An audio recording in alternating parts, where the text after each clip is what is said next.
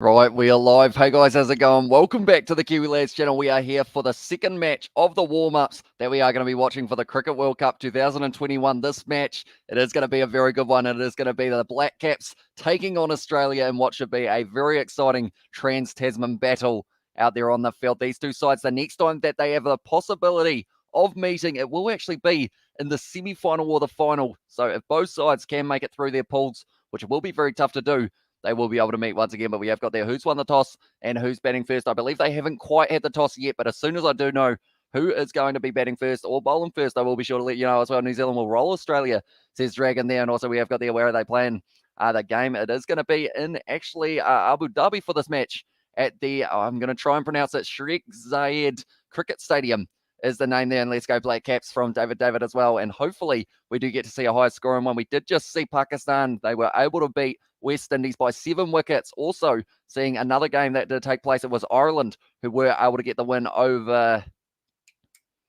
Who did Ireland play? I feel like I'm going to have to look at it very quickly, but they were able to get the win. It was up against, there it is, the Netherlands. And then South Africa able to get the win by 41 runs over Afghanistan as the other fixture that we have recently had here as well. But I hope you are all doing well at the moment. We are sitting 2:47 a.m. here in New Zealand, so it is a late night, but it is going to be worth it because this game, it will be very exciting. I know a lot of these players, a lot better than I did for the last match as well. Change this into rugby, then New Zealand would beat Australia easily, says Johan. And I believe, if I'm not wrong, the odds at this stage are slightly in the favour of Australia to win this match. The New Zealand side, I believe we're ranked relatively similar in terms of on the World Cup kind of rankings, because I know that the top three are England in first, India are in second, and then Pakistan in third for that one. And also we have got there, holy crap, Colin Powell has passed away with COVID. You may have to help me out a little bit here, Katie Dixon. Who is Colin Powell? Do let me know. And also we have got there who won the toss, says Aiden as well. We will see it here. They still actually haven't announced it on my app. Normally they tell us pretty early who has been able to get the toss. And in this one, India, I know, are bowling first in that game as well. And also we have got there, do you ever sleep? Give a man a Red Bull deal as well, says Rugby Geeks. Welcome into the live stream, mate. I end up sleeping during the day and we end up live streaming during the night. But hope you are doing well, mate.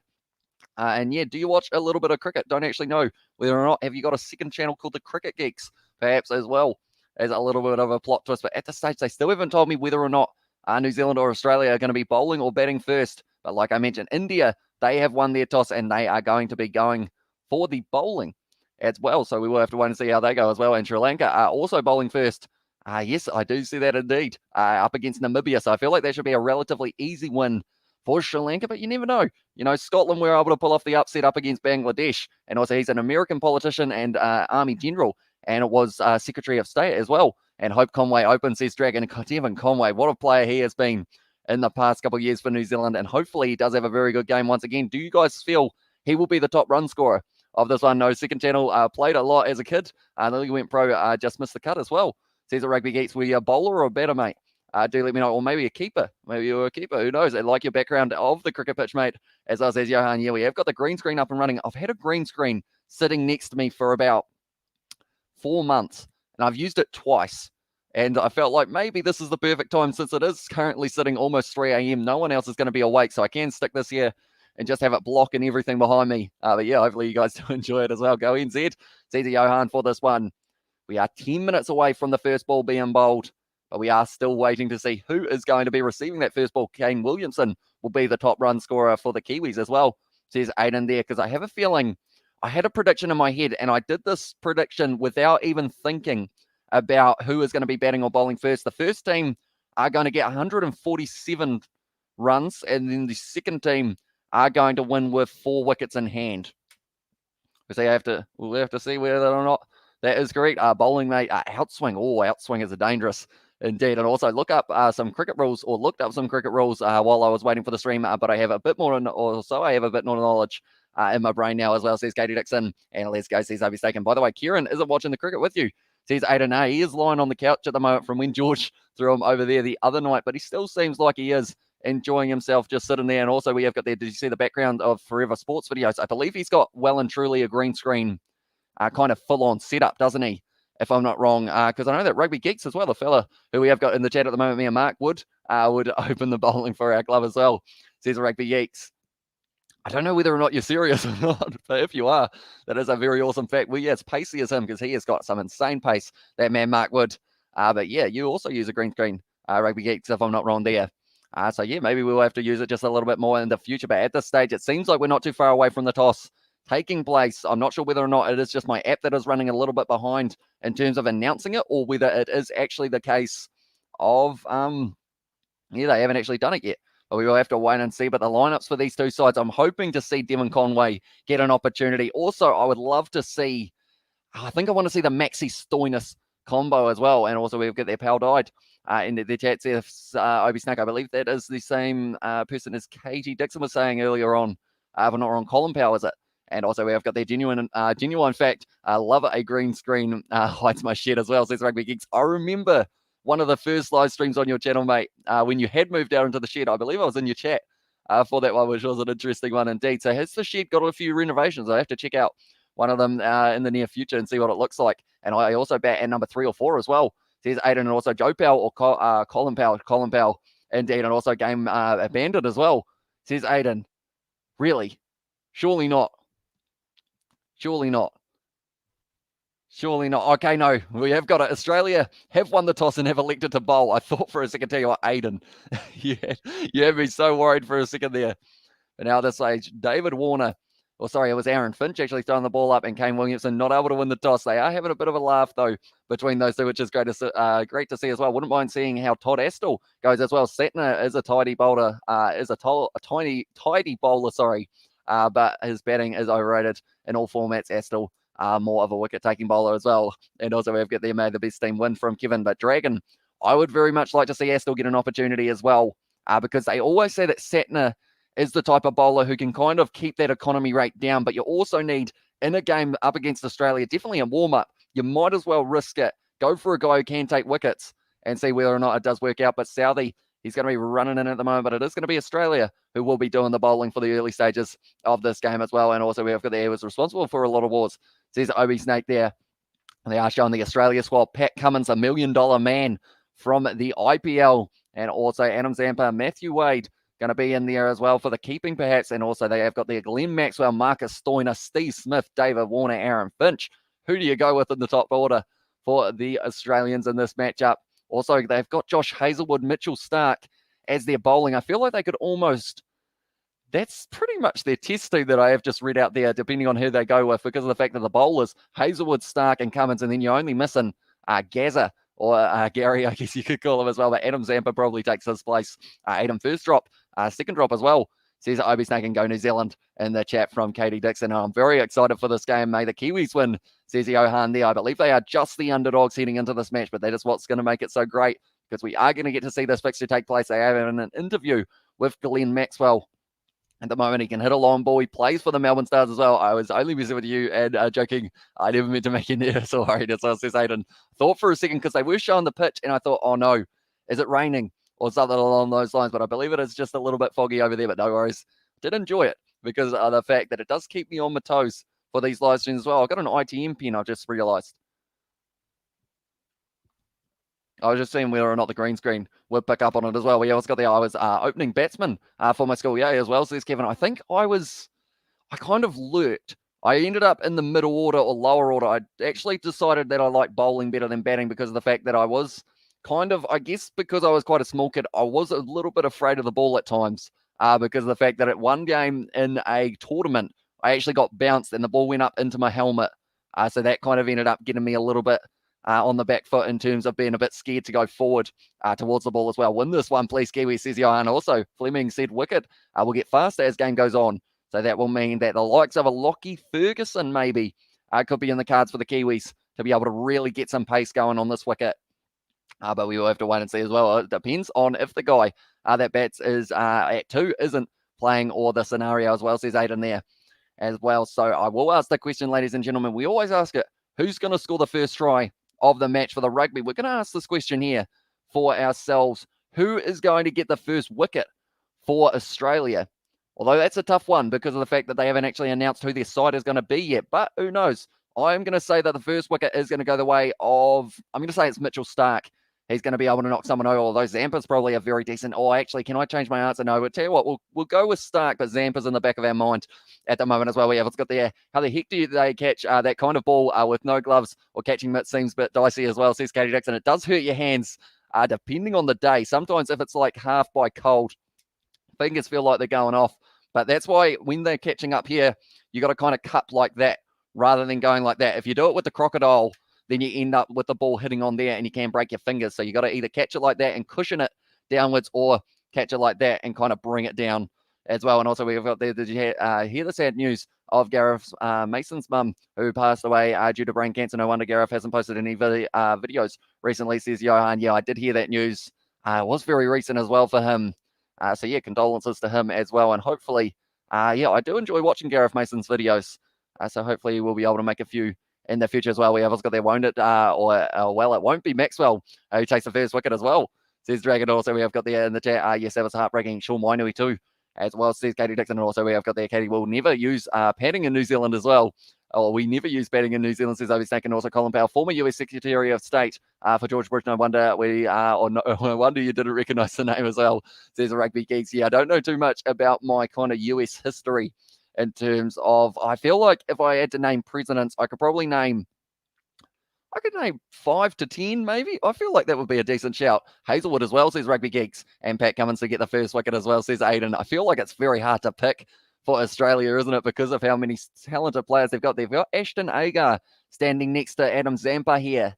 Do they go with both of them or just the one? I feel like they might actually go with two, but then they've got Kane Richardson. He's having a conversation with Kyle Jamieson. So it's a very tough decision for them to decide exactly who they want to have out there. Also, we have got there in the chat as well, Pat Cummins is the prediction from Aiden.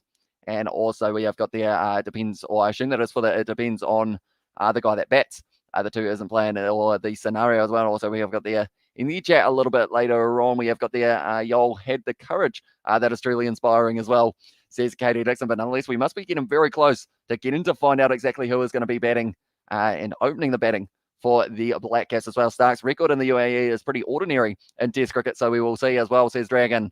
Yeah, I think I was going with Stark purely because of that pure pace that the man can bring. I'm thinking maybe he will be able to get himself into that situation of just trying to out and out, I guess, get a little bit of swing. It looks like it's pretty overcast at the moment in the background, so he might be able to use that to his advantage. But at the moment, they are showing the group stages of it, these two sides. I realise my TV's on, but there's no cricket on it at the moment. But we are going to be having the second game of cricket that is taking place between India and also England. That is going to be showing on my other screen, so I will be able to watch both of these games at the same time, and hopefully they both run smoothly as well. Rugby is much more dangerous than cricket as well, says it is Kevin. And as I say, Jason Roy going to be opening the batting here for England in that one. And also we have got their Powell was a guy who started war in Afghanistan and Iraq, also Libya as well, says Obi Snake. And also we have got there, we should make a prediction for who's going to get hit in the helmet first.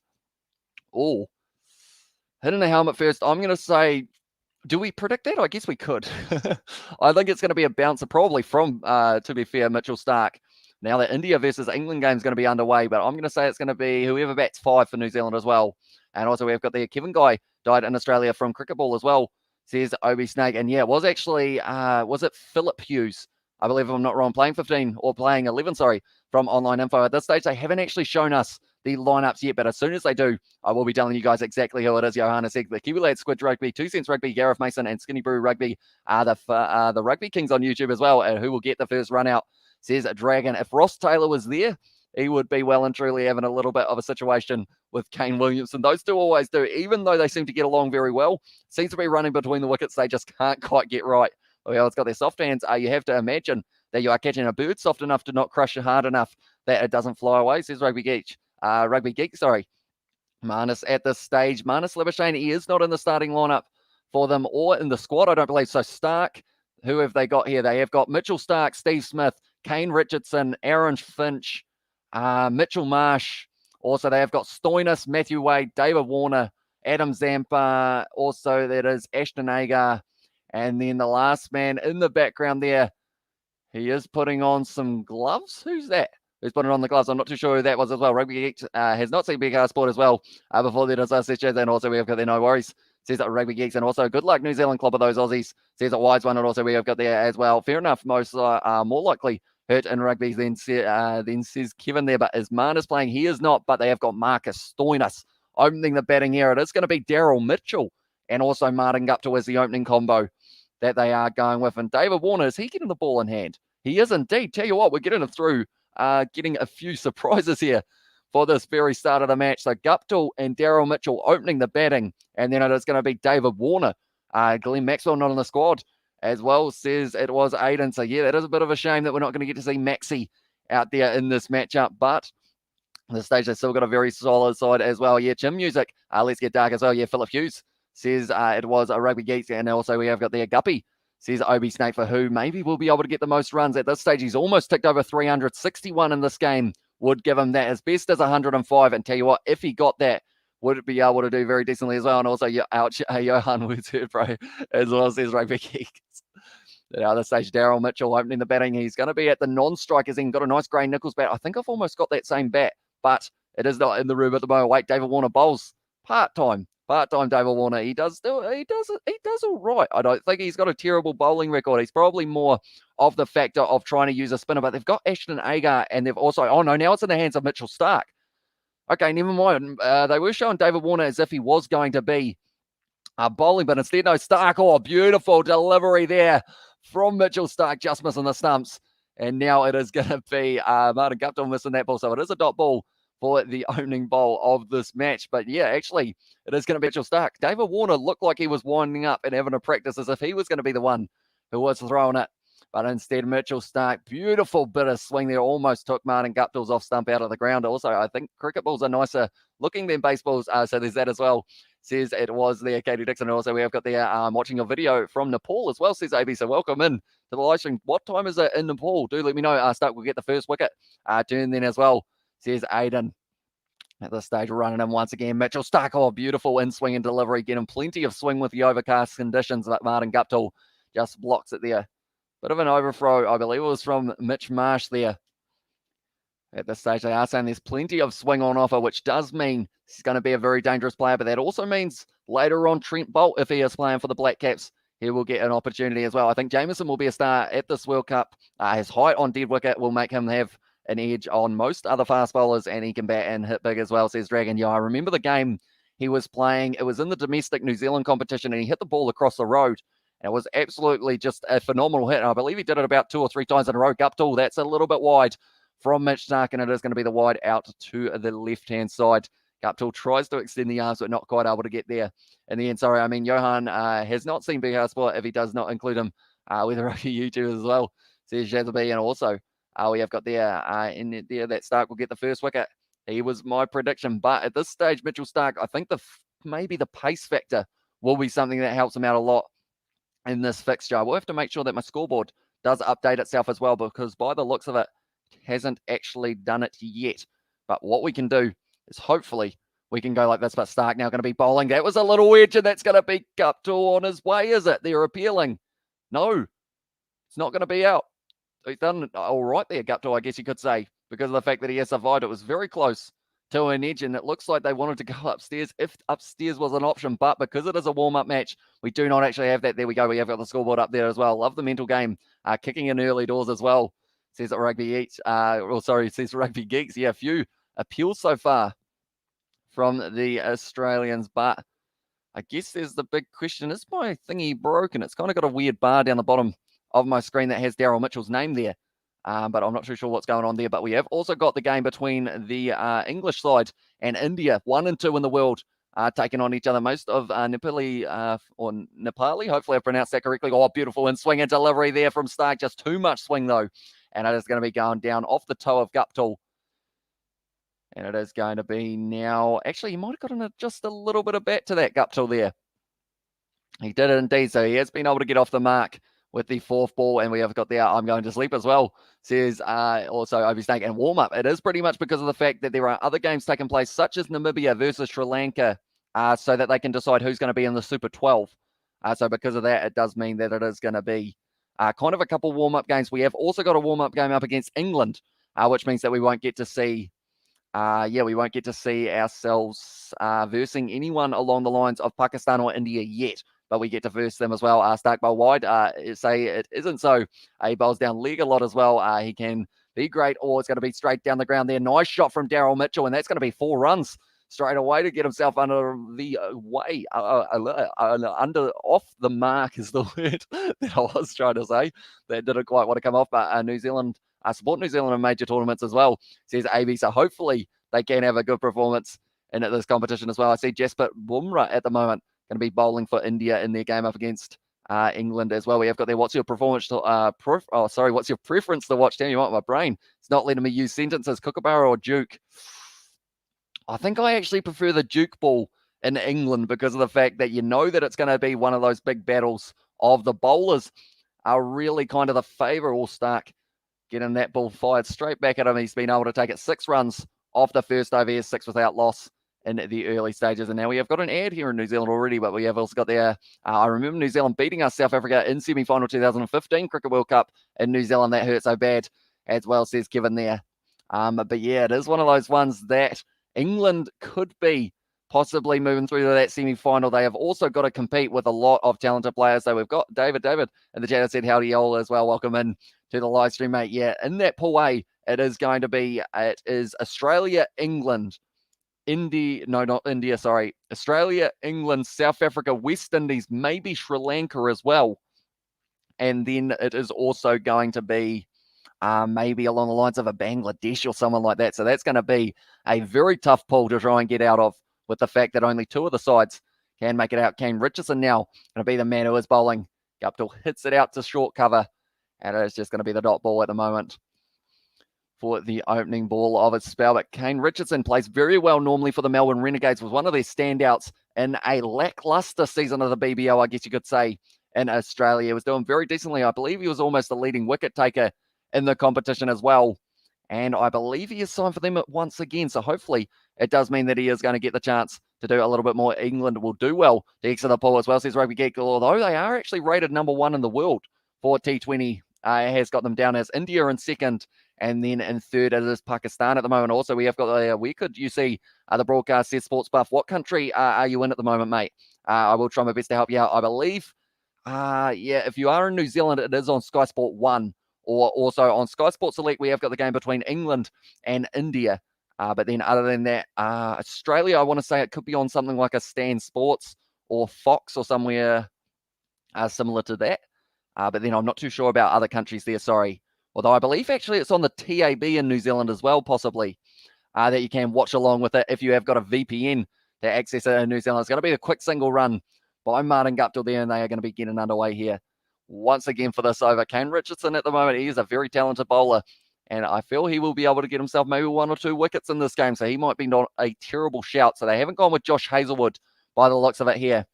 Has got a decent economy rate for that man, 7.9, but then also wickets 29 he has been able to take as well. What happened to Afghanistan cricket as well, says Kevin. So South Africa, they were able to win that game.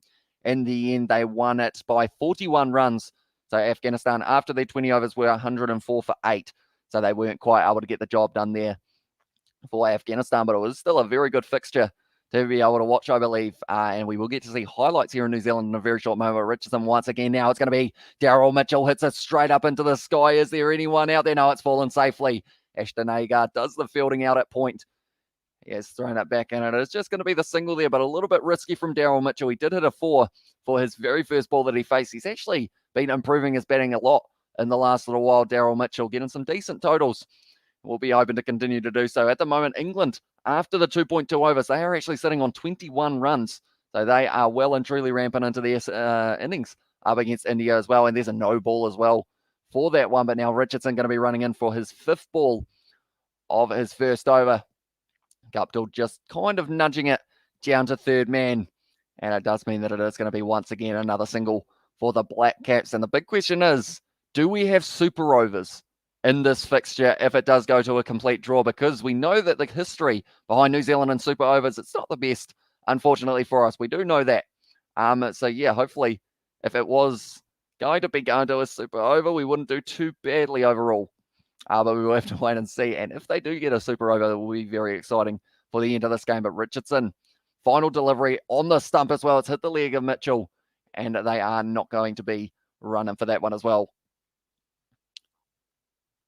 And that is going to be the end of the over. And at this stage, 9 for none after 2 overs for the Black Caps. Guptill at this stage just having a little bit of a struggle getting going. Daryl Mitchell, though, hitting a 4 off his very first ball was incredibly impressive. And then from there, it's just kind of been shut down just that little bit. But the thing is, they've still got another 4 overs of their power play here for the Black Caps. Yeah, and it's going to, I can't speak for some reason tonight. I've noticed that the 11 a.m. the 11 p.m. live stream ended up. I didn't actually know the players too well, but this one I actually know a lot of them. Ashton and Agar going to be the next man who will be bowling for this fixture as well. So they're going once again with the spin option, something that they normally do after a couple overs for Australia, although Zampa sometimes is a very good bowler to use in the power play as well. Going to be cut away there through the gap. Very nicely done down to third man, and that is going to be the 4 runs for Martin Guptill, using the pace of the ball there from Ashton Agar, who is not very happy with that first delivery. He has got a 4-6 on his back. Is the next ball going for 6, depending on how it goes for Ashton Agar? But yeah, just a chop of the ball. Little backwards cut down into that backwards point region, and Martin Guptill able to get himself the 4 runs. Seems relatively happy with that shot as well. Now, once again, Ashton Agar fires the ball, and it's up in the air, although the camera angle wasn't quite showing it, but I believe it fell just short of David Warner, who was sitting out at cover. We've kind of got different camera angles compared to the last game that we did see, which was more at a slightly more professional ground, I guess you could say, as well. But now Martin Guptill, once again, Ashton Agar runs in, and it is going to be out to the man at mid-off, and it is going to be just a single there for Guptill, so moves himself up onto 9 runs now.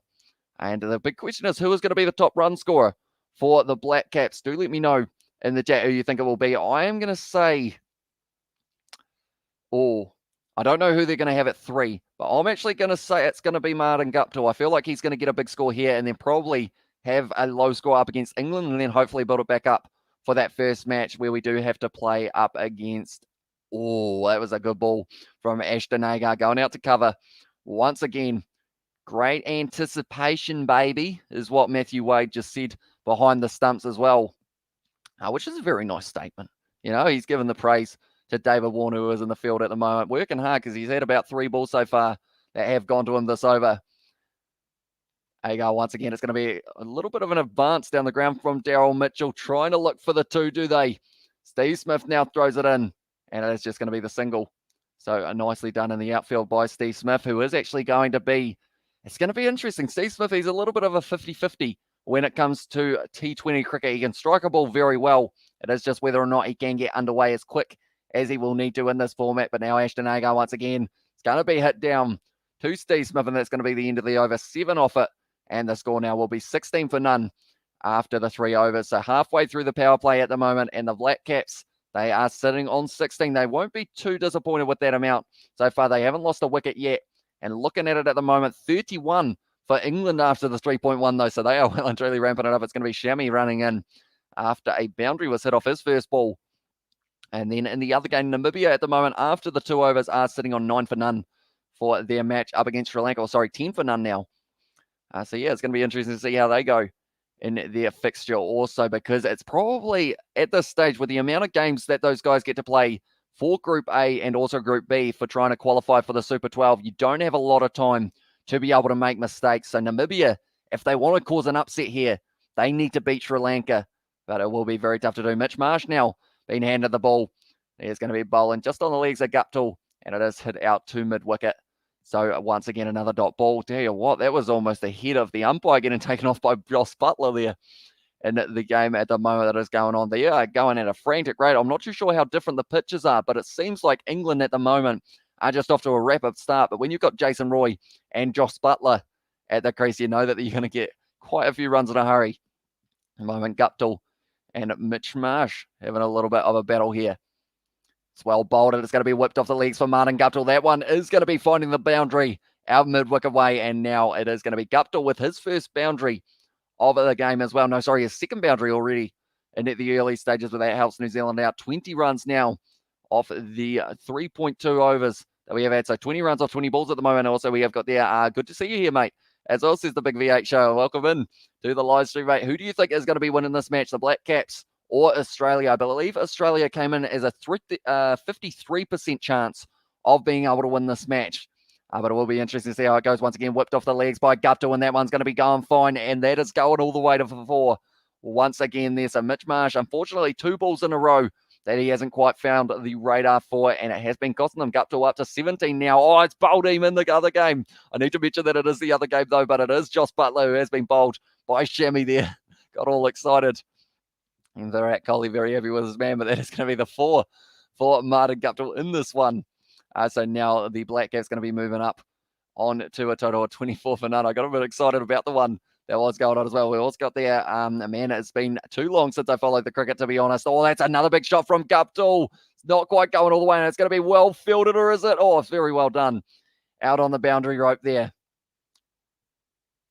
I'm trying to work out who that is at the moment. Who is that? I believe he's the one player who I haven't been able to recognise at this stage for. Who is it? Show you back, mate. No, he's never facing it. I'm not sure who that is. Swepson. It's actually Mitch Swepson, sorry. And also we've got the also ripped Sean Wainui as well, and RIP Sean Wainui, says Katie Dixon. Yeah, tragic news yesterday that he did end up, unfortunately, passing away in the car accident. Oh, Guptill, he's hit that one. Is it going to be working for him? It is going to the boundary, and at this stage, it's going to be whole heap of runs in a hurry for Martin Guptill here. He has been able to score 14 so far off the first 5 balls, and he has ramped it up here for the Black Caps to be able to get towards maybe that 40 or 50 before we even get to the final over of the power play in New Zealand with the bat, and also the love art from Katie Dixon there as well. It's a nice shot from Martin Guptill, just flicks it off the legs and is able to get it once again. Mitch Marsh's radar, it's just a little bit off with the bowling, and he was just a kid as well. Yeah, he was only 25, I believe. Namibia losing a wicket in their game, so the only game that hasn't lost a wicket yet is actually this one between New Zealand and Australia. But who knows? Maybe this ball here from Mitch Marsh will be the difference maker. Oh, it's a wide, and it's going to be 4 byes, unfortunately. Oh, sorry, 4 wides there. Are they going to be able to cut it off there for fine leg? I believe just able to stop it there. No, it went all the way. The camera angles are a little bit rough at the moment in terms of where the ball is on the field, but 19 runs so far off this over, and we still have a ball in hand for them to be able to try and get a little bit more. AB's fan here, go the Black Caps for life, or NZ for life as well, says Cooper. And yeah, at this stage, hopefully they can have a good performance in this one, build themselves up some momentum for when they play England. I want to say it's tomorrow night. It is very close indeed, but now it's going to be Mitch Marsh. Once again, bowling. Guptill sees it, and he's gone bang as well, Martin Guptill, and that one's almost out of the ground. And that is a brilliant shot. 25 off that over for Mitch Marsh. Martin Guptill, he's found a little bit of a rhythm. It looks like Adam Zampa's in the background. Maybe he will need to get the ball in hand. Nathan Atstall, probably the greatest innings in cricket, fastest 200, still stands today as well. So he's Obi Snake.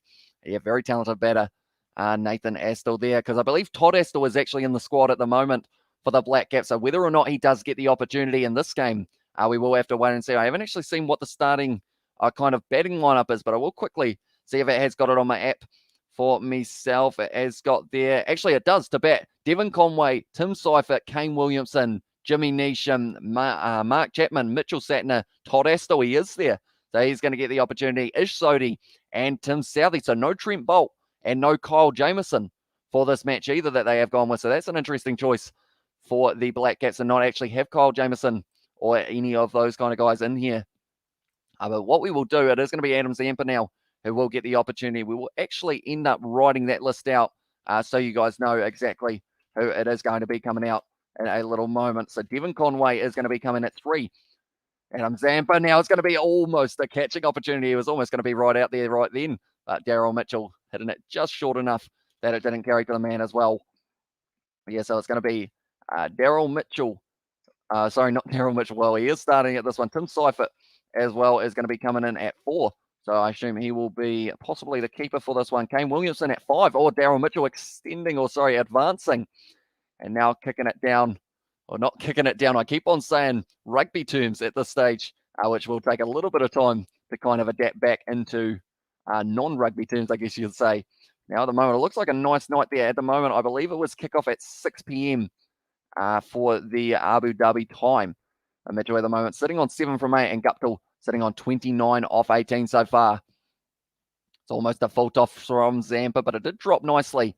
So now it is going to be once again going to be as a single there, Kane Williamson. I've realised I can't type and talk at the same time. I've realised I'm really struggling with that kind of concept, but we are quickly going to type out exactly who is going to be batting for the Black Caps so that you guys can see who is coming out kind of in the next little while. But it's going to be once again Daryl Mitchell who will be on strike. Zampa gives him the wrong in. It's going out now. It's going to be possibly, no, decides against the run there. Could have been close to a run out if they had tried to shuffle through. And that's the thing. Guptill's got a lot of pace, but you got to be careful because of the fact that if you have a run out in this early stage, it can really lose all your momentum that you have been trying to build. Right. I've almost written out all of the names. That one's almost in the air once again from Mitchell, but he goes down to long on. And there we go. Now we can go like this, and we will press this button here. And now we'll be coming across the bottom for who is going to be batting in the short moment as well. And also we've got there, how about sunglasses to reflect the game? Got them here, mate, just in case. It's got there as well. Any chance you can put a mirror in the background so you can watch the game? And also, by the way, good on you for branching out into cricket, mate. Big audience to take advantage. Oh, that's going to be Zampa, and he's got the wicket there of Martin Guptill. And he is going to be on his way, unfortunately, from Zampa, able to get it. And Guptill, he just ended up getting an LBW straight out in front. Zampa picks up the first wicket of the game for Australia as well. And also we have got there. But yeah, pretty much we did actually do a little bit of the KFC Big Bash reverse sweep from Martin Guptill. We ended up hitting him on the upper leg and about as plumb as it gets as well. Got him as well, says Big House Ball. And also New Zealand gets 200. Be good game as well, says Obi Snake. I believe at this stage, what was my prediction? I said 147, but I feel like the way that they're going at the moment, the Black Caps, maybe they can ramp that up a little bit. Although 25 off 1 over, of course, did kind of affect that a little bit in terms of the amount of pace that they were able to go. So now at this stage, it is going to be Devon Conway making his way out there. And because of it, I have only just updated this, but now I'm going to have to change this so that it doesn't have Devon Conway on that list. So we'll go like this. And there we go. So now it's going to be, okay, never mind. It's going to be Kane Williamson, who is actually going to skip the order. And he is going to be coming in at 3 at the moment. He's just trying to mess with me at the moment. We are going to change that one from Kane Williamson because he is now at the crease. It did seem weird that he was put down at 5 on me list. Right, Conway is going to be coming, and then Tim Seifert is at number 5. And then it is going to be Jimmy Nishan. There we go. They have switched it around. India versus Pakistan will be huge, as well as the big V8 show. Yeah, that's going to be a very awesome fixture when it does take place, because at the moment, England and India are having a warm-up game as well. And then I believe that game between Pakistan and India, one moment, I have got all the fixtures here on my phone as well. It is going to be on Monday at 3 a.m. that game is going to be taking place between India and Pakistan. And yeah, that's going to be a very good fixture to be able to watch as well. But now it's going to be Kane Richardson bowling to Daryl Mitchell. And now it's going to be Kane versus Kane in this one. Give me old WWF days when we did have an impersonator. But Kane Richardson going to get the opportunity to bowl to Kane Williamson. And something that Australia will want to do, of course, is get Kane Williamson out early. Yeah, he's got that ability of just keeping the strike rate turning over for the Black Caps and giving the guy at the other end the opportunity to be able to just go out there and maybe try and have a bit of a hit. They have got plenty of wickets in hand still. They're still in the power play as well, so there will be gaps out there on the field for them. At this stage, Kane Williamson, average of 31.67. His best is 95. Never getting 100 in a T20 match. Definitely getting quite a few of them in Test match cricket, though. But now Williamson, Richardson bowling to him as well, and it is just going to be blocked. And something that Kane Williamson does very well is that soft hands. You see it many times, and he is able to just tap that ball. It stops the opportunity of the ball really flying through off the bat. There's one piece of hair that's really annoying my face at the moment. It's trying to sneak down. But yeah, Namibia at the moment sitting 17 for 1 in their game up against, it is a Sri Lanka as well. But Richardson at the moment, he's got a big smile on his face. He is sitting 0 from 4 off 1.2 over so far. But now going to be coming in for his third delivery. Advancing there was Kane Williamson jumping in and out. It's almost a run-out opportunity there for Finch. And no, it's going to be a yes-no call. And Kane Williamson gets back. And now, tell you what, Matthew Wade almost just got cleaned up by that ball there. So pretty much what happened was a bit of a yes-no. It was almost an overthrow opportunity. Kane Williamson said yes. Daryl Mitchell was like, yeah, no, mate, go back. And then Richardson, it was actually Aaron Finch who originally took the shot at the stumps. A little bit of a misfield there from Australia. And then from there, it was a good sweep and throw from Swepson. Geez, that's really extended, or really bounced off the pitch, I should say. The Black Caps look like they put out a B-side as well, says Cooper. Yeah, they haven't actually got themselves, they've gone without Trent Boult in this game. That's a wide from Kane Richardson down the leg side there, unfortunately, for the man. But yeah, they haven't got Trent Boult. They haven't got also Kyle Jamieson, which was a player that a few people thought would get an opportunity in this game. Although the Wallabies, or sorry, not the Wallabies, Australia, they haven't got themselves Glenn Maxwell. And I want to say, I think I did see Marcus Stoinis, so he is going to be playing for this one, but they haven't gone with Hazelwood either, or Pat Cummins is another player that they haven't got there out on the field for this game. Richardson now running in, and now Kane Williamson looking to try and keep that strike rate ticking over, but it is another dot ball, and at the moment they are showing Adam Zampa, the man who was able to get the breakthrough wicket of Martin Guptill very early on into this game as well, and that's going to be, I believe, another wicket in the game for India, so they've been able to pick up two now. Hamish Namibia batsman just got KO'd with a bouncer, so that's the first helmet hit of the tournament as well. Says Aiden, so he got KO'd with a bouncer, so hopefully he will be all right, although I assume if he got completely knocked out, he will not be able to continue batting, I'd assume.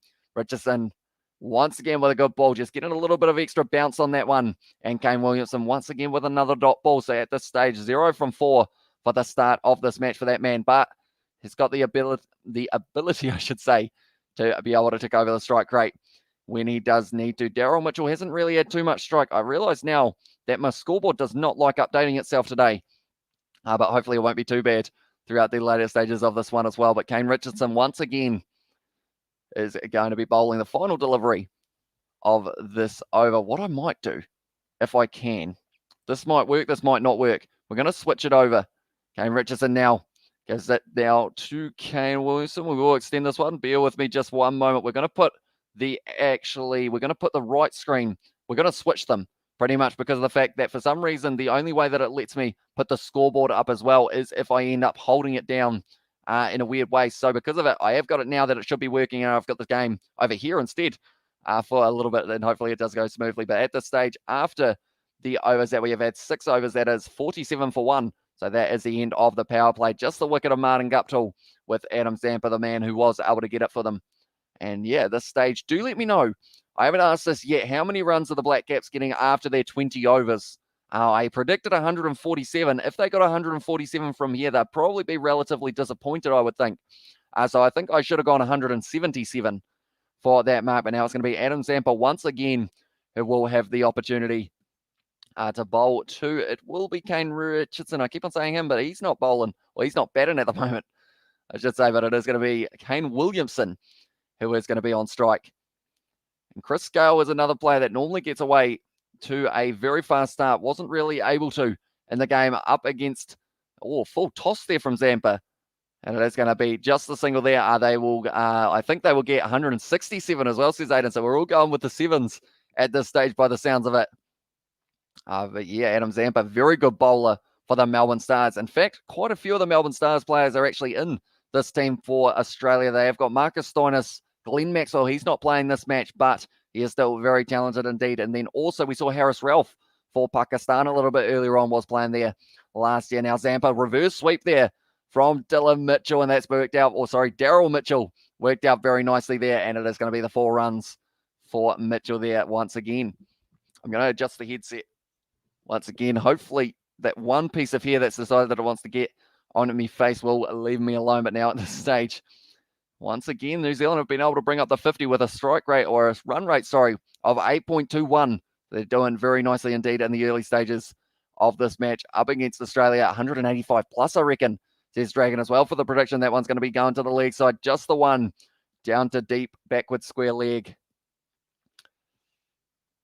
I'm curious to know exactly who is going to be. I want to say, I see Martin Guptill could top score, but I don't think that will be the case in this game because of the fact that he only got around that kind of 30 mark or so. Well, in fact, it was actually around that 20 mark, I believe. So I don't think it'll be the top run scorer. Daryl Mitchell actually has a decent opportunity, but then Devon Conway, when he comes out to the crease, he's normally able to hit quite a few balls to the boundary. Kane Williamson, once again, with a little bit of a paddle there. Down to Kane Richardson. Those two like each other, I have a feeling, because of the fact they keep on trying to hit the ball back to each other. And now, at this stage, it will be Daryl Mitchell once again who will be on strike. But if the Black Caps can keep this run rate of 8 or more throughout up to about that 15th over or so, they could really push themselves towards maybe going for around that maybe 180, 190 or somewhere around there. For example, once again, normally pretty good at keeping that economy rate down. Currently going for 7 of his first few balls, and that one is going to be whipped away to the leg side. Once again here, thinking about going for the 2. That is not going to be happening, though. And now, once again, it's going to be the single. It's basically only warm-up, but they are playing as if proper match as well, says Kevin. Yeah, I feel like in these ones, there's going to be those kind of experiments of who works kind of at what time of the game as well. The bowlers, they'll try and work out their power play plan because of the fact that these games, you do actually get to play some very tough opponents.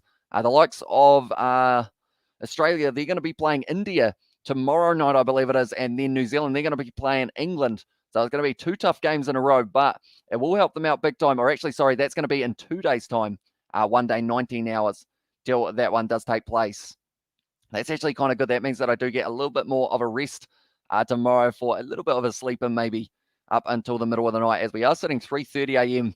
here in New Zealand at the moment. A little meeting between Kane Williamson and Daryl Mitchell there. Last 12 balls, 10 runs. So they've actually been able to cut them down quite nicely here for Australia. But yeah, the run rate of 7.86. Like I mentioned, they want to keep that sitting around that kind of 8 or so and over for these later stages of the innings. But they have still got 13 overs. Not again. The yawns, they just keep on coming at me today. England are actually 2 down at the moment, and also Namibia, after 5 overs, are sitting on 29 for 1. And there as well. Now it's going to be Mitch Marsh. Once again, got a little bit more cover back on the boundary for this one. Went for 25 in his first over. And it's gone. Once again, it's gone to the leg side. Hasn't got enough of it. Yes, he does. It's a 6. And Mitch Marsh, unfortunately for him, his first time that he was going to be going for his first over of the outside of the power play, has meant that it's gone for the 6 as well. That's 2 wickets down for 29 runs in the Sri Lanka game as well. Okay, so it must be coming up very, very soon, I assume, with that next wicket. But nice shot there from Daryl Mitchell to be able to hit it all the way to the boundary. So now 21 off 15 for that man. He's looking like he's striking it well. He's got the Gray Nichols Max at the moment. Looks like it's in the ball very nicely indeed. I believe I've got a similar bat to that, but I could be wrong there. I've never used it because of the fact that I don't want to break it because I can't really hit the ball too well. Where can I watch this as well, says Jim. What country are you coming from, Jim? Do let me know, and I will try my best to be able to help you out in that regard. But depending on the country you're in, you've probably got a different broadcasting provider than other countries there. Now, Daryl Mitchell, good ball from Mitch Marsh to be a .1. A little bit of a slower delivery outside of the off stump.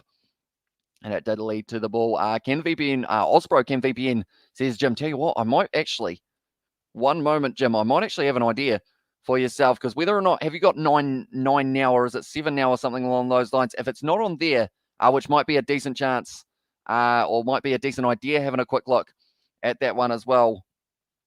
One moment, have they got it here? Oh, okay, that is unfortunate. Pretty much the TAB here in New Zealand have been showing the games kind of that are for the ICC World Cup T20 actual matches. So they've got Sri Lanka versus Namibia. I was hoping that they had New Zealand, Australia, but it doesn't seem like they do. But I would say maybe 9 now or something along those lines in Australia could be an option, possibly. Free if possible as well, says Jim. And yeah, I believe that that is a free alternative. Hopefully it is on there. If not, we'll see what I can do and try and work out another option. All-rounder as well has said, hello, brother. Welcome in to the live stream, mate, at the moment. New Zealand getting off to a good start to this match. And now Daryl Mitchell hitting it back through the covers. There is a bit of cover, and it is going to be Ashton Agar who does grab that one and throw it back in to Matthew Wade, who is keeping for this match as well. Yeah, this stage, off the first 4 balls of his over, it is once again, off the first 3 balls, it is going to be 7 runs. No, it's not on 9, bro, as well, says Jim. Oh, KO? Do you have KO? Is it on KO? It might be on KO as another option there. Or I'm not sure. Stan Sport's very tricky in terms of trying to work out exactly what they have got going on. And also we have their hello brother as well as his all-rounder. And as Warner playing today, he is out in the outfield at the moment. And I'm sure he will get a decent opportunity with the bat throughout this match as well. Do you think he will have a good innings all-rounder? Do let me know. Because of the fact that at the moment, Martin Guptill, he is the only wicket for New Zealand, but it looks like a decent batting surface. They said that it would get quicker as the match went on as well. Mitch Marsh now. They did advance there. Daryl Mitchell, it's gone through the gap as well. Now Zampa's going to have to chase this one close to the boundary. Out point way. But it's going to be cut off. Now firing it back into Matthew Wade once again. And also but not on 9. I'm trying to think of what other options there are. Is it on, what other betting apps do you have over there? Bet365. I'll have a quick look at that as well. And also, what's your name, bro? As I says, all rounder, it is Hamish, which I feel like, depending on what country you're from, I know that in the US, they don't actually really have Hamish as a name. But yeah, for myself, it is Hamish, which I believe Hamish Bennett, he is missing out for the Black Caps in this one. Little chip there from Kane Williamson out to mid-wicket. And they are just going to be taking the single there as well. I am going to quickly have a look. I love listening to Matthew way behind the stats. He just went, oh, yeah, as well. Okay. Oh, no, it's also, okay, so everyone's got the Sri Lanka versus Namibia game that they are showing in terms of on betting sites and everything along those lines. But unfortunately, it seems like New Zealand versus Australia, they do not have the coverage for on that one either, unfortunately, mate. But hopefully we will be able to find you an option in the future. But at the moment, we've got an ad on this one after the 8 overs, 67 for 1 for them as well. And Malik has said hi as well. Welcome into the live stream, man. It is great to see you guys all here. It is currently 3:36 a.m. in New Zealand, but I did not want to miss this game as I knew that it was going to be a good one. The Black Caps taking on Australia in what should be a very interesting contest indeed. Do let me know how many runs you think the Black Caps will be able to get into this match.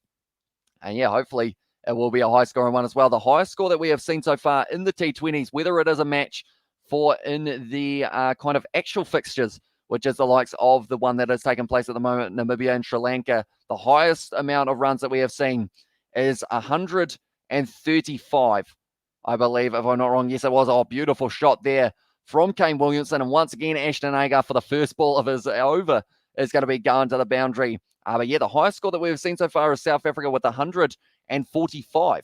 So it's whether or not we will get to see, whether or not we do get to see more runs than that. Do you know Australia playing 11 for today? I believe that I've got a lot of the names here on my little bit of paper, but pretty much at this stage, the ones we can see at the moment, Matthew Wade, Ashton Agar, they have also gone with Kane Richardson as their bowler. Aaron Finch is out there as well.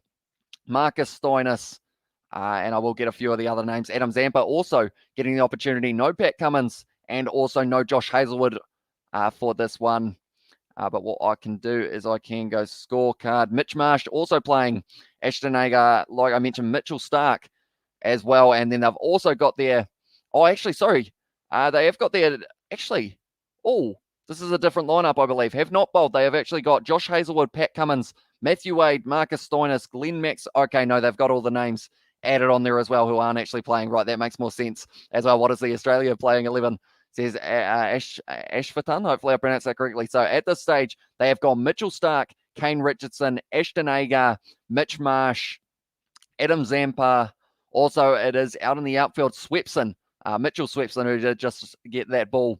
Also, Matthew Wade, Marcus Stoinis, Steve Smith, David Warner, and Aaron Finch is the starting lineup. I believe I just listed 12, so one of those guys is missing out. But yeah, that is pretty much this. So they aren't playing Maxwell, they aren't playing Hazlewood, they aren't playing Cummins, and also they aren't playing, I believe there's one other player who is not playing there as well. Now, Ashton Agar, a little bit of a reverse sweep there from Daryl Mitchell. It's worked out and it's going to the boundary once again for that man. And at the moment, Ashton Agar and also Mitch Marsh just going for a few too many runs. It is not a good day to be a Perth Scorchers bowler because of the fact that both of them are having not the best economy rate throughout the early stages of this one as well. But Ashton Agar trying to get a little bit of turn going. Daryl Mitchell meeting the spin and just being able to sweep it around to that kind of backwards point region once again. They are being able to kind of just avoid all of the outfielders that the Australians have got at the moment there. But 80 at the moment for New Zealand they are sitting on. Daryl Mitchell now hitting it back through that same gap, but it is going to be cut off there on the boundary by Swepson. Was able to throw it in, and they have been able to run hard. Good running, and they were able to get to 15 off the over, though, for them there. And at this stage, the score is going to be 82 for 1 for New Zealand after the 9 overs. So they are trying to work their way possibly towards a 200 mark here if they can keep at it and if they don't lose any more wickets. But 12 balls, the most recent 12 balls, 27 runs they have been able to score here, New Zealand. And also Warner fans here as well. And it is Marcus Stoinis is the name there. And yeah, hopefully he does have a decent game with the bat in hand. I believe, if I'm not wrong, I think Stoinis is also, actually Stoinis might be the player who is missing out here.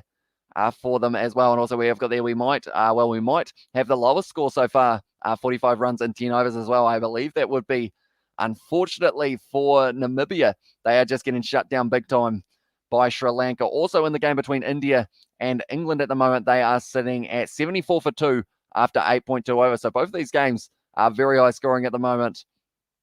And it is great to see it as well. And now it is going to be Mitchell Starc once again got the ball in hand. He did bowl the very first over of the match. Went for 6 runs, but not too bad overall. Oh, it's a beautiful ball. It's at the bottom of the bat of Kane Williamson. That will not feel too good on the hands. Down to long on for the single. Once again, Mitchell Starc, he looks happy at the moment. It will be relatively hot conditions. I believe that probably favours the Australians a little bit more in terms of just because at the moment it's getting closer to summer. In Australia, they are just showing Mitchell Starc. His bowling in the first over was very close to getting a Yorker lined up there. He was wanting the penalty. Wanting the penalty. He wanted the wicket, but didn't quite get it there. He couldn't believe it when Martin Guptill ended up hitting the ground, I believe it was, that they decided that it was. So that was why he was not out, but it looked very close to the edge as well. Now, once again, Daryl Mitchell trying to whip it away to the leg side. And instead, just going to be getting the single there. Very quick ball from Mitchell Starc by the looks of it. But yeah, at the moment, I see actually Milan is batting. He plays for the for the Hobart Hurricanes throughout the BBL, which is going to be returning on December 5th, I believe, is the first match of that competition. And we are going to be covering that on the channel as well. So if you are new, be sure to leave a like. Also subscribe, because we have got plenty of cricket action that will be taking place in a very short moment all around the world, whether it is the World Cup. We are going to be covering a lot of these games on here as well. But now Mitchell Starc going to be running into bowl once again to Kane Williamson. Oh, Williamson sees it and delivers the half volley as well, and that's going to be the 6. Oh no, just the 4, just falling slightly short of the boundary, and Kane Williamson moves up onto 22 of 17 as well. Mitchell Starc just getting the length slightly wrong there. Came across as the half volley. Kane Williamson, he saw it early, gave it a big whack, almost the biggest boundary by the looks of it on the ground, but good technique, getting extremely close, and it was just inside of the rope by about half a metre or so. Now Kane Williamson, he's doing his classic spin of the bat in the hands. The moment Starc running his way in. It's on the stumps that time, better ball. It is whipped away to the square leg boundary. Marcus Stoinis is actually out there, so he is playing in this game. I feel like I listed 12 players for Australia that they are going to be having, but maybe I have the 12th man in there as well. Now at this stage, Mitchell Starc, 4 balls of his second over so far. He's gone for 13, and that is probably one of the lowest economies out of anyone so far for Australia. The New Zealanders, they have been able to tick over that strike rate very nicely, both going at more than 100 with Kane Williamson, 23 for 18, and also 29 for 20 for Daryl Mitchell as well. Oh, and there's another wicket there. Milan's actually been bowled, and now it's going to be a wide swing and a miss for Daryl Mitchell. And that is going to be, he didn't really get too close to that one, Daryl Mitchell, unfortunately for him, but it is going to be the wicket of David Milan in the game between India and England, which is going to be possibly looking at ramping itself up towards that 180 or so as well, just completely missing the ball in that situation. But at the moment, Namibia, they are struggling to be able to handle Sri Lanka in that game. Sri Lanka heavily the favourites going into that one as well, but this game was pretty much 50-50 with who was going to be able to win it, which does mean it's going to be very exciting. Daryl Mitchell, you can see the sweat dripping off the helmet at the moment. It's a hot day in Abu Dhabi. Pull shot there, though, and he has been able to hit it all the way to the square leg boundary to finish the over off, and it's going to be 11 off the over, 93 for 1 after the 10 over. So the Black Caps at the moment, they're looking for their 200. Whether or not it is going to be the case of maybe it's just a very good batting surface for this matchup, which is going to be very exciting to see how it goes. But we have got a little bit of a drinks break at the moment for them. But I will mention, if you are new to the channel, be sure to leave a like. Also, subscribe, because we are going to be covering a lot of these games on the channel. We also cover quite a bit of rugby on the channel. So if you are a fan of rugby, this is the place to be as we do our commentary for those ones as well. At this stage, we have got some very dramatic music in my ears. I feel like I'm getting all hyped up on another level at the moment, but 89 runs so far for the Black Caps. Sorry, it's actually 93 after the 10 overs. Good bowling so far from, I would say, Adam Zampa. I'd say was probably the best bowler out of anyone, because of the fact he was able to pick up that wicket on Martin Guptill, New Zealand, with the bat, and also the love art from Katie Dixon there. Yeah, very good start to the match for them. And I'm wondering what that does to the odds because of the fact that if we scroll down just a little bit more, 57% now for the Black Caps to be able to win this game. They were actually 53% in favour of the Wallabies, it's favour of Australia at the start of this match. So it just shows that they've had a very good start to this one, but it looks like a good batting surface. Also a little bit of swing in the air for both of these sides to use to their advantage. But yeah, it was actually a toss won by Australia for this one, and they decided to let New Zealand have the bat there as well. But yeah, we will have to wait and see whether or not the likes of I want to say Marcus Stoinis is going to hit the ball very, very hard today because of the fact that the Black Caps, they haven't got Trent Boult and then they haven't got Kyle Jamieson. So I feel like Tim Southee, it will be a tough day for him to be able to get that wicket of Marcus Stoinis, but they've got to try and slow down Australia as soon as they get the opportunity to bat because of the fact that they have got a very class batting lineup as well. Nonetheless, at this stage, we are just waiting for it to get back underway at the moment. Almost 10 overs gone in the game between India and England. They are sitting 77 for 3. India were the team that won the toss, and they also elected to bowl for their fixture. But yeah, this stage, both sides deciding that it did look like a bit of a surface that might be able to deliver a little bit more pace in the later stages of the night because of the fact that I want to say it's 7:46, it might be 3:46 p.m. Oh, sorry, no, that's 3:46 a.m. here, but it's actually 6:46 p.m. in Abu Dhabi at the moment for this fixture. So it does mean that the pace might be coming onto the wicket a little bit later on in this game. Even an edge could fly to the boundary. But of course, they will be wanting to use the middle of their bat rather than the thin edges either side. But now we are once again going to see there just the kind of bowling figures at the moment. No bowler for the Wallabies. Oh, okay, that's thrown me off big time. So Devon Conway's now at the crease because of the fact that because we're in a warm-up game, you're actually allowed to make subs and you're allowed to kind of take batters off. So Daryl Mitchell, his night is over, and it is now going to be Devon Conway who will get a bat. We didn't actually see that at all in the game between the West Indies and Pakistan, although they didn't really get the opportunity to throughout that one as well. But I guess Devon Conway now going to be on strike for this game. That kind of threw me off big time.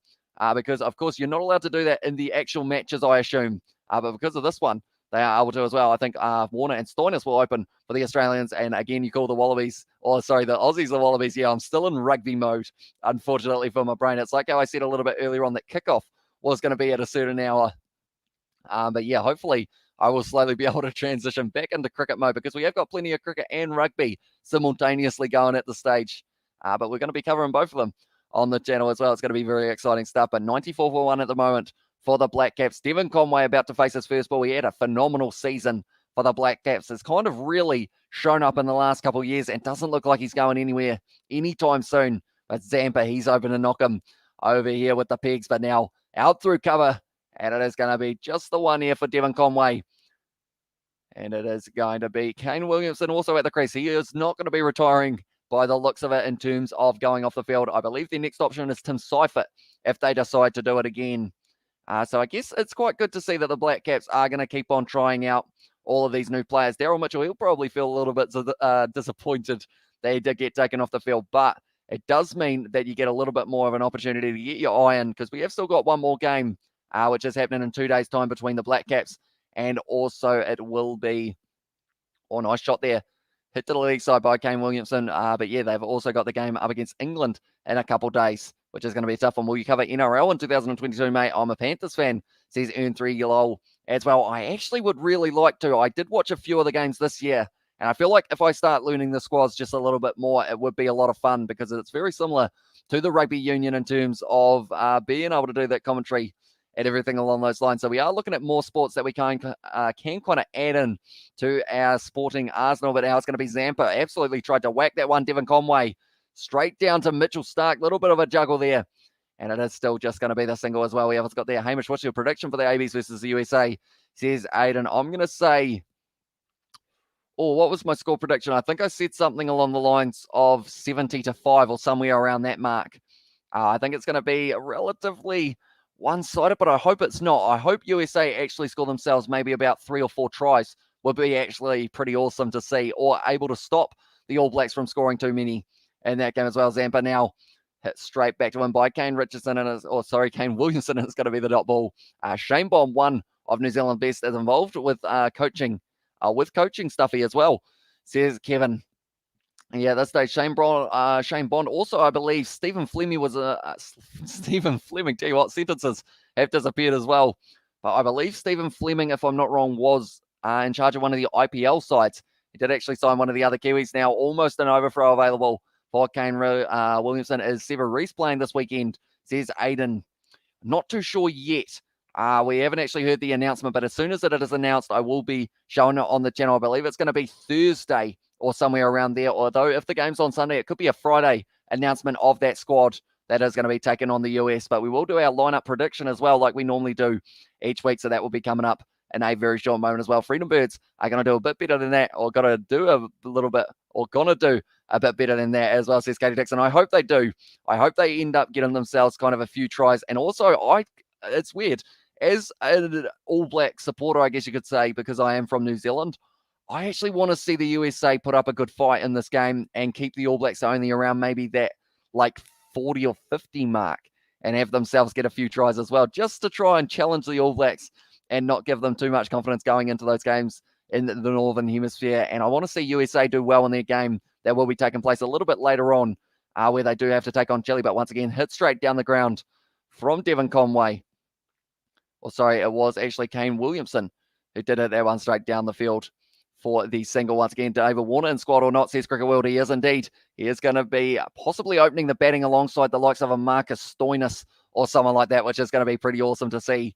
And yeah, David Warner, hopefully he does have a decent bat with the ball, or decent bat with the bat in hand, I should say.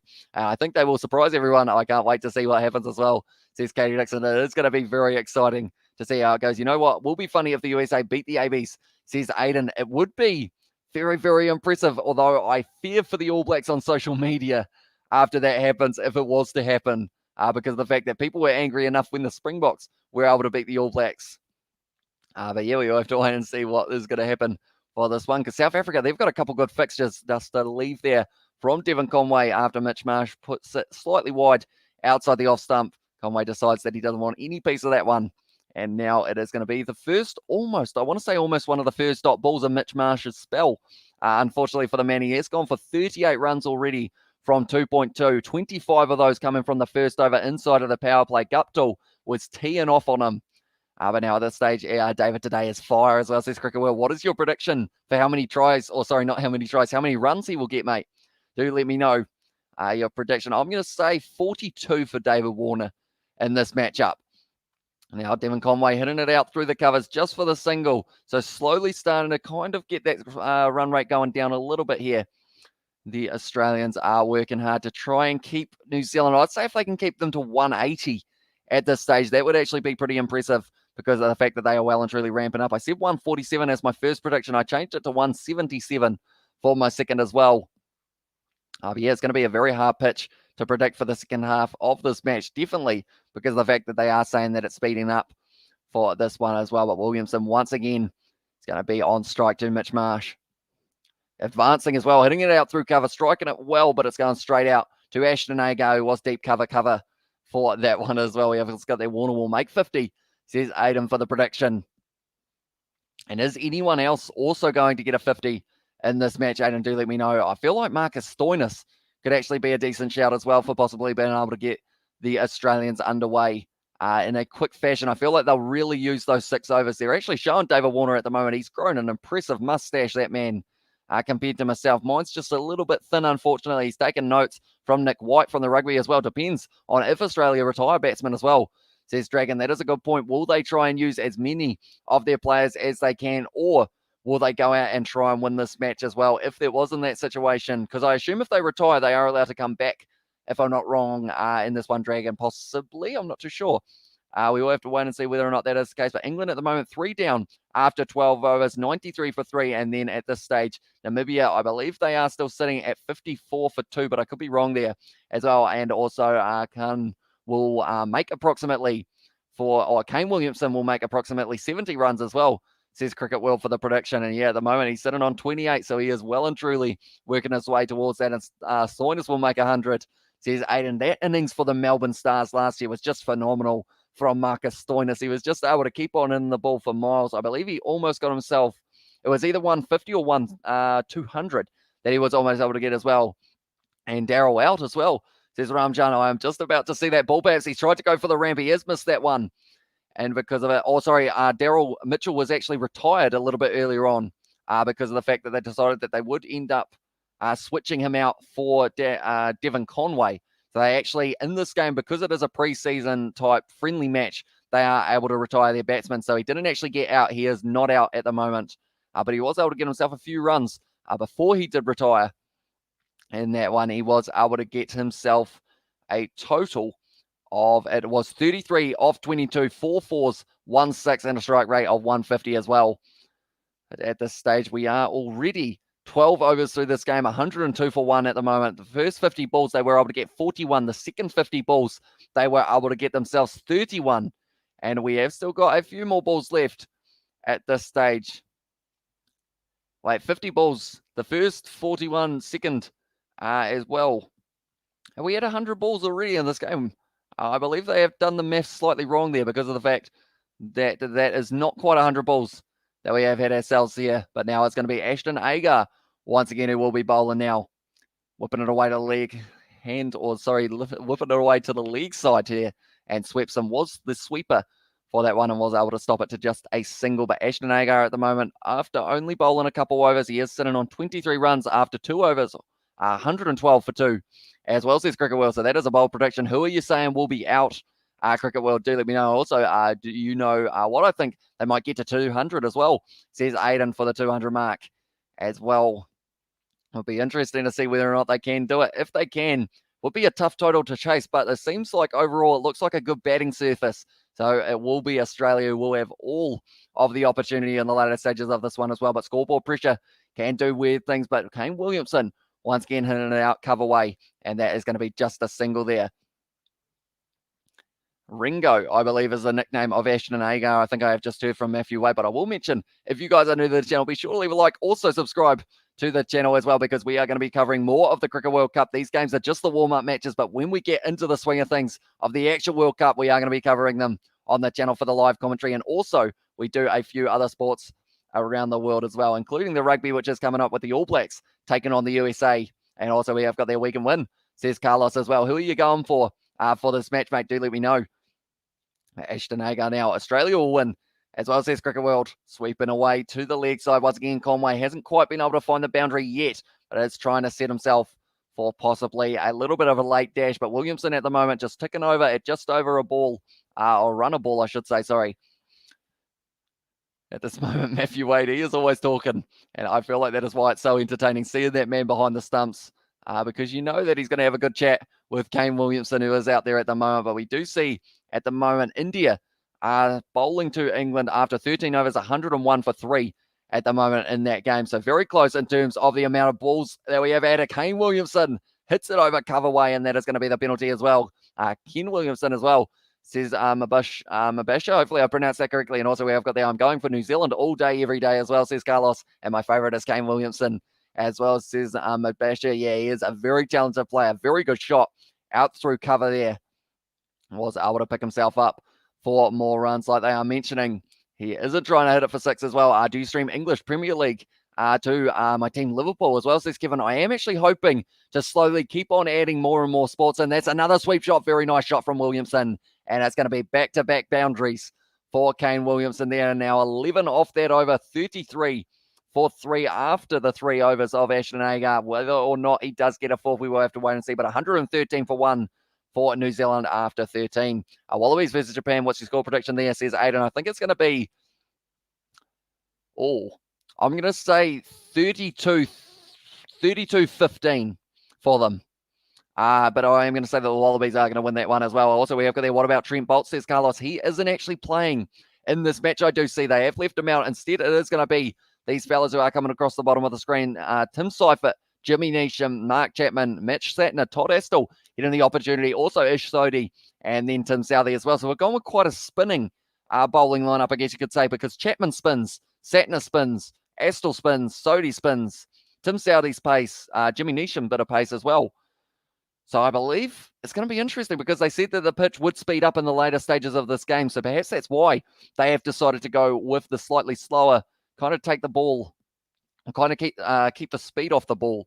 so that they aren't able to really hit this one to the boundary too often here for Australia. But when you've got the likes of a Stoinis or someone like that, they are going to be able to still get it over there, I'm sure.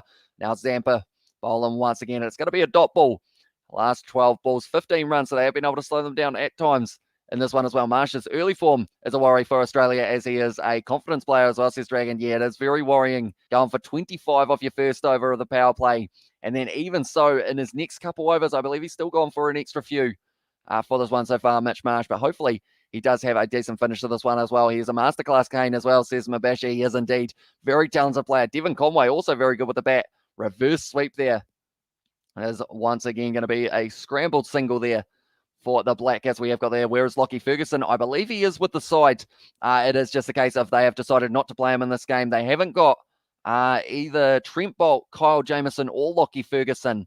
They've left all three of them out of the bowling attack. So I assume that is so that they can keep the ball kind of going through at a little bit slower of a rate, because Zampa at the moment is getting the most purchase out of the surface by the looks of it, getting the only wicket into the early stages of Martin Guptill. And now at this stage, almost finishing his spell. And he is sitting on 3.3 overs bowled, 1 for 17 so far. Can he get himself a big wicket in the last couple balls of his spell? It is going to be Kane Williamson. What a big wicket that would be if he was able to pick it up. Even Conway as well is a wicket that Australia will be certainly trying to get before the later stages of this innings. Looks like they've got a free hit at the moment taking place in the India versus England game. And that was a spinner bowling as well, which is unfortunate. Cut shot there from Kane Williamson, almost going out cover way. And he has been turned around, and it is just going to be the dot ball once again from Zampa.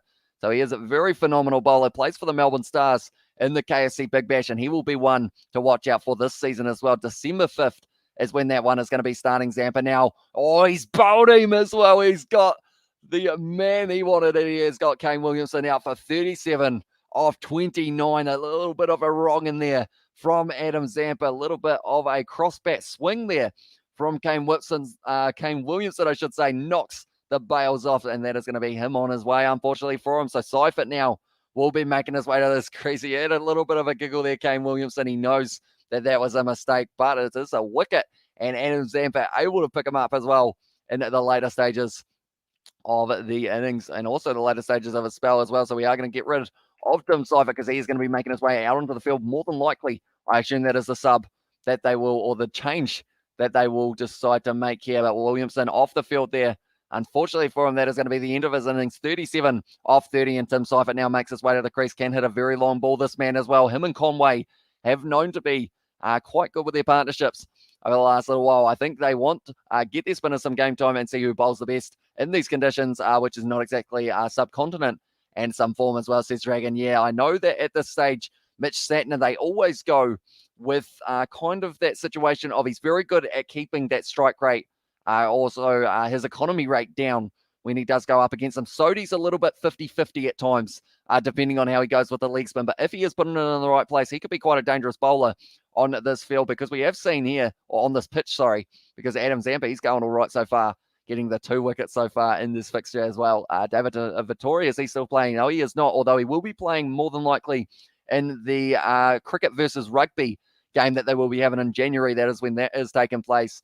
And they kind of have ex-rugby players and ex-cricket players kind of battling it out. Also some current players. I see Will Jordan as one from the rugby side is going to be taking part. And also Kieran Reid is another rugby player who will be getting the opportunity. But now at this stage, it is going to be Phillips once again who will make his way to the crease. I know came here because of Williamson as well, says Kashan. Who knows? Maybe he might get an opportunity with the ball in hand, depending on how many other spinners they do go with. But I feel like if he has got out on 37, maybe he'll take a good catch in the field a little bit later on, or get a run out or something along those lines. He's one of those players that even in the field, without the bat in hand, he is dangerous, Kane Williamson. And also, wait, what channel can I watch that in Australia as well? Says Aiden. Is that the cricket versus rugby one? I believe it is going to be, I think it's on free-to-air TV in New Zealand, which could mean if you've got a VPN, you might be able to get yourself kind of set up on one of those channels. What other channels have they got it on? I don't think they've really announced too much of it yet, but it is in January, I believe, that it is going to be taking place in Tauranga. They are going to be having it sponsored by Hot Spring Bar, so they do actually have spa pools right next to the ground, which is pretty awesome. But at this stage now, pretty awesome bowling from Adam Zampa. And in the end, last 12 balls, 12 runs, so they've been able to slow down that rate of the Black Caps scoring very nicely here. And I feel like around that 170, 180 might be about where the Black Caps decide that they want to go for, unless they really push in the next couple of overs. Mitchell Starc, he's got plenty of pace on the ball, and we will get to see exactly what the ball is going to be doing off the surface. Got a lot of early swinging into Martin Guptill very nicely, but now Starkey has still got 2 overs left of his spell if they decide to use him. He is charging him once again. Going to be hit there by Devon Conway down the ground just for the single at the start of this over as well. I think Williamson is the best gully fielder in the game as well, says Dragon. Yeah, he is indeed very good in that gully. That's going to be a wide there, unfortunately, for India there, which is actually ramping up their score as well. That was a brilliant ball from Zampa, though. Just got the right length and the line as well, and he was smiling about it, Kane Williamson. He knows that may not have been the best shot, but I'm sure that he won't be playing too many of those when we do get into those games that do matter. So at this stage, anyone who doesn't know how the tables will be sitting for this kind of Cricket World Cup, it is going to be the Super 12, where you do have 2 groups of 6 that will be taking part. And I will read through them in a very short moment. Stark going with a different angle round the wicket there. A little bit of a slip in the outfield for, I believe it was David Warner, but he has been able to stop that one just for the single there. But in Group 1, this is a group and a half, ladies and gentlemen. Australia, England, South Africa, West Indies, more than likely Sri Lanka added in there as well. And then you have got B2, which could be Bangladesh or someone along those lines. We have to wait and see. But then Group 2 for this one, it's going to be India, New Zealand, Pakistan, Afghanistan, B1 and A2 as their group as well. And we obviously got their Be Right Back, y'all. I need a pause as well. Says Katie Dixon, no worries. We will see you a little bit later on. But Stark once again running his way in. Be getting around that probably. I'd say he's probably getting close to the 150, 145. And that's really shown it there because it has rolled right down to the boundary for 4 runs. Just off a little bit of a guided shot down to third man from Devon Conway. Has got very good skill with the bat in hand and just taps it down to third man, and it did go all the way to the boundary for Devon Conway. Very nicely done there, and it does pick him up the boundary for this match as well. Uses the pace of the ball, and Mitchell Starkey certainly gets plenty of pace on that ball. 120 at the moment for the Black Caps. And like I mentioned, anyone who hasn't already, be sure to hit that subscribe button. Also, let me know how many runs you think the Black Caps are going to get by the end of their innings. Oh, it's another wicket there for India as well. They're doing very nicely. Oh, that's almost a wicket in this game. Yes, it is. And the finger goes up, and Devon Conway is on his way. And at this stage, Mitchell Starc able to get himself that wicket. Devon Conway just getting stuck in front. He was saying that maybe it was missing the stumps, and I think he feels that way. Devon Conway. What are we going to see? He did end up swinging it there, Mitchell Starc. Okay, that wasn't hitting the stumps, unfortunately, I don't believe, but it is going to be out, and Devon Conway is going to be on his way. He's a little bit disappointed there. They do not have kind of the umpiring into this one either, but he is going to be on his way, and Jimmy Neesham now will make his way out to the crease. And at this one also, we will go like this, and we will go like that as well. There we go. And we will go like this one, and then this one. There we go. We have got it back as well. David Warner as well, says Danish. Tell you what, he's got a bit of a fan club at the moment, David Warner. You guys seem to absolutely love him. And he is going to be batting in only around 5 overs time. So, yeah, it is going to be very exciting to see what he can do alongside the big Stoin, which is Marcus Stoinis. Very good player there as well. Jimmy Neesham at the moment, he is going to be trying to line up possibly around a 20 or so in this one. I think would help him out quite nicely. But at the moment, the game between India and England are sitting 4 down, 129 runs after 14.5 balls as well. So we're extremely close in terms of the run rate or the game rate that has been going as well. Hi again, I finally connected my computer to my TV, so now I can watch this one on the TV as well, says Johan. So congratulations there, mate. Hopefully it is all running smoothly for yourself. My TV at this stage, it's decided that it doesn't like my internet, and I wasn't actually able to get it up on the TV, so I have got it on my monitor instead for this game.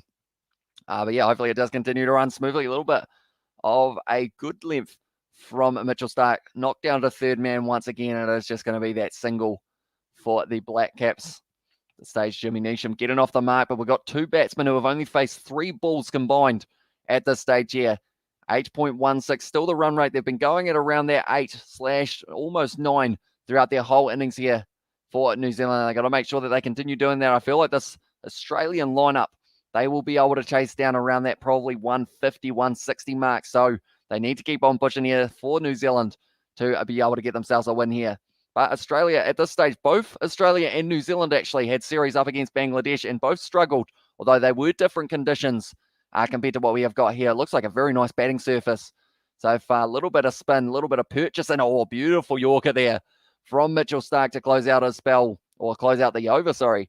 3 overs down for that man, 1 for 24, and now 121 for 3 after 15 for the Black Caps. But yeah, it looks like a surface that's got a little bit of variable, or not variable, bounce. I think it has got just enough bounce to be able to make it a little bit awkward, which is why I'm surprised they didn't go with Kyle Jamieson, but perhaps they're saving him for that game up against England to give it a little bit of a go as well. But yeah, that's going to be interesting to see what the likes of a Mitch Satner, maybe Ish Sodhi, sometimes gets a little bit of spin. Got quite a few variations of spin as well. So we have to wait and see whether or not he does use them in this fixture. Adam Zampa already bowling out his 4 overs. He showed that with good placed balls on that pitch, he will be able to get himself some wickets and also be able to cut down the run rate as well. But at the stage, if they score at 14 and over from here, the Black Caps, they will get 191, 12 from here, 181, and then 10 from here, 171 at this stage. Or if they continue going at their current run rate, they will get 161 runs. But the big question is, would that be enough to be able to get the win? Last 12 balls here. This is impressive. 8 runs off the last 12 balls from Adam Zampa. He did go for 1 for 1 in his final one, but Mitch Marsh now going to get the opportunity, and that's big. And Jimmy Neesham has just sent that one. Poor Mitch Marsh. He has already gone for 47 runs from 3.1 overs, and that is not what he wanted to see. We need to get put back into the bowling attack. You got to feel for the man. He's only just come back, and Jimmy Neesham went, you know what? We'll put that over your head and send it all the way for 6 down mid-wicket way. Beautiful shot. It was in the slot. Unfortunately, just getting the length slightly wrong, and that one has gone miles from Mitch Marsh, or from Jimmy Satner. No, Jimmy Neesham, I should say. Now, what can Mitch Marsh do? He's put it there. It's gone straight down the ground as well. Is it going all the way to the boundary? Yes, it is. Oh, yes. Has gone all the way. Oh, that doesn't look good here for Steve Smith. He looks like he's actually hurt his back, which is not what Australia will be wanting to see. He looks like he's in a bit of discomfort at the moment, Steve Smith. He has got up, though. I believe he just got the rope right on the spinal kind of bone. Also known as your spine, I guess is another way you could describe it. But this stage, Jimmy Neesham just whacking it straight back down the ground, and that is going to be, unfortunately, the 50 up for Mitch Marsh. He's gone for 51. Oh, he actually got the ball on the spine there. So that would have been the more painful of the two. The rope looks like it's relatively worn. So because of that, yeah, the ball on the spine of Steve Smith and trying to do a slightly, he looks like me trying to do a push-up there, not getting up off the ground too far, but Steve Smith looks like he is in a little bit of pain. Bouncer there from Mitch Marsh. And it is going to be 1 over the shoulder, they have said, but it wasn't a wide. So that is the first dot ball in a little while for that man as well. But yeah, this stage, they are working their way up quite nicely here for the Black Cats. They're sitting on 131 off 15 overs. They've still got 5 more to go to be trying to push their way towards that 170, 180 mark. I feel like is probably par on this wicket. And we'll have to wait and see whether or not the Australians will be able to catch them. But now Marsh, once again, he will just be wanting the spell to be over, I would think. It's once again going to be hit down the ground. Just a single, though. Fielded by Steve Smith. Oh, that looked like... Was that an awkward throw, or was he really trying to test the back there for Steve Smith? Didn't look like he looked too great.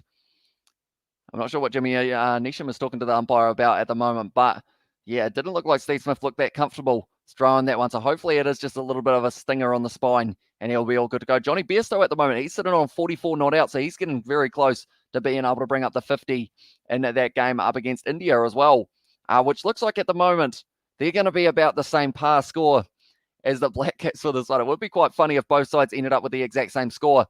Wide ball there from Mitch Marsh, but it is just inside of the line. So it is going to be the dot ball there. Seifert not quite able to reach out for that one. So at the moment, he is sitting on 1 from 4. But he can hit a long ball, and that will be exactly what he plans to do for the later stages of this one as well. But what I can do is I can tell you guys exactly what the fixtures are going to be for these two sides heading forward in the competition. So at this stage, Australia, they've got a couple tough games straight away that they have got to face. And in this one, it is going to be... so pretty much they've got New Zealand and Australia, New Zealand and India in their warm-up games Oh, Mitch Marsh once again. The ball is cracked down the ground. It's just going to be the single, though. Steve Smith able to take that one. And that is going to be the end of Mitch Marsh's spell. 53 for his 4 overs in that one, which is unfortunate for him. Steve Smith still looks like his back is being a bit of a pain for himself. But yeah, pretty much New Zealand and India are the 2 warm-up games for them in this competition. And then they've got South Africa off the bat. We're able to get that win over Afghanistan very recently in their warm-up game. And then they have got A1, which will more than likely be Sri Lanka at this stage, but we might have to wait and see if that will be the case. Then for the Black Caps, they have got themselves a very, very tough start to the pool stage because of the fact that they have got themselves New Zealand, they have got themselves Australia and England in the warm-up games, which don't matter as much as those first fixtures, which is then going to be Pakistan and then India. So those are 2 very tough fixtures to have off the bat. But then from there, it gets a little bit easier, closing out with Afghanistan and then Australia. They have still got to face the West Indies and also England throughout their times as well. It's going to be an interesting fixture, that is for sure. But I am going to see what the odds at this stage are sitting with because of the fact that it does actually tell us exactly what it is. 52% in the favour of New Zealand, so it's not too bad. Ashton Agar back into the attack, and he's taken the stump with him in that one as well. And it's the wicket. And it's going to be Phillips who is on his way now. Beautifully bowled by Ashton Agar, losing the pace of the ball there with that beautiful spin and delivery. And now it is going to mean that there is going to be another one. We do get to see that one once again here. Was a nice slow delivery. Really tried to whack his way through it there, Phillips. Did end up, unfortunately, just missing it. And then from there, Matthew Wade got whacked with a bail, but he won't mind because of the fact that they have been able to pick up the wicket there. It will be Tim Seifert on his way. Glenn Phillips on his way, I should say. And now because of it, it does mean that it is going to be more than likely Mark Chapman making his way out there if that is the order that they have decided to go with. We're having a look. That looks more like a Mitch Santner to me. So we're going to have to switch that one once again here. But they are running slightly low on their batters at the moment, but we will put there Mitch Santner. I feel like bat in hand for him is going to be very important if he does want to secure himself that spot in a lot more of these matches, because he is a very good bowler when it comes to trying to just shut down kind of the scoring rate of the opposition. But it's if he can have a good day with the bat as well that he might be able to help himself to one of those starting positions for those games coming up as well, because there are some big fixtures, like I mentioned, for both of these sides in the near future. We have got there a little bit earlier on for David Warner. So at this stage, he has got the potential of being able to score himself the most runs in this game. India at the moment have got, England is sitting on 140 for 4, so they're doing decently. This game at the moment, there is one more ball that's been bowled in the game up against England and India, and they are sitting on another 7 runs. Both sides losing 4 wickets, though. So it's relatively close in that regard. The run rate not a mile off either. But now at this stage, Santner, he is a left-hander. I have no faith in Santner with the bat as well, says Dragon. So if I ask for how many runs do you think he will get, Dragon, what are you going to say? I assume it's going to be less than double figures. I thought he was just about to get LBW straight away, but he has been able to block that one off the first ball. Mitch Santner. A little bit of pressure on the man. Matthew Wade still talking in his ear. Mitch Santner, he had a bit of a smile on his face there. That is good bowling, is the comment from Matthew Wade. And he is right. It was well bowled at this stage. 3 dot balls in this one, including that wicket of Glenn Phillips, who can hit a long ball. Santner is also, he's got the ability of getting that one over the boundary if he needs to. A little bit dragged down. It is going to be once again another dot ball. Mitch Santner at the moment, he's going to have all the pressure on him. Ashton Agar, very happy with this over so far, I think, even though he's not really smiling, but I haven't seen him smile too often. Ashton Agar, but at the moment, Namibia at this stage are sitting 80 for 5 after 14 overs, so they're struggling just a little bit in this game as well. It's going to be a catching opportunity, almost going down too long on, and that is going to be now the 1 run for Mitch Santner to get off the mark, and Neesham will have 1 arm, or he doesn't have 1 arm, he has 2 of them, but he will have 1 ball left to be able to try and hit Ashton Agar maybe to the boundary or just get yourself off strike for Ashton Agar's last ball of his spell as well, sitting 1 for 34 at the moment off 3.5. I should say he will hit a couple, then get out stumped or caught in the deep as well, says Dragon. I feel like that's a good prediction there, to be fair. So we'll give him maybe close to, if he's lucky, that double figures mark, and then maybe ends up getting out. Reverse sweep there from Jimmy Neesham. Did miss it. And it is going to be the end of the over. Great over there from Ashton Agar to be able to close out his spell. So at the moment, it is showing that the spinners are the ones that will score less than 12 as well, says Dragon there in the chat. But at the moment, they show on the moon as well. It looks like a very nice night at the moment. It must be 7:20 p.m.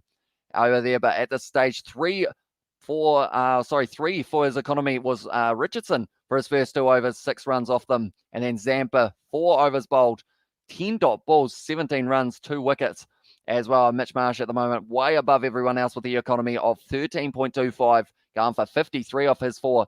So they've still got Richardson and they've also got Stark, who they can use here. I assume they will just stick to the 5 bowlers. So more than likely, Kane Richardson, here he is. He is going to be bowling this over and also the last. And then Mitchell Stark will have the one in between. So a lot of pace on the ball for the last few overs of this one, which could benefit the Black Caps because of the fact we've seen with the ball coming onto the bat, it can end up getting a few runs very quickly indeed. They are at the moment showing a few of the people who are in attendance for this game. Not a huge crowd, but I assume that is because of the fact that we have got a warm-up game. And also, I'm not sure about the restrictions. What time in New Zealand as well? Says it is Duravel. Hopefully I pronounced that correctly. Do let me know if I have got that wrong. But at the moment, it is sitting 4:20 a.m. at the moment for this matchup. I didn't want to miss it, though, so he decided that we would stay up for it. Just a single out coverway. So, yeah, if you are new to the channel, be sure to hit that subscribe button because we are going to be back with plenty more cricket throughout this Cricket World Cup. Also, the KFC Big Bash is another competition we will be covering on the channel this year. The stage, Johnny Bairstow, he must be getting very, very close to his 50, I believe, if I'm not wrong. No, he's actually still on 45. 46 make it because they have just been able to run the 2 there. So getting very close as well. Right, I'm back as well. Welcome to everybody who's new. Hope you're well as well. Cesar Basher with the 10 out of 10. Welcome back, mate. The stage, the Black Caps, they've lost a few more wickets. There's going to be a bouncer there from Richardson, a slower bouncer. Very well done, and it is going to be another dot ball here. So at this stage, the run rate slowly decreasing for the Black Caps, sitting 7.79 at the moment. They will be still trying to push towards at least that 160 mark to be able to make it a little bit competitive in that regard. But at this stage, they are showing the groups for round 1 of this competition. Ireland, Namibia, Sri Lanka, and the Netherlands are Group A. And then Bangladesh, Papua New Guinea, Scotland, and Oman are Group B. And of those groups, they are 4-4, and 2 of those teams do make their way through to the Super 12, which both of these sides have already qualified for. That's going to be a shot over the top, and it's going to be very lucky. Going over the head of third man, which was Josh Inglis, actually, who has made his way out onto the field at the moment. But that is going to be 4 runs for Jimmy Newsham. Just threw his hands at the ball. Got lucky with the edge. Just enough of it as well with the pace on the ball. Like we have been mentioning, I went straight over the top. Went for the 4 runs as well. And at this stage now, Jimmy Newsham, he's hit a 6. He's hit a 4. What else has he got in the tank here for Jimmy Newsham? Sitting on 16 off 8 at the moment. He looks like he's set, ready to try and absolutely mammoth this ball. Oh, he got a full toss, but he only got a little edge on it, or did he know? Not enough of it. That's a tough call. It's been called a wide there, unfortunately for him, maybe. I want to see that one again, whether or not that was a wide. And Satner should just go for 6s as well, says Dev. Hopefully I pronounced it correctly. Daruval. Hopefully I pronounced that not too badly. I'm assuming that Pakistan secured a pretty safe win as well. They did indeed. They won by 7 wickets in the end with plenty of time left, about 30 balls or so for them to still have them in hand. So, yeah, they were able to win that game relatively comfortably. Also, South Africa winning their game. Oh, it's a pull shot from Jimmy Newsham there. But it's going out to deep square leg, which is Adam Zampa, who has been able to get that one as well. Satner has lazy swing, if you watch, and a deep back swing as well. He has power, but is a lazy swinger, which causes errors as well, says a Dragon. So, yeah, at this stage, Satner, if he can push himself towards a strike rate of about 250 here, he's just got to go out. He's got to swing. They've still got Mark Chapman, who can hit a long ball, and also a couple other players in that tail order that might be able to get themselves a few runs in a hurry. They've got wickets in hand. Even worse comes to worse, send Daryl Mitchell back out there if they're allowed to, if they run out of batters. Richardson, now it's gone. Satner, he's gone high. Is it going to be big enough from Mitchell? Satner, he's got plenty of it. Or does he know it's going to be the relay? And that's going to be the wicket. And Mitchell Satner on his way. Very nicely done there for the relay, or was it? They're just checking whether or not the foot was on the rope, but it was a big shot from Mitchell Satner. Went straight up, straight down. They're going to be checking this one as well, but Satner, he ended up trying to hoik it. It was almost a baseball swing there, putting himself through it. Steve Smith, very close to the rope. I think he's done phenomenally there, Steve Smith, unless, of course, there is just a little bit of that foot on the rope, but I don't believe it is, and that is going to be Mitchell Satner out now, and it does now mean that Mark Chapman is going to be making his way out onto the field more than likely. So very nicely done for Steve Smith. We are 5 down at the moment for the Black Caps. that I am updating here as well. Todd is still not too far away from possibly getting an opportunity here in this game as well. But Mitchell Santner on his way, 2 runs off the 6 balls. Oh, okay, they're changing it up a little bit. It's not going to be Chapman who will be coming out there. It is going to be Tim Southee, and actually that makes a lot more sense because of the fact that Tim Southee, of course, he has got that long hit that he can offer to the boys because of the fact they just need as many runs as they can in the short amount of time that they have got left in their innings here for the Black Caps. There we go. We'll go like that as well. Sorry, I gave him too much credit, and yep, caught in the deep as well, says Dragon. Yeah, unfortunately for him, it did end up going wrong, but that's going to be a good shot there from Tim Southee, and that's going to be a boundary off his first ball of his innings. Sorry, that was actually Jimmy Neesham who did get that one. Bairstow at the moment sitting on 46, getting very close, but Kane Williamson tried the bouncer. Jimmy Neesham got onto it early, and with a nice pull shot to backward square leg, able to get that one over the line for another boundary. The big question is now, 145. You've got 2 overs left. I said that I thought they would get 147 initially, but then I changed it to 177. Is that going to be the case? Can they push towards that 170? They would need another 32 runs to be able to do so. I mean, clowns like Smithy call him an all-rounder as well, says a Dragon. And yeah, at this stage, it's one of those ones, his batting, if he can improve that batting as well, because he still plays the test match, spare me as well, says Dragon in the chat as well.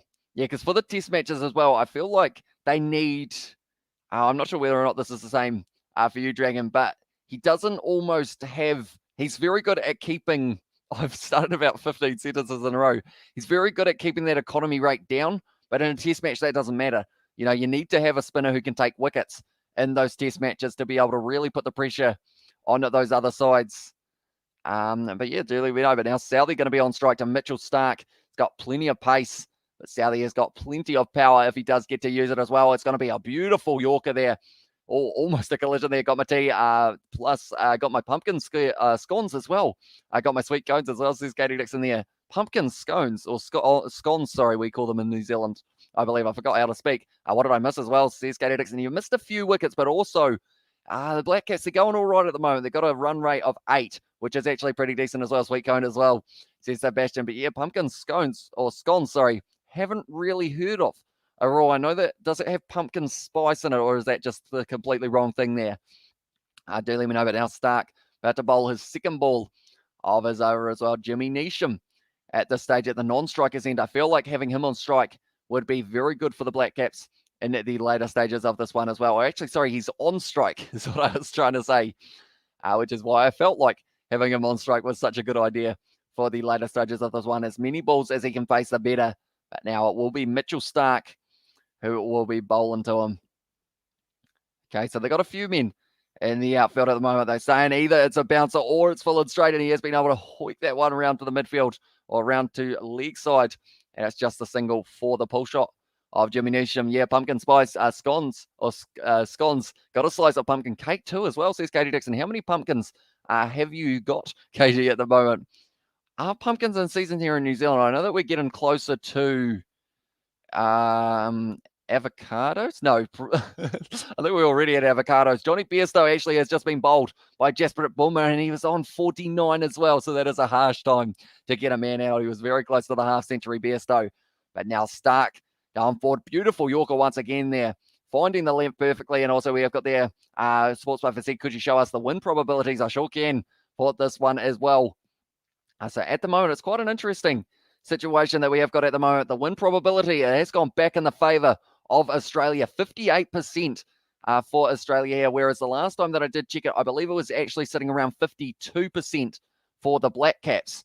So it has changed around pretty drastically, I guess you could say, in the last little while. But that is because of the fact that the Wallabies, or sorry, the Australian side, have been bowling very nicely so far as well. But what we will do is we will go here and we will see whether or not it is going to be a short ball from Mitch Starc. He's gone with the full toss, and Jimmy Neesham saw it early. He didn't get much of it, though.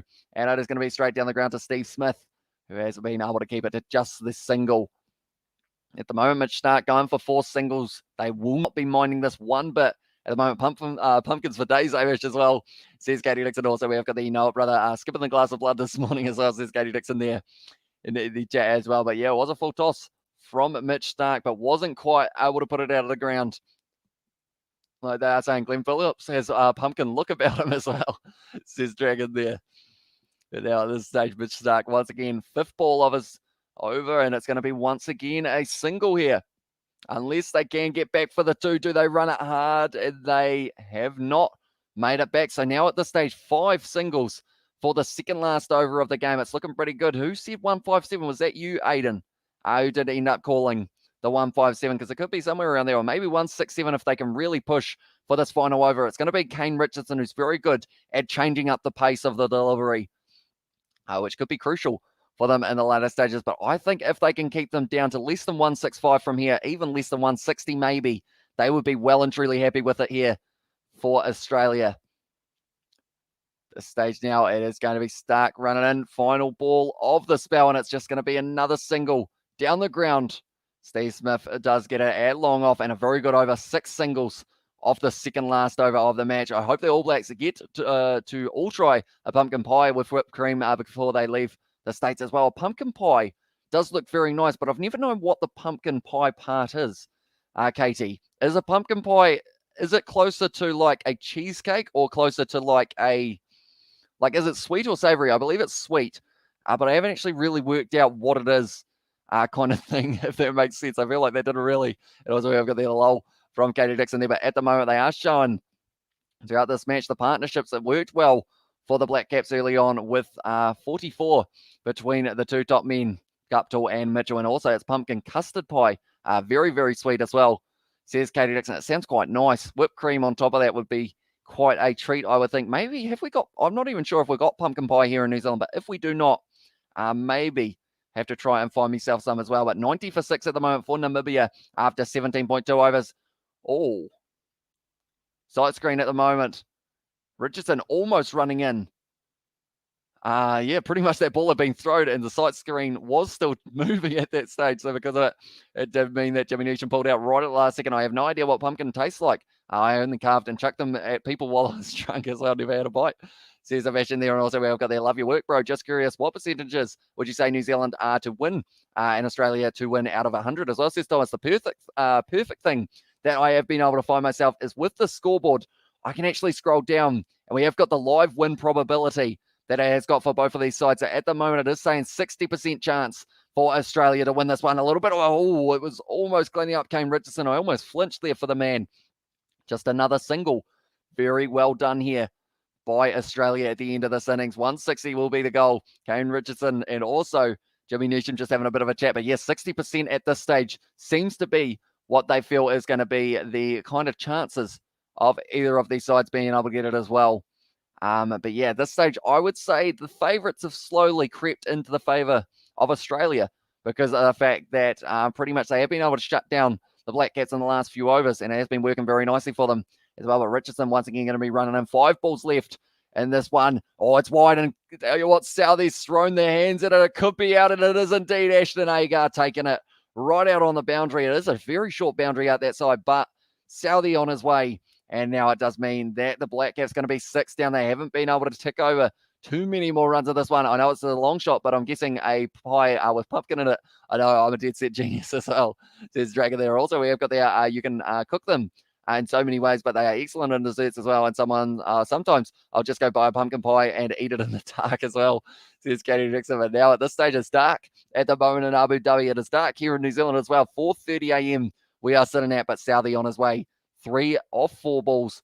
And now by the looks of it, it is going to be, okay, so actually my lineup is wrong because Kyle Jamieson, ladies and gentlemen, is making his way to the crease. Southie gone as well, says Mabasha. He is indeed. Right, Kyle Jamieson out there, so he is going to get a chance to bowl. In this one, I feel like my scoreboard has told me all kinds of lies at the moment. But yeah, at this stage, I guess they are in that situation of, it also says Trent Bolt might be playing in this game as well. So I have no idea whether or not that is the case. But once again, it's going to be a dot ball. Jimmy Neesham not able to get on that one. Bad performance from the Black Caps as well, says Mabasha. Yeah, unfortunately for them, they started so promisingly with the start that they did get. But then from there, it just hasn't quite been able to link up. Anytime Mitch Marsh bowled, they were making the most of it. But now Richardson closing out his spell very well. Starc also doing very nicely. And Ashton Agar, that's 3 good overs, actually 4 good overs in a row from Australia at the most important time of the innings near the end. Apple and carrot pies are popular here. Carrot pie is especially good in my opinion as well. Oh, he's hit that one. Has he got enough of it that time? Jimmy Neesham. Yes, he has indeed. And that is going to be the 6 over the head of Steve Smith. And that is the boundary that they definitely needed now, moving up to 158 for 6. And at the later stages, like they were saying, it didn't sound too well, but it's just a warm-up match. Yeah, it is indeed. So they've got to make sure that they do get in that situation of finding that little bit of form heading into that first match up against Pakistan, because that is a must-win almost if they do want a chance in that semi-final as well. While 6 as well, says Mabasha, was indeed very nicely hit there by Jimmy Neesham. Kane Richardson just getting it a little bit wrong with the ball in hand. Jimmy Neesham slow ball once again. Nicely done by Kane Richardson. He knows that he's frustrating him as well. And also we've got there, go for it. It's not a PG stream as well. And also we've got there, what's next? What you can do with a carrot. Okay, let's not go there as well, says the Dragon. You can make a flute out of a carrot, I do see. I've seen quite a few of those in my time. But, yeah, just as a flute. Not as anything else. Carrots. What is your favorite way of having a carrot? Do you boil them or do you eat them raw?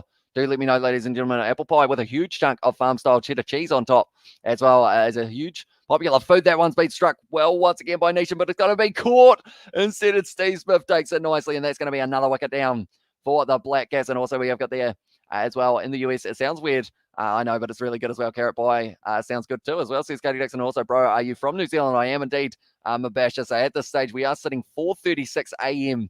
at the moment here in New Zealand, but I wanted to watch this game. I absolutely love watching these two sides play, and also I'm absolutely loving the Cricket World Cup so far. So we're going to be covering plenty of the games. If you guys are new, be sure to hit that subscribe button. It is hugely appreciated, all of the support you guys have been showing towards the channel in recent times. But at the moment, Jimmy Neesham making his way off there. That is 20 overs gone as well. That was the final ball of the spell, and now 158 is the total here for New Zealand. So it means that to win this game, they are going to need 159 here for Australia. So at this stage, also, the game is almost coming to an end between India and England, or the first innings, I should say. And also we have got there, the carrot is an essential part of a snowman as well. I haven't actually made a snowman in a very long time, as it doesn't really snow in this area. I'm also waiting for the war between Pakistan, and India. Yeah, that's going to be a brutal match. That is for sure. I have been told about that rivalry and that it is a very passionate one. But yeah, we are going to be doing that match on the channel as well. And yeah, it will be an interesting one. But at this stage, we'll show you guys exactly who was able to score all of the runs in that first innings of the match for the Black Caps. They will be, I'd say, a little bit disappointed with what they finished with. 61% at the moment in favour of Australia being able to win this game. But the scorecard is going to be as follows. Martin Guptill was able to get himself off to a good start. 30 of 20 balls, 4 fours, 1 6, and then he was LBW'd by Adam Zampa. So that was the end of his. Daryl Mitchell was retired, hurt at Hascott, but I believe he was just retired due to the fact that they wanted to give a couple of the other batters an opportunity. So he got 33 of 22. Then you see Kane Williamson, the captain of the Black Cats, 37 of 30. So something that you will see here is all three of those men had a strike rate of more than 100. So they were going at a very good rate at the start. Then from there, Devon Conway, 12 of 14, didn't really get going. LBW by Mitchell Stark. Glenn Phillips, 2 of 6 in the end for him, and he didn't really get going as well. Bowled Ashton Agar, then Jimmy Neesham, and then he was able to get 31 off 18. Mitchell Santner, 2 of 6. Once again, seems to be a common number. Tim Southey, 3 of 4, and then Kyle Jamieson was not out. Didn't get to face the ball, though. So now at this stage, 159 is the total that they will have to chase with the current run rate of 7.9 is the current run rate of the Black Caps. So they will have roughly that amount that they have got to try and get in this second one as well. But the win probability, like I mentioned, it is going to be an interesting one. India will need 189 runs to win their game. So they have been able to ramp it up as well there. And I think you're also waiting for Pakistan versus India as well, says Mabasha. Yeah, I'm looking forward to that game. I know that people have said that that is a pretty awesome one. Oh, come on now. Of course, Daryl was hurt when they retired him as well, says Dragon. I think because it's a preseason game, they are allowed to kind of take him off the field at any stage, because that was what the commentators were mentioning. They kind of said they were giving him to 10 overs, and then they decided to ditch him from there. But yeah, imagine if he had stayed out there. Would he have got on the 50? We will have to wait and see. And also we'll have to wait and see whether or not they decide to My back is a bit stiff. I was well and truly slouching throughout that whole innings. Also, Martin Guptill has a very bad record, and especially in Asia as well, says Mabasha. So he probably did decent to get himself to the 30. But Bairstow in that game for India versus England was actually able to get 49 off 36. But Moeen Ali, 43 off 20 balls, 3 early wickets, and the predictor will soon go back the other way as well, says Dragon. Yeah, that's the thing. All it takes is a couple of quick wickets. We saw it for Bangladesh versus Scotland. They played phenomenally in that game, Scotland, to be able to win that game up against Bangladesh. So hopefully we do get to see some good fight from the Black Caps in this one. So we do get to see a very close finish. The last game that we did cover on the channel, it actually ended up going right into that situation of about 30 or so balls left. And also we have got the 188 runs for England. That seems like a lot, mate. As well, they finished very well. Moeen Ali able to get himself a lot of them in the later moments as well. We have got there who will open the bowling. Sally, I guess, or Satner as well, says Dragon. Yeah, I think. I believe they will go Southey as one of those first two, and then I guess Satner's probably a decent shout, and then probably Jameson will get one in the power play. Who else have they got? They might go Astle, actually might get an opportunity in one of those first few as well. I think Moeen Ali, accelerate runs in last over as well, says Mabasha. Yeah, I will quickly see exactly kind of how he did it, because he was on 43 off 20 balls or something along those lines, which is just very impressive from him. So pretty much, yes, okay. So this is how it happened. The final over, they got 21 runs. It was a wide, then it was a dot ball, 2-2-4-6-6 to end that match for Moeen Ali. So a very impressive finish to that game as well. Sally opens a wicket in first over, I reckon, says Dragon as well. Who is going to be the wicket? Is it going to be Warner or Stoinis? And they do end up getting, do let me know. But now at this stage, we will be waiting eagerly for Australia to make their way out onto the field at New Zealand versus Australia. The Trans-Tasman rivalry will still be well and truly in full effect. Even though we are in this situation of it being a friendly match, it is still going to be one that both sides will be wanting to win.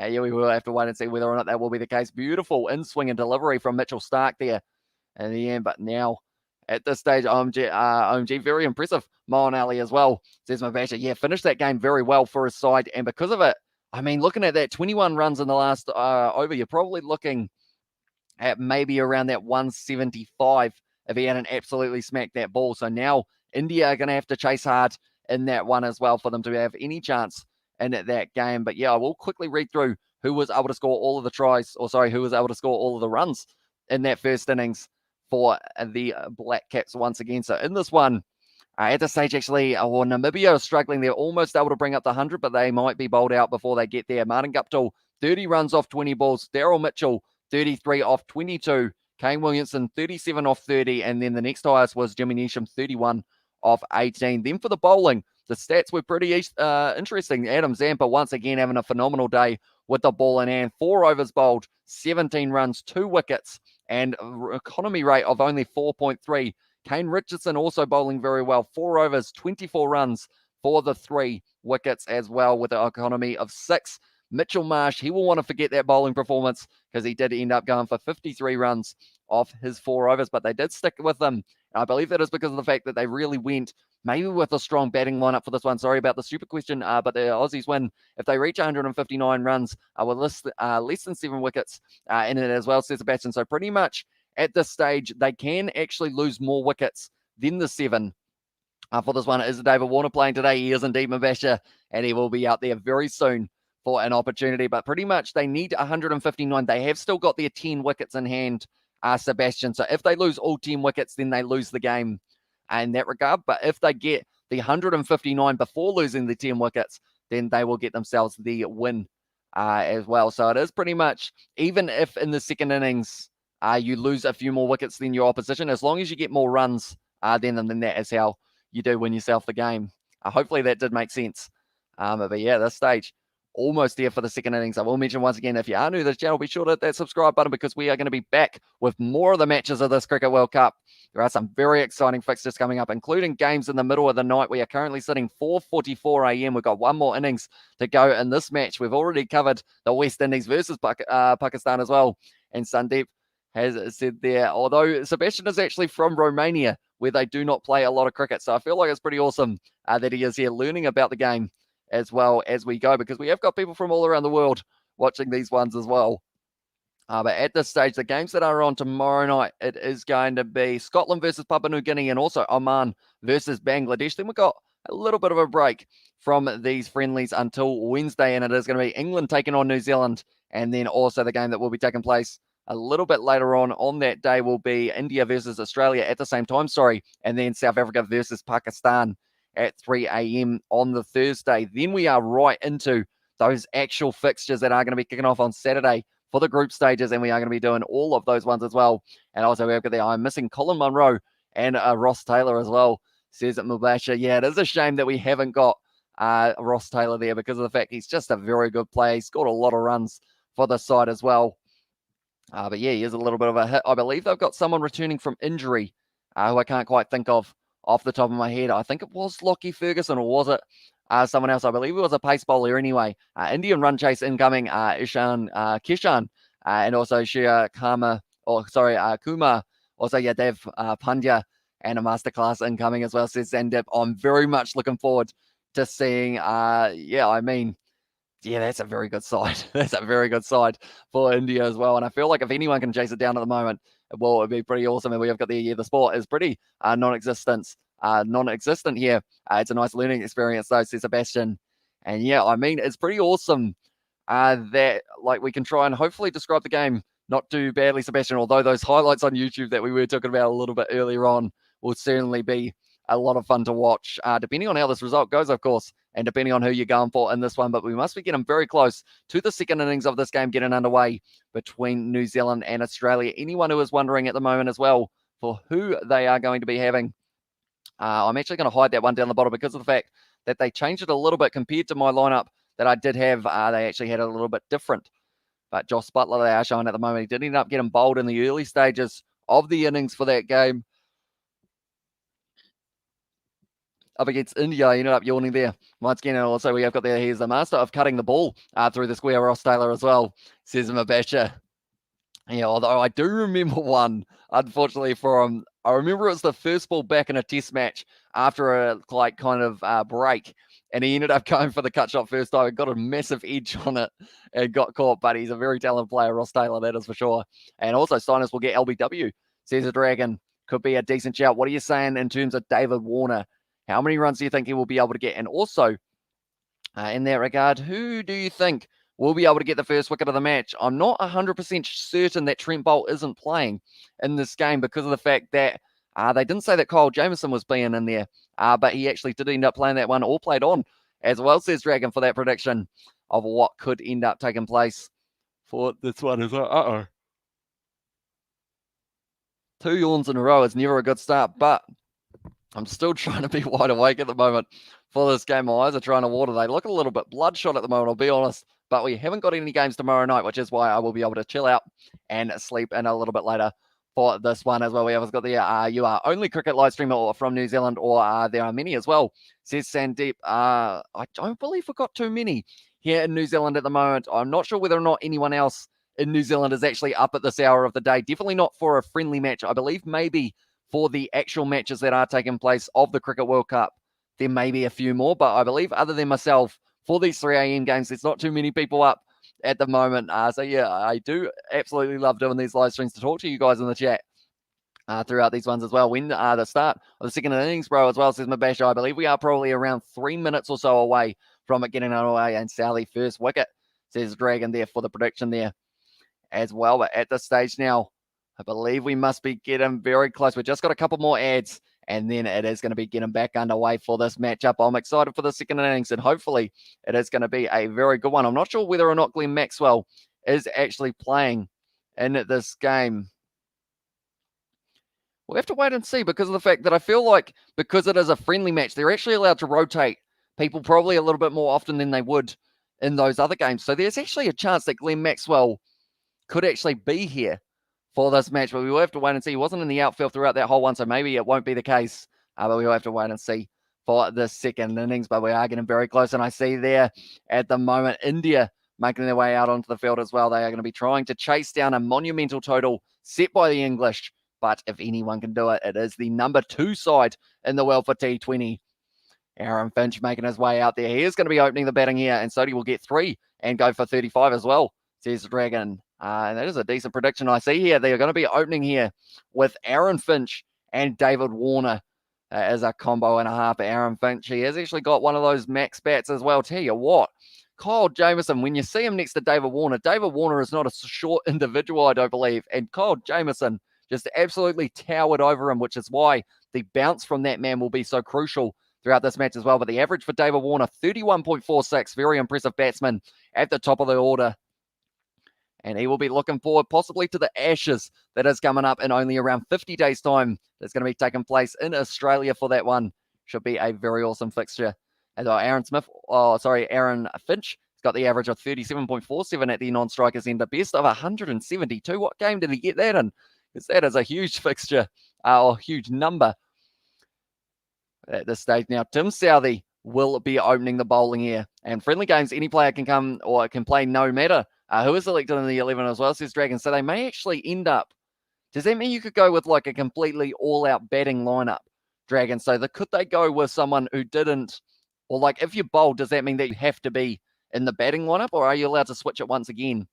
Because do let me know, because if that is the case, they could actually go with Stoinis, Maxi, and just have all of these really good batters going out onto the field here without this one. But that is if the Black Cats can get themselves wickets. But at this stage now, Southee, we go on forward, and it's an edge, and what a take! What a catch that is from Martin Guptill. Plucks it out of thin air, and it's a royal duck for David Warner.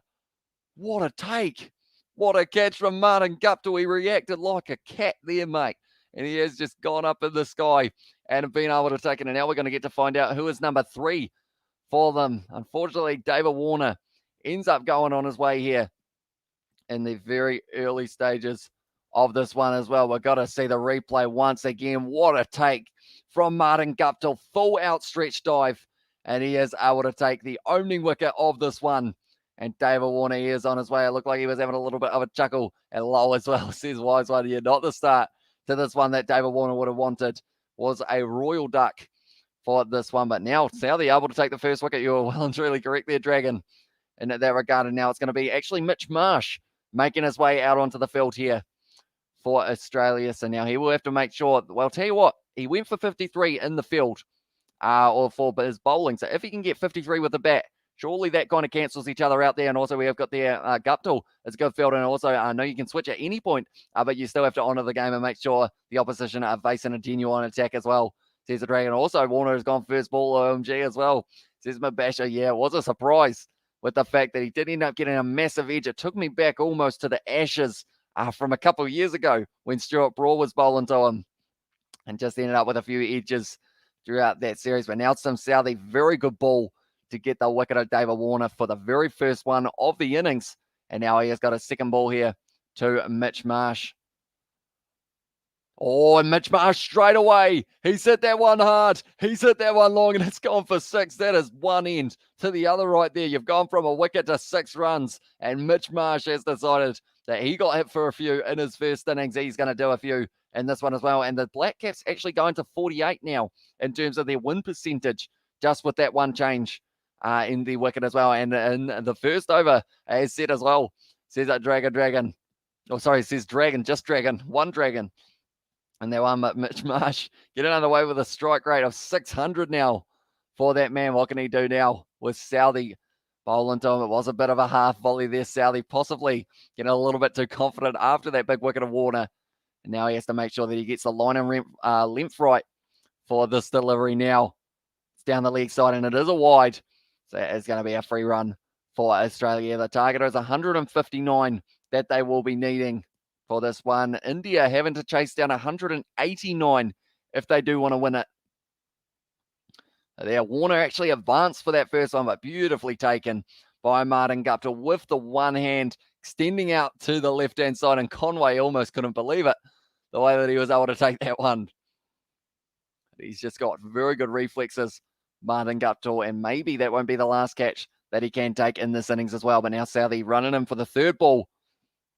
Whipped away to the leg-hand side of that. It's going to be now going down, and it is a square leg boundary once again here. So Mitch Marsh getting off like a house on fire at the moment. 10 runs off 2 balls so far, and the wide as well It looks like India are trying to start the same way. They have actually just hit the ball in a very similar position down the leg side there.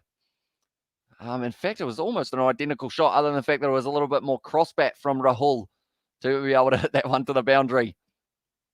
Yeah, at this stage, both teams looking like they're going to be going at a frantic rate, as at this stage, India, they're going to have to keep on going if they do want a chance of being able to beat England in this one. Australia, they've got the benefit of having a few quiet overs in kind of that middle section for the Black Caps. So it does mean that they will be able to not need as many now. It's going to be hit downfield from Mitch Marsh. It is just going to be a nice dot ball there, a much needed dot ball for the Black Caps to try and take the pressure back off the bowler here, Southey. I believe more than likely we did say Satnam might get the call for the second ball, or second over, sorry, of the match as well, but we will have to wait and see whether or not that will be the case. But I will mention, if you guys are new to the channel, be sure to hit that subscribe button. We are going to be covering many more of the T20 World Cup games, and if any of them are going to be as exciting as this one could shape up to be, then we are going to be in for a treat now. It's going to be Southey once again. Bowling and Marsh whipped to the leg side of mid-wicket, and it is just going to be the single. One more ball left of this one. We'll have to wait and see whether or not Southey can get out of this over with only going for 11 as well. But the power play is in effect for the first 1 to 6 overs. No more than 2 fielders allowed outside of the 30-yard circle is the ruling there. So that means that there are a lot of gaps out there. So the Black Caps, they have to make sure that their fielding is very important for them here. And also, you need to make sure you're putting the ball in the right spot if you do want any chance of being able to get going. And Kane should attack by Jameson as well, says Mabasher. So yeah, maybe they will try Kyle Jameson for a little bit more of that height advantage. Oh, advancing there. Finch trying to get that one, and Southey didn't look too happy about it as well. But now that is the end of the first over. 12 runs for Australia and 1 wicket for them as well. But now it looks like it's going to be Chris Wokes will be getting the opportunity in the English game. And yeah, I'm excited to see who they decide to go with for the second over of this fixture, and whether or not that kind of changed it. Well, it's been a minute, eh? As well, says Mac does everything. Welcome in to the live stream, mate. It is great to see you here. At this stage, we are doing a little bit of the Cricket World Cup. We've been doing plenty of rugby as well. But yeah, it is great to see you, mate. After a long time no see, I guess you could say, but Jameson now is going to be getting the opportunity. Marsh will get done by a Jameson in swinger as well, says Dragon. And yeah, that height advantage as well could end up just having a little bit more of a stiffer bounce. That does make it a little bit harder for Marsh to be able to get over, or get under the ball, I should say, as well. So here we will have to wait and see whether or not Kyle Jameson can get it done. There's a big swing and a miss for in the Indian game at the moment. But I'm still subbed from 900 as well, says Mac does everything. Yeah, you were here very early on. It's going to be whipped off the pads of Mitch Marsh once again. It was your call, was the call there. Trent Boulder's in the field, so he will actually be bowling by the looks of it here in the later stages of this one as well. Didn't get a bat, but they did lose 7 wickets for that one as well. But yeah, this stage, Mitch Marsh having a better day with the bat than he did with the ball. 4 balls faced so far and 11 runs for him already. The probability of Australia winning this game is 56%. It does say as well, yeah, let's get there. I think Kane try to Satner as well, says Mabasha. And also we have got there in the chat, it's been tough because of school and lockdown. I could watch you because I wasn't busy as well, says Mac does everything. Yeah, so hopefully it is going to all be running smoothly there for your school. Is it school holidays at the moment, Mac, for yourself, depending on what country you're in? Because I know that the school holidays here in New Zealand, I think just finished, possibly. I think they just finished after the 2 weeks, if I'm not wrong. But Kyle Jameson at the moment, 65 wickets. He was in the IPL this year. Best is 6 wickets for 7 runs. Or actually, that might be 6 runs for 7 wickets, which is extremely impressive. And if he can do that in this game, could be exactly what the Australians do not want to see, as a slow ball outside of the off stump has worked out. Very casual delivery from Kyle Jameson.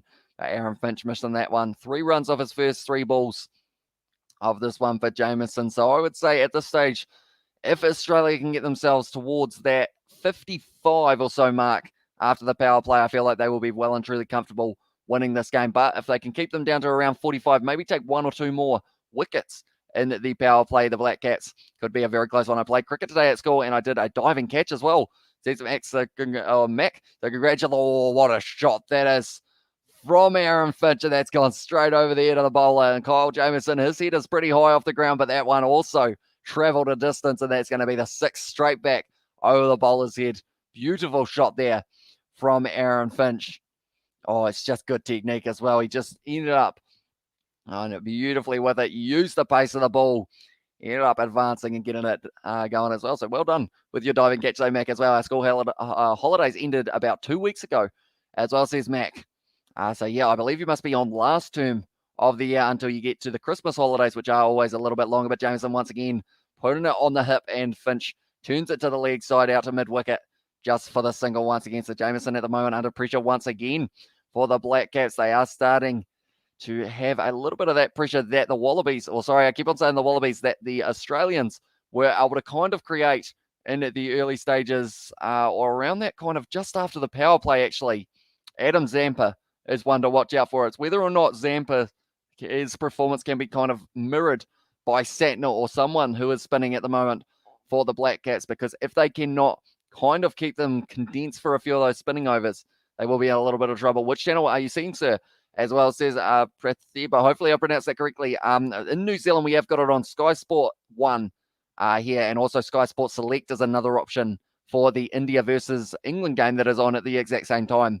And also we've got their Finch accelerating his innings as well, says Mabasha. Yeah, at the moment it seems like he is going to be going at a frantic pace alongside Mitch Marsh as well, and also the New Zealand flags in there from Sebastian. If anyone does want access to those New Zealand flags, it is the channel membership emojis, which are the pin comment there. It is $5 New Zealand a month and helps support the channel if you do want to do so. But at the moment, 63% chance of Australia being able to win this game, according to the odds. Oh, well bowled there by Willie in the game up against India. But Satner is going to be brought in, number 74. He wants 7 for 4 for his bowling innings would be pretty decent if he is able to do something along those lines. But Finch at the moment, he's looking very relaxed at the crease, having a chat with Conway, who is behind the stumps at the moment. I always wonder what those two talk about as well, because of the fact that, like, the commentators, they don't actually get to hear it, I don't believe, because of the fact that it's the stump cam. But Devon Conway seems like a relatively chilled individual. Australian batsmen have a long history of not being able to play spin very well, with some exceptions as well, says Dragon. So yeah, Satner and Sodhi, I think, will also have to be a key for them if they have decided to go with him in this one. But Satner straight away getting the opportunity. It's whipped away to the leg side, and Sodhi has fielded at that squared leg there.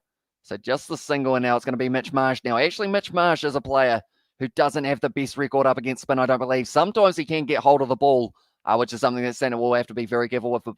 Finch is not consistent player like Kane Williamson and Joe Root, Baba Azam and Cooley as well, says Mabasha. But now Satner is going to be bowling to Mitchell Marsh. A little bit of height on it. He has hoiked it over, and it's going to be 4 runs there, going into the gap out mid-wicket way, and just a little bit too much lobbiness there. And it's a beautiful take into the game for England, but just falling short at the moment. 13 for none for India. So we'll keep you guys updated on that score as well. Also, we've got the I am seeing England versus India as well, says Prathiba. So I believe if you have got Sky Sport 1 here in New Zealand, it will be the game that will be New Zealand versus Australia. But yeah, at the moment, who do you think will win that game? Prathiba, do let me know. Satner once again going to be bowling that one. Just a dot ball that time as well. Your channel is doing pretty well. To be honest, I miss the GTA days as well. Says Mac does everything. We have actually now got ourselves the Kiwi Lads gaming channel, Mac, where we do actually play GTA. It is myself and George that we have been doing quite a few live streams on. Also Far Cry 6. So if you are keen for that, I might actually get you a link to that channel if you are keen. Now it's going to be a quick single run. Good running between the wickets there from the Australians. So we will go Kiwi Lads Gaming. But yeah, pretty much we have been doing it on the other channel, the Kiwi Lads Gaming channel. Although one thing that has happened is my Xbox recently actually blew up. So because of that, I haven't actually been able to use it over the last few days until I get it tested as well. Finch can't play Test cricket, so it's a non-argument as well, says Dragon there. And also we have got there, but Finch is not consistent player. And also in there, have I been away that long? As well, says Mac does everything. It's been a little while, but it is awesome to see you back for this one as well. Now Satner at this stage. Another dot ball. Final ball. Oh, it's a switch it from, it's beautifully fielded though from Aaron Finch, from Mitch Satner as well, a New Zealand fan, as well, says Prathiba as well. I quite enjoy watching the Black Caps play overall, and also Australia are another good side to watch. India as well, England, you name it. I love watching my cricket. As well, how did it blow up? It says Mac does everything. I believe it was a build-up of dust or something inside, and then the fan pretty much it sparked and ended up completely blowing up. Unfortunately, or not really blowing up per se, but the spark came out the top and then it completely fried it and it no longer works. But at the moment, we are already getting quite a few overs into this game at this stage. 3. There are still 17 left and they've got plenty of time here. Ireland won today against the Netherlands, so it's been a good day as well. Says Mark, they did indeed. It was a comfortable win in the end for the Irish, and now they are working their way towards maybe making it to the Super 12. We can also see at the moment, oh, it's a good shot there from Finch straight through, and it's going to be another boundary. And we always got there. Keep an eye on India versus Australia as well. Says it was Pratibha. And yeah, at this stage, India versus Australia, I believe it's going to be happening 2 days away. And at the same time as that game, it is going to be England taking on New Zealand. So we're going to be covering both of those games on the channel as well. And also we have got there, did you see it in front of your eyes? Says Mac, I did indeed. I've actually got a clip of it that I could possibly show after this live stream, Mac.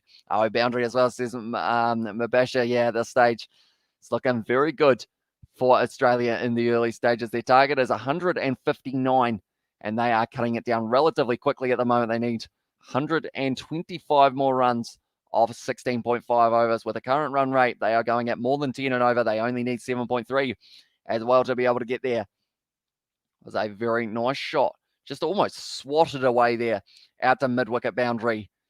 And Finch is having a very good start to this game. Also Marsh, who is sitting now 23 off 12, advancing. Oh, it's going to be hitting the leg of Mitchell Marsh after a little bit of a chip there as well. And also it happened on the stream, a very masculine reaction from Hamish as well, says Sebastian. Yeah, that one wasn't my finest moment. I ended up jumping about 4 times, didn't I, for it. I actually still have the clip programmed into my thingamabob, into this. So what I can do, Mac, after 10 overs, when we've got a little bit of a drinks break, I can actually show the clip for you to be able to see it as well. And also we have got there, which team is going to T20 World Cup? Any predictions? Says Pratibha. Oh, okay. So, it's another great shot there. Just the pull, but they are well and truly in the ball hard here, Mitch Marsh. So for myself, from those sides, I assume we're talking Group A and Group B. I'm going to say it's going to be Ireland and Sri Lanka from Group A.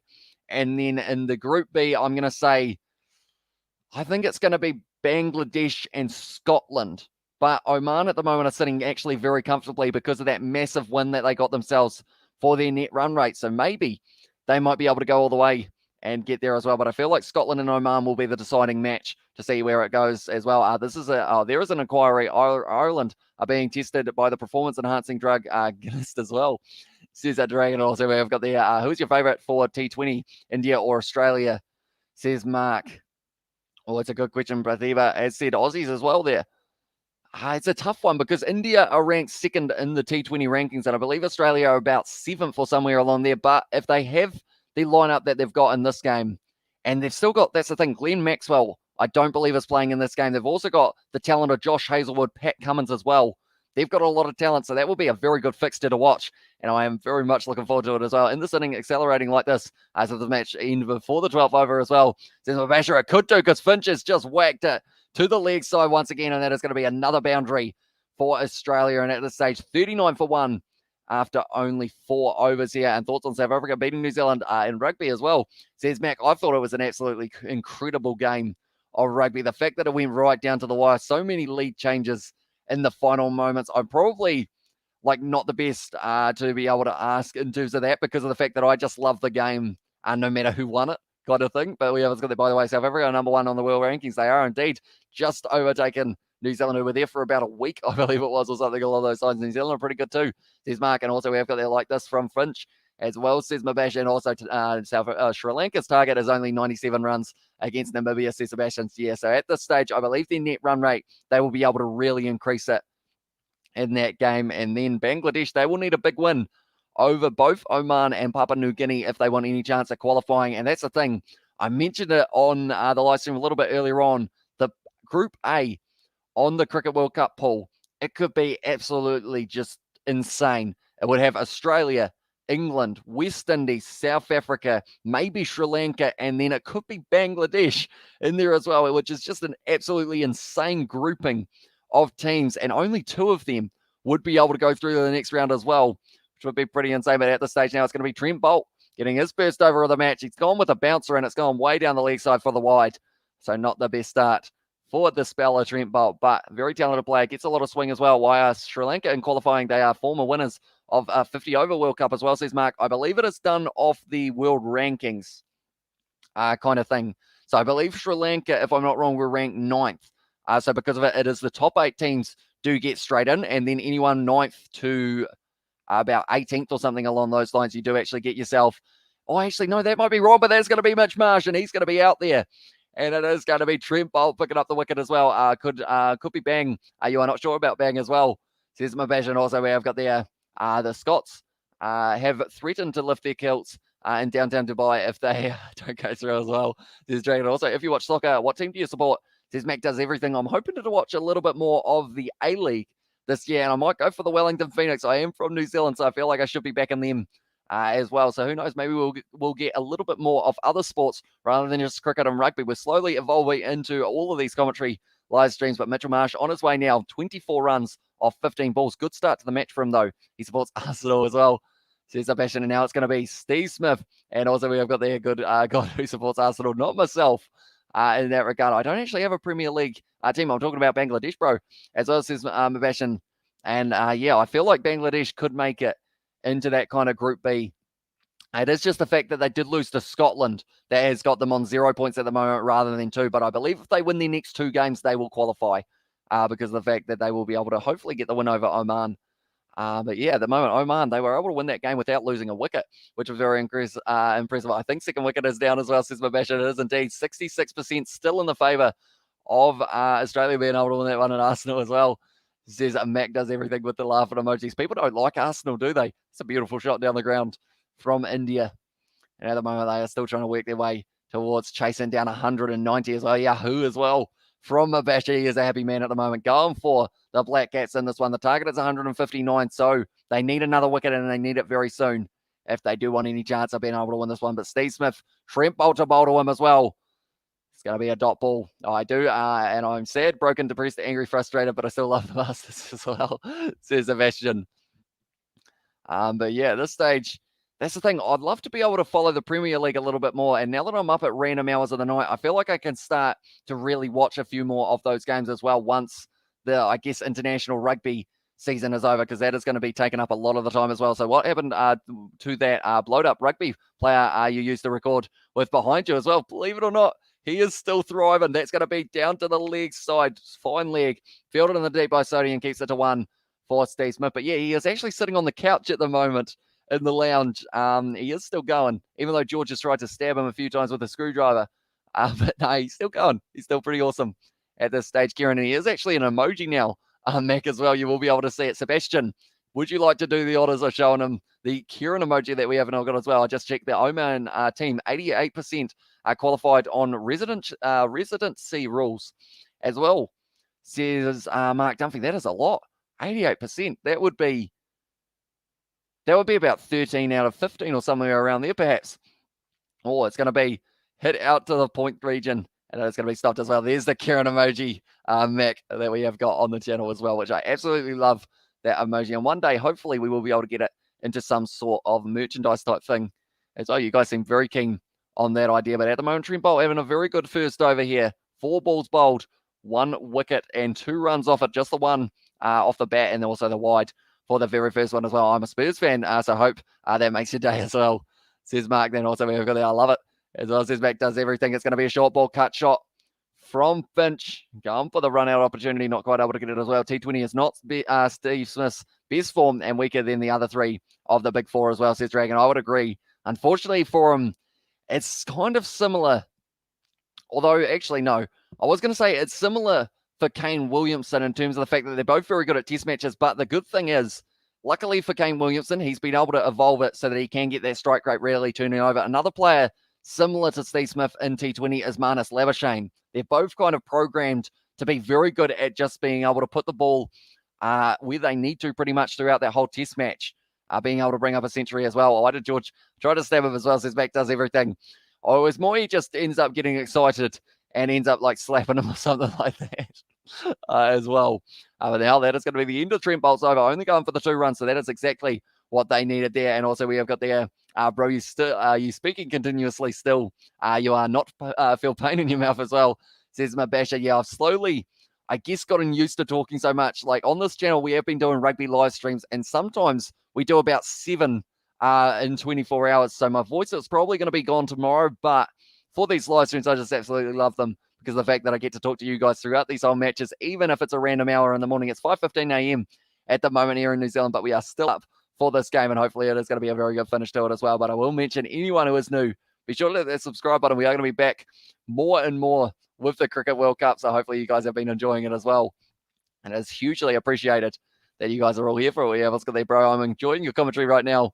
As well as my bash, I appreciate that a lot, mate. Hopefully, we will get to see you for a few of the other matches that we are going to have as well. And now it is going to be going to the leg side, and that is going to be 4 runs for Steve Smith. It's funny how you guys pronounce Labuschagn's name. Well, I believe that is actually how he pronounces it, because I know that in South Africa it is Labuschagne, isn't it? Or something along those lines, Labuschagne. I believe it's the pronunciation. I feel like I might have gotten that a little bit wrong. But yeah, he actually pronounces it Labuschagne, which is kind of an interesting one there. And India 49 for nil, or for none, I should say, in their 5 over, says Sandep. So they're doing pretty decently so far. And I see now they have been able to hit the ball to the boundary. Once again, they're very nicely done. And also we have got there. Normally I should hate Tottenham as well, but I really don't. Or Tottenham, sorry. And also I'd rather have another team from London win the Premier League instead of Manchester's. Be them Citizens or Reds as well, says Sebastian there. And yes, as well, says the wise one. But yeah, my South African pronunciations, they have been coming a long way. Labuschagne as well. I always get scared of the kind of middle section, the ska, because of the fact that if I end up saying it slightly wrong, it can turn into KAK, which is actually something completely different in South African. Labuschagne as well. Hopefully that's not too bad. Rule there. But now Kyle Jamieson going to be bowling. Did go over the boundary for the very first ball of this over, but needs to make sure that he does get this one right for the next 4 balls. The final few of the power play that's going to be now hit down Bill from Finch. It's a run out opportunity. The stumps, he absolutely just gave it away, and now it's going to be an overthrow though for Australia as well. So it went from the situation of being Labuschagne as well, says the big VH show, and 97%. Says wise one. So that's a pretty decent number, but it was straight Santner needed to hit the stumps there. And then it was a misfield in the back. And they are saying maybe he had a chance of just being able to run there as well. Is Surik Yadev is part of the Indian team today as well. Says Mabasha. I want to say that I did see his name, but I might be wrong there. But I can have a quick look to see whether or not he is going to be playing for them in this game, although my app seems to be getting a little bit confused. Sarah also playing today, as I said, Sandep, so thank you very much for that little bit of information. I remember when you were live, then you struggled to multitask when we're talking and keeping an eyes on the games as well. Says Mac does everything. Yeah, it is very tough to be able to do all of it as well. So you learn South African language a bit. Says Mac does everything. I've learned a few of the pronunciations due to the fact that I felt like with me doing the Curry Cup and the Rainbow Cup and all of those competitions with South African sides, like I should put in the effort to be able to try and pronounce them as well as I can. And that is kind of what I really worked on for quite a few weeks, just straight back to back to back. I only know about 3 sentences of Afrikaans, though. I know Jou lekker ding, which is you good thing.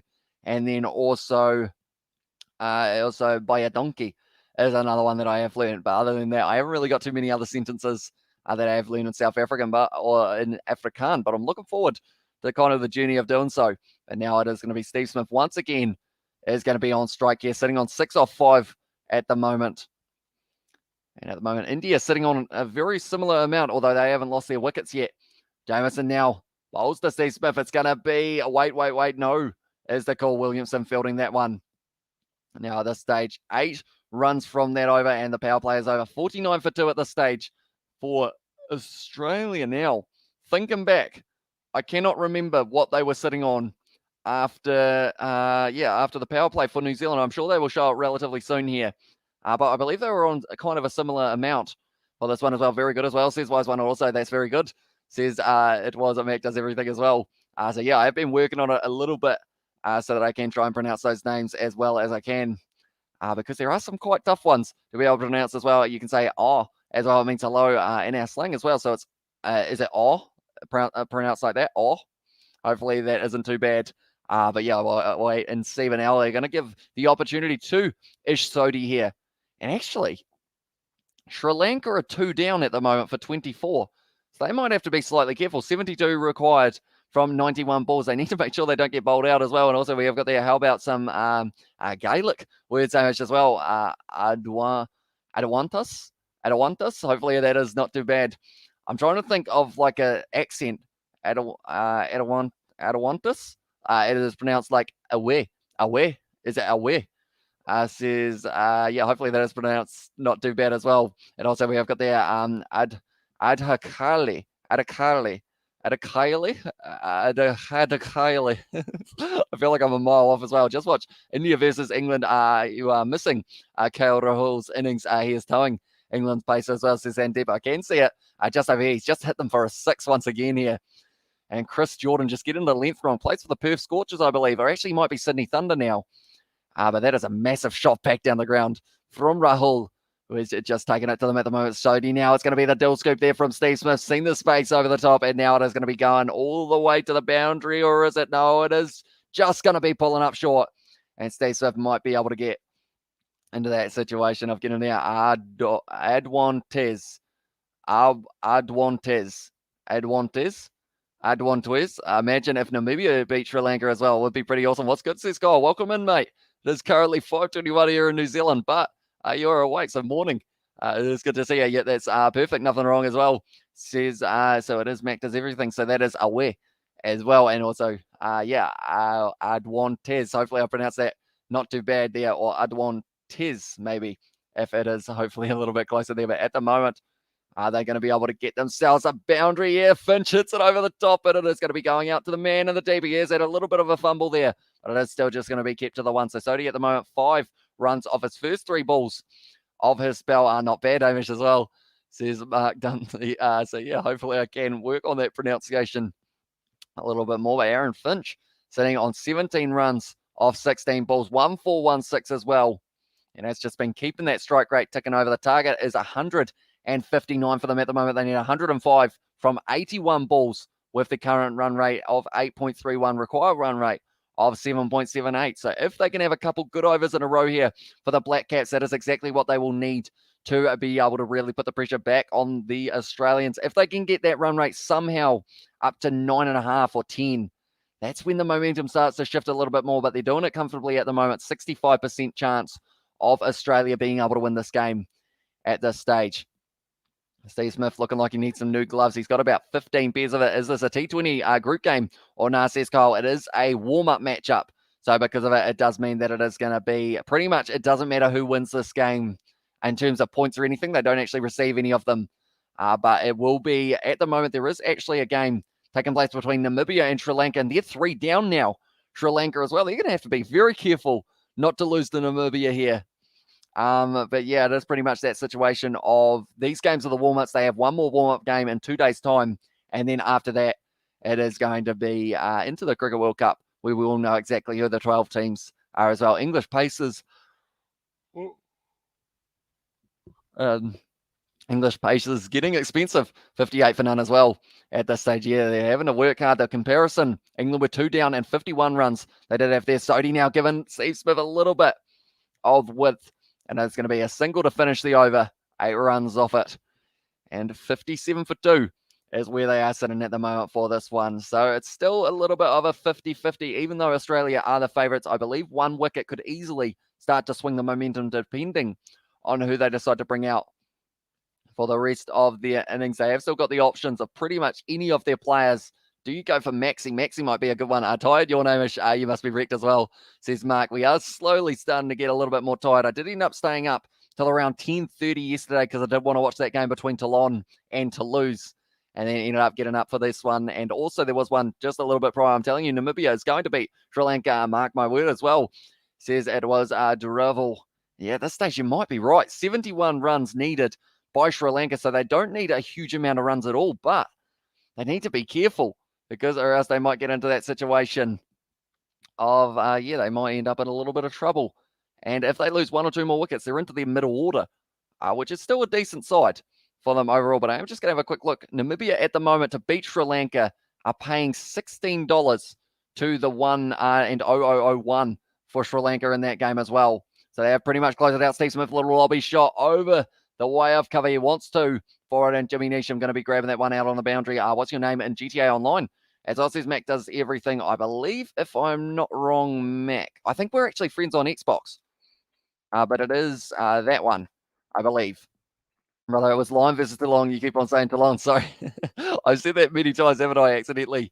And also, it was Lion versus Toulon. And the reason I watched it was because of Joshua Tuasova, who is actually a player for Lion. So I feel like I need to stop getting that one wrong in that regard as well. But at the moment, Namibia, they are going to be under a little bit of pressure here up against it is the Sri Lankans. And also, what happened to the Blues career mode with Georgia Am very late as well, says Mac does everything. We did actually end up finishing that career mode. We did make it through to the final.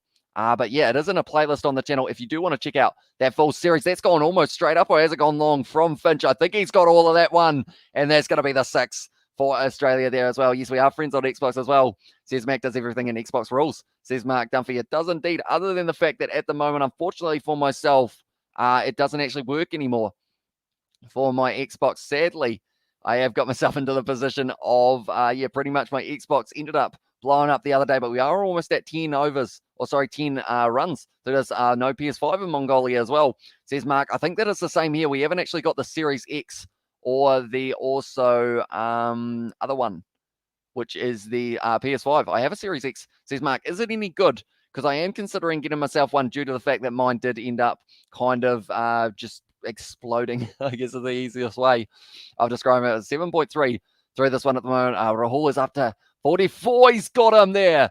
Satner, and it is going to be clean bowled. And Aaron Finch is going to be on his way now. And also, do you follow IPL cricket? Favorite team of the IPL as well, says Sandeep. Oh, it's a tough question. I did watch a little bit of the IPL. I didn't get to see as much of it as I did want to this year, but I always enjoy watching the teams that kind of have a couple Kiwis, New Zealanders, or Australians in them as well.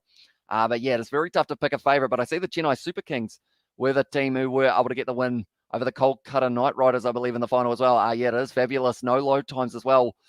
Oh, it's tempting. It is very tempting. Aaron Finch is going to be on his way. 24 off at 19 as well. There's a PS5 shortage worldwide. I think Sony weren't really ready to release it as well. And also we've got there, will you ever do a Stormers financial takeover? Says Mac does everything. I believe, actually, now that I think about it, that was something you requested a very long time ago. And I never got around to it, and I feel bad about it. As well, we've been doing a little bit of a Be a Pro mode where I've been taking on the likes of the Stormers and everyone along those lines, which has been pretty fun. But yeah, overall, hopefully one day we can try and get something going. I might actually do it on a new rugby challenge or something along those lines when we do get the opportunity, because I believe they will be in the game that's coming out next year. Now it's going to be Marcus Stoinis who will be making his way out onto the field. Bolt is part of the Mumbai Indians as well, says Sandeep. So yeah, he is one of those fellas. Very talented player. Also, Kyle Jamieson, I believe, signed for one of those sides in the IPL this year. But other than those two, I'm trying to think of who else I know who was in that competition. But off the top of my head, I can't really think of them. Steve Smith, Kane Williamson also in that one. David Warner, Pat Cummins. Lot of talented players from New Zealand and Australia. Yes, after this live, I was going to watch the Be a Pro as well. Says Mac does everything. And we have got George there for some of those live streams as well. So I'm sure that you will be enjoying that one. But at this stage now, Marcus Stoinis, the big Stoin, can hit a long ball. 93 needed from 74 balls here. And they need to try and keep that run rate a little bit building here, because at the moment, 7.5 required for this one. Yes, after this live, also we have the George the Hamish from Sebastian for those emojis as well. My voice is trying to disappear, but it's not going nowhere at this stage. Sri Lanka are starting to rebuild here quite nicely, and they are working their way towards possibly being able to get the win. They only need 60 runs, so for them to lose this game would be extremely surprising, but you never know. Could happen. It's going to be a single down the ground here. They won't be minding that too much here, the Black Caps. Just keep the Australians not being able to get to the boundary, but so far they have already got their boundary for this over. 10 so far in this one. But yeah, the Series X would be very tempting if there was anywhere that was selling it in New Zealand. I swear I saw one the other day, but I believe they're all sold out at this stage, sadly, which is a bit of a shame, because I would absolutely love myself one of those consoles. Although it does mean if I was to get one of those consoles, I believe I would actually end up, having to, oh, it's a nice shot there, Steve Smith, just blocking that one for the end of that one as well. Namibia review as well, says Deruvo. So at this stage, Namibia, they were sitting on 96, bowled out with 19.3 overs gone. And then Sri Lanka at the moment, they're sitting after their power play 37 for 3. They have lost the 3 wickets at this stage as well. But yeah, pretty much, I believe I'd have to buy a new recording kind of capture card because the fact that my one at the moment I've got can record in 1080 30 frames per second, which may just be random numbers for you guys watching, depending on whether or not you do know about kind of that kind of side of things. But I think if I was to get a new console, I would want to be able to record in maybe 4K or 1080 60 frames. So I would have to get myself kind of a new one of that as well. So maybe a Christmas bonus for myself might have to be a Xbox Series X or something like that. And for now, just try and get that one fixed, which is going to be tough to do because of the fact that, unfortunately, I think it might be past its day, sadly. And also, I believe the games are expensive in New Zealand, like over 100 US, or sorry, over 100 New Zealand dollars. They are indeed. Far Cry 6 did actually end up buying it for $112 or something like that, I believe it was, for that game, which was quite a bit of money. And now at this stage, with my Xbox not working anymore, it does mean that I can't actually play it. And it has only recently come out, so I would like to play it just a little bit more as well. But at this stage, India are sitting after 8 overs, 78 for none. So they're doing very impressively, but they need to keep up that pace because 72 balls left in that one and 111 runs needed for that one as well. They need 20 more than Australia at this point of their innings. Sodhi once again going to be giving the ball in hand. Steve Smith just whipping it away to the leg side. Well fielded there by Glenn Phillips. Oh, a little bit of a juggle there. Well, it is expensive as well, says Mark. And that was actually only the standard edition. For the ultimate edition, it was $190 or $150 for the gold edition. So instead, me and George, we just decided to go with the standard edition because of the fact that it is still very expensive kind of to be able to get it. So I believe, yeah, every game that comes out, it's pretty much 110 or so. Was that Far Cry 6 Ultimate Edition? It was actually, believe it or not, just the standard for that one. The Ultimate Edition was close to $200. And that was actually, it was down to 190 on special, I believe it was, or 180 on special, down from 200, which is very pricey indeed. How much are they over there, Mark, kind of translated into New Zealand dollars? Do let me know, because of the fact that I feel like maybe they would be a little bit cheaper. Or another dot ball for Ish Sodhi now at this stage. Now 10 for none off his 1.3 overs that he has bowled for himself. Smith sitting on 15 off 3. Stoinis looks like he's ready to absolutely wind up here. They're going to do the cut shot out to point, and it is going to be just the 1 for them once again.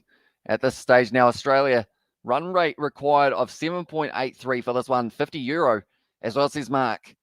Or euro to New Zealand dollar. I feel like I might have to do a quick little have a look and see exactly what kind of the odds are, or not the odds, but kind of the way that it does change there. But and 99 euro Ultimate Edition as well, says Mark. But now it's going to be hit there by Steve Smith. So we'll go euro to New Zealand dollar as well. 4 singles off 5 balls here for Ish Sodhi. So they really need to make sure that they don't allow one more of so euros. So you're looking at, okay, so it's $82 for it, and then 99 for the Ultimate Edition. So you're looking at 162. So you're kind of losing about $20 or so, or maybe around $30, and then 20 if you get the Ultimate, I guess, in terms of it being cheaper. Oh, it's well bowled by Sodhi, and now it's just going to be the single, or is it? They're going to try and turn for 2, and it's going to be good running there as well.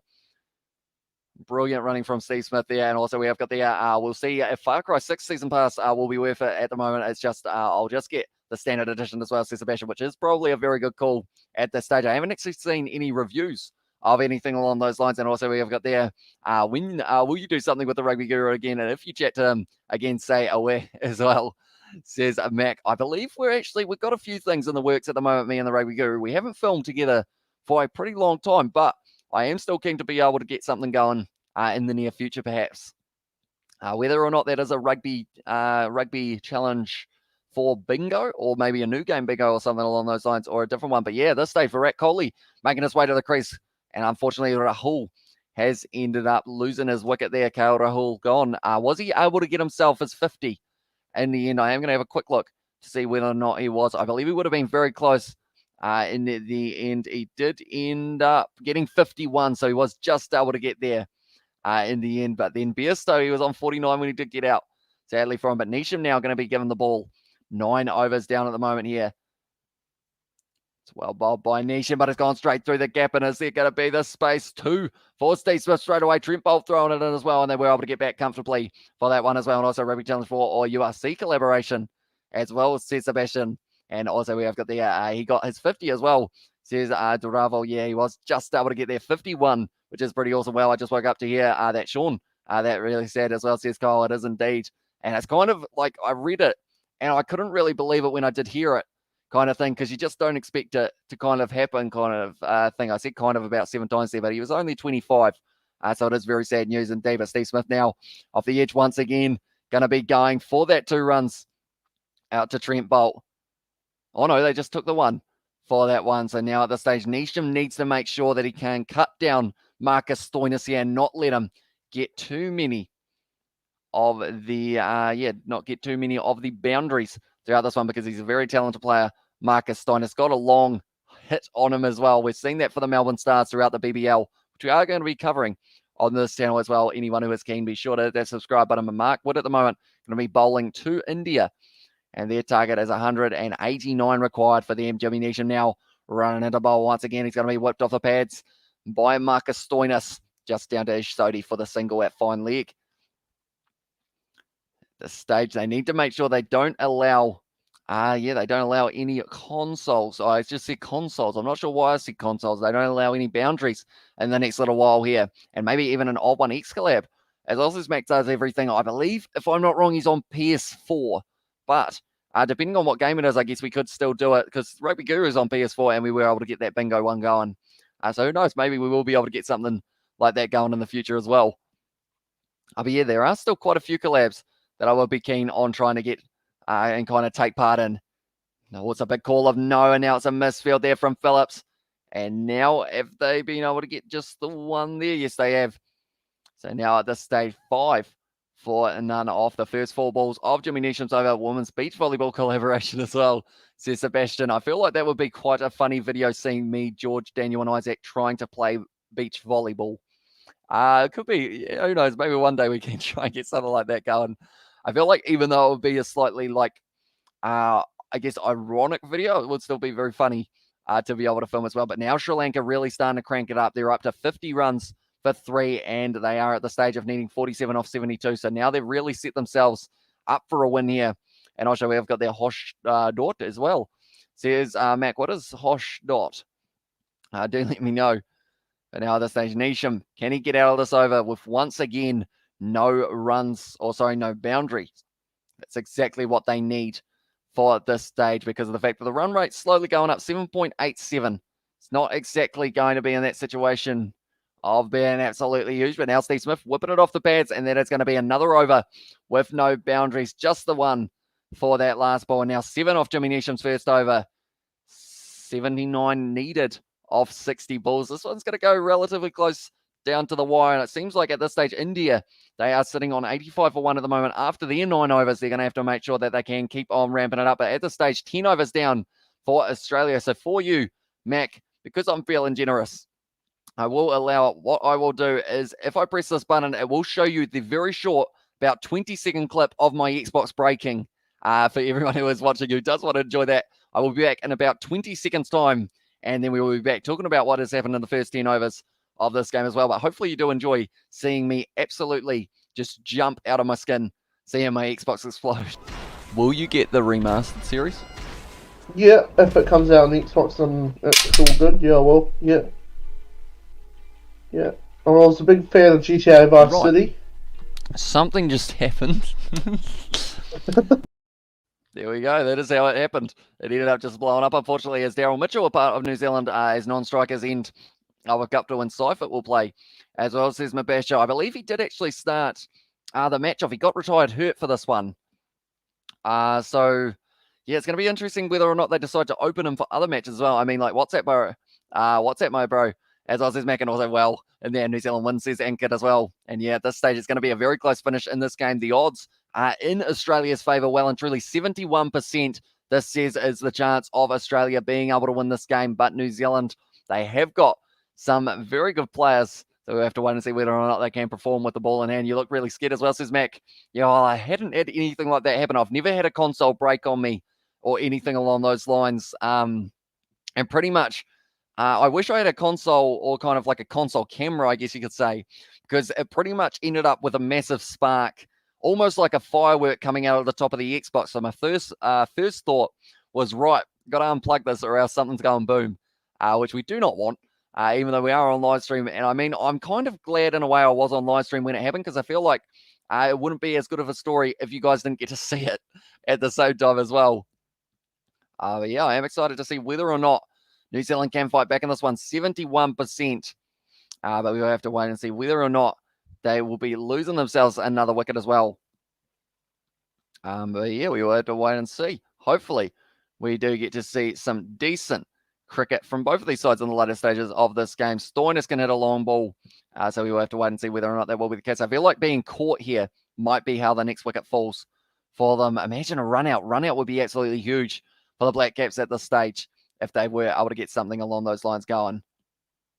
But now at this stage, it is going to be Steve Smith on strike here. And it is going to be once again Mitchell Satner, who is going to get the opportunity with the ball in hand for his third over so far into the early stages of this one. We are only sitting at 10 overs gone on this one, 60 balls left, and Australia do require themselves few of the runs that they will be open for. They are going to need another 79 as well. It's pronounced salute as well. Says it is Mac does everything, and it's a nice ball there and a dot ball for Mitch Satner. And India 89 for 1 as well. And also Ishan Kishan scored 33 on 26 as well. Says Mabasha, he's doing very nicely as well. And Salute Bro says Mac does everything there in the chat as well. And also, who's your favorite batsman and bowler? Says Deruvo. I would say, if I'm going just from New Zealand, might be the easiest way of doing it. So just from New Zealand, I will say favorite bowler. Oh, I'd say maybe Trent Bolt. Possibly either Trent Bolt or maybe Tim Southey, just because of the fact that he's been around for so long. So I'll go Trent Bolt actually for my favorite bowler from New Zealand. And then also for my favorite batter, I'd have to say Kane Williamson, just because of the fact that he has been around for a very long time. And it's very impressive indeed. Now they're going for the quick single here. Stoinis knocking it out to the side and Satner chasing it hard. And he was able to cut it down to just the single out through the gap as well. But do let me know yours, Deruval, as well. Who is your favorite batter and who's your favorite bowler?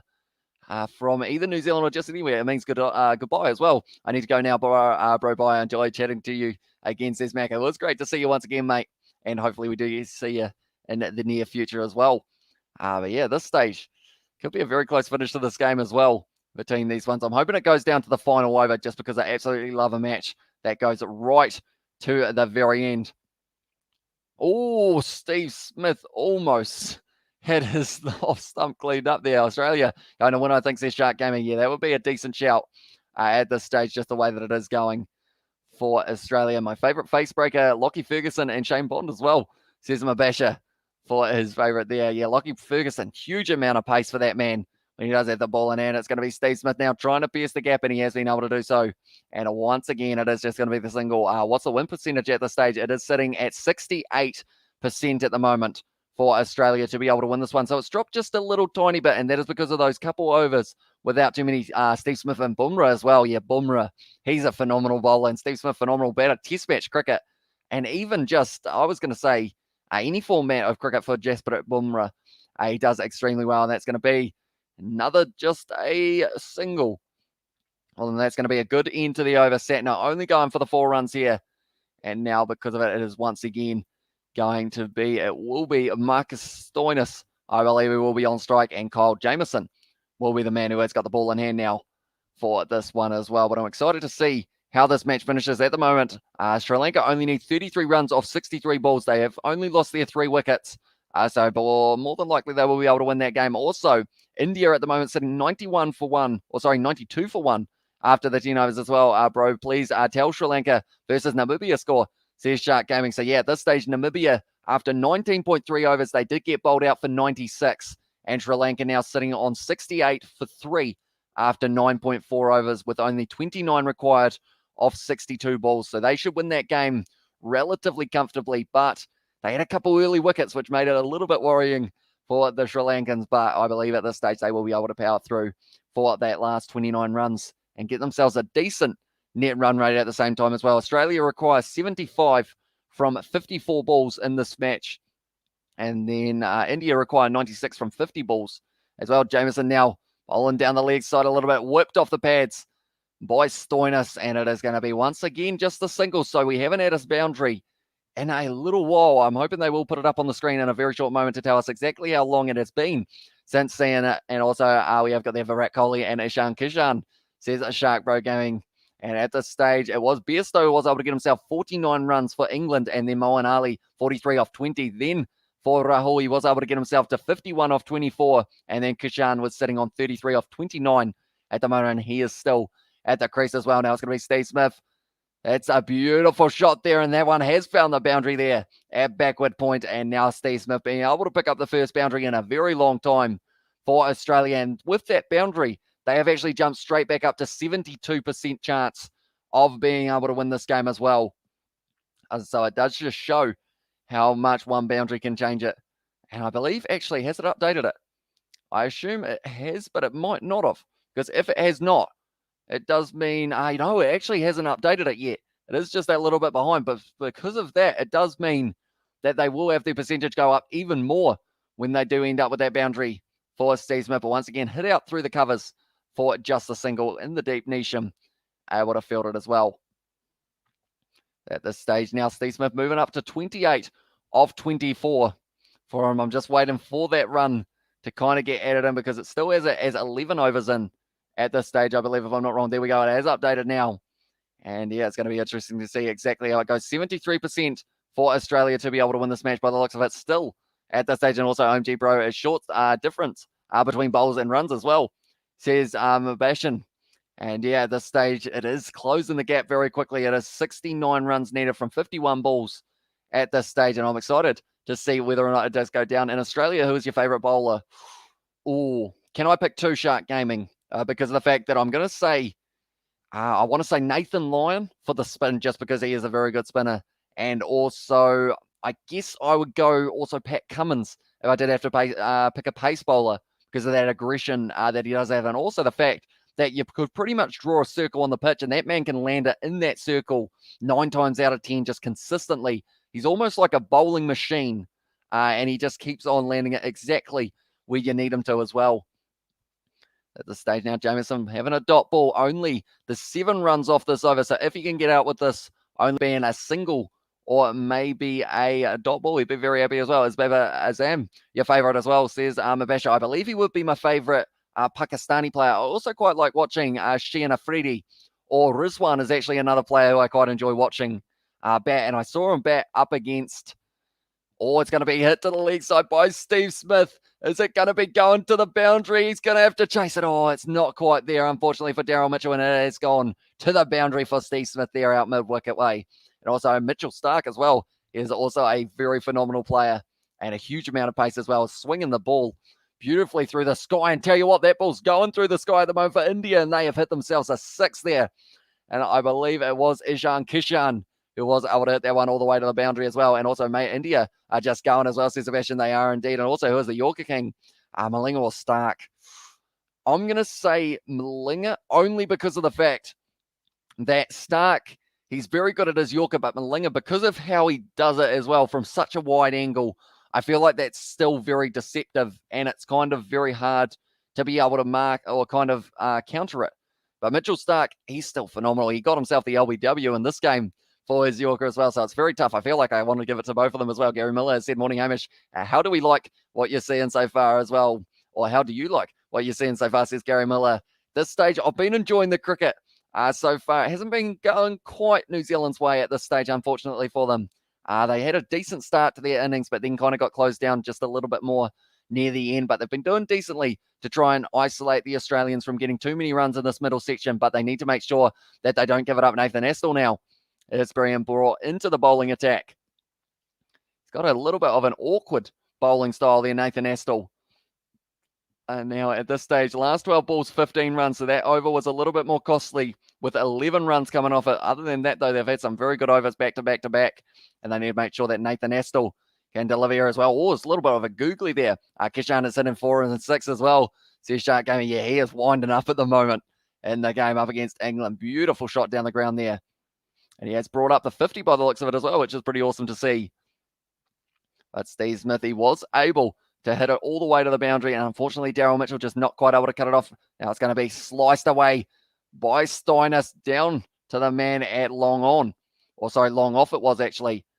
So now at this stage, once again, it's dot, then the single. Steve Smith, I feel like he might be the kind of player who would quite like to get on to Nathan Astle with a big shot here. And tell you what, he's still going here, Kishan.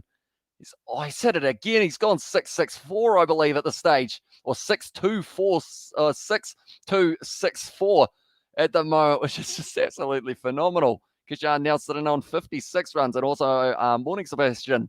Hey, how are you, mate? As well, says Gary Miller.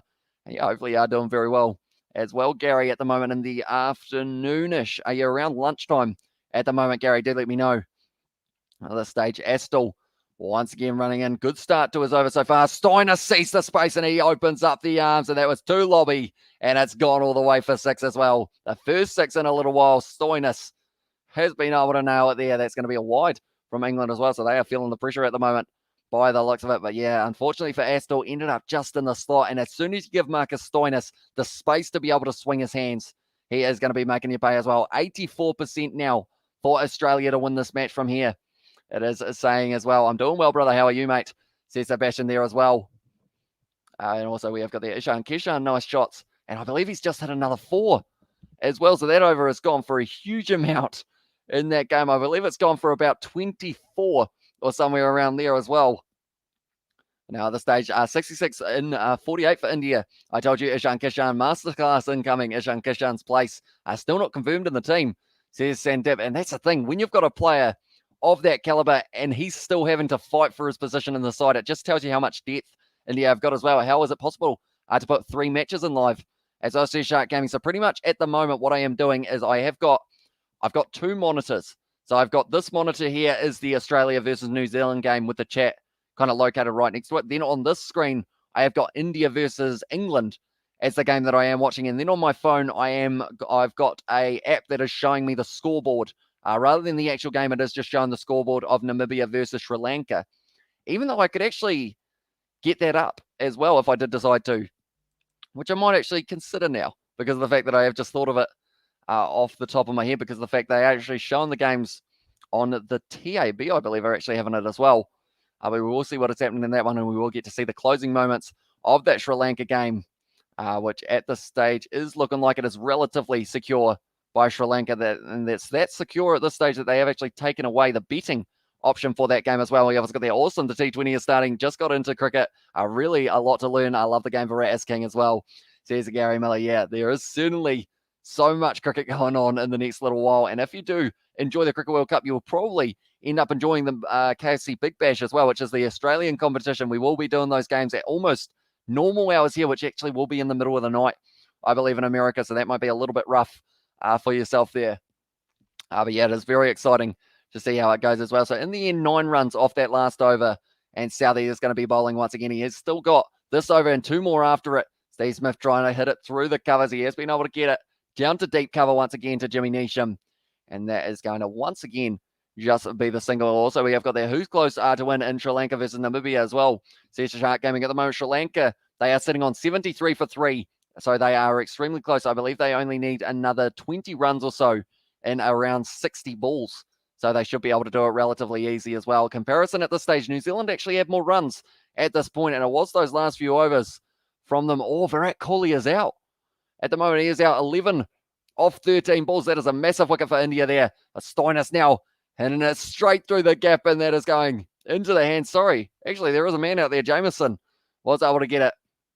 It's just going to be the single once again, but it was taken in the end by Rashid. Was able to take the catch, but Virat Kohli going to be on his way. I've been watching Women's BBL here in the States on Willow TV as well, so it is awesome that they are showing those games, and hopefully they do the men's Big Bash as well. What are you thinking in terms of that cricket? Because I feel like for a lot of people who are just getting into cricket, T20 is the perfect format because of the fact that it doesn't take, because 50 overs is around 8 hours or so when 2 teams go for the full 50, and then test match is 5 days. But T20, it's around that kind of 3.5 hours, which is a very decent length and is a very enjoyable as well. Hit into the deep for deep cover once again there, and it's another single, almost an overthrow opportunity, but they decide against going for it there. And now at this stage, 4 balls in a row, 4 singles. And they are going to be hoping to be able to close out this one, probably without too many more runs being scored here. 2 more dot balls would be all right for them at this stage, but 83% at the moment for Australia to be able to win this game.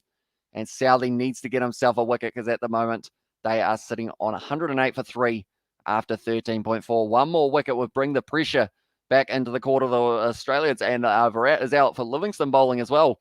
And he's actually been picking himself up a few wickets, Liam Livingston.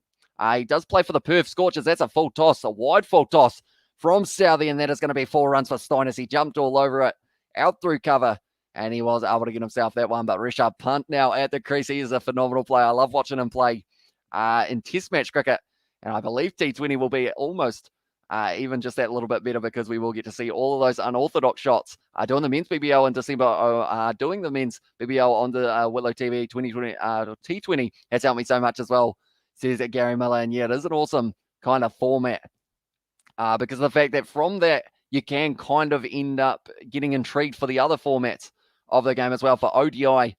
And then also, that's a shot from Stoinis, a little bit of a bouncing one, and it is going to be no run. Oh no, they did get through for just the single. So 9 off that over once again for Southee. So they're going at about the run rate that they require at this stage. They only need 7.76, or sorry, 7.26. No, that's the name. That's the wrong number still. 7.62. That's the one that we were after. Who's your favorite player of all time?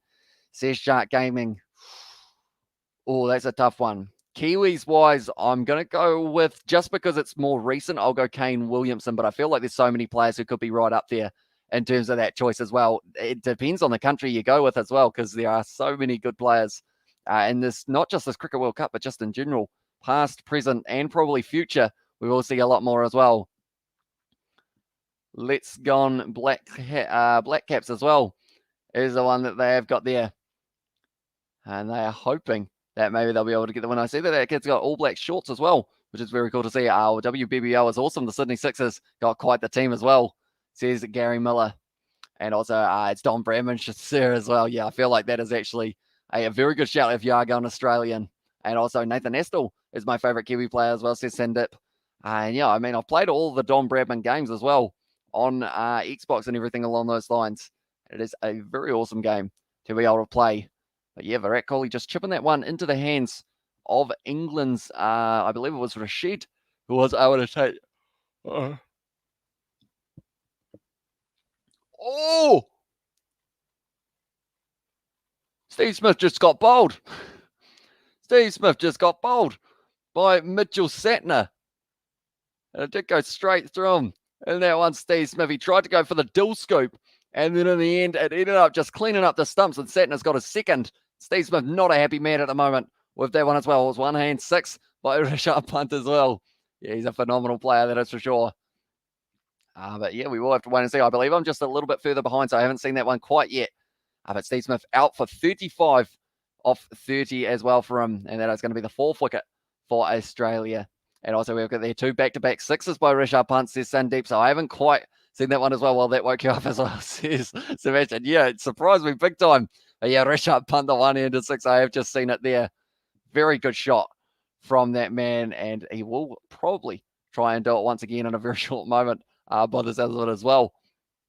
Matthew Wade now making his way to the crease. Like they are saying, it's a little bit of game on here.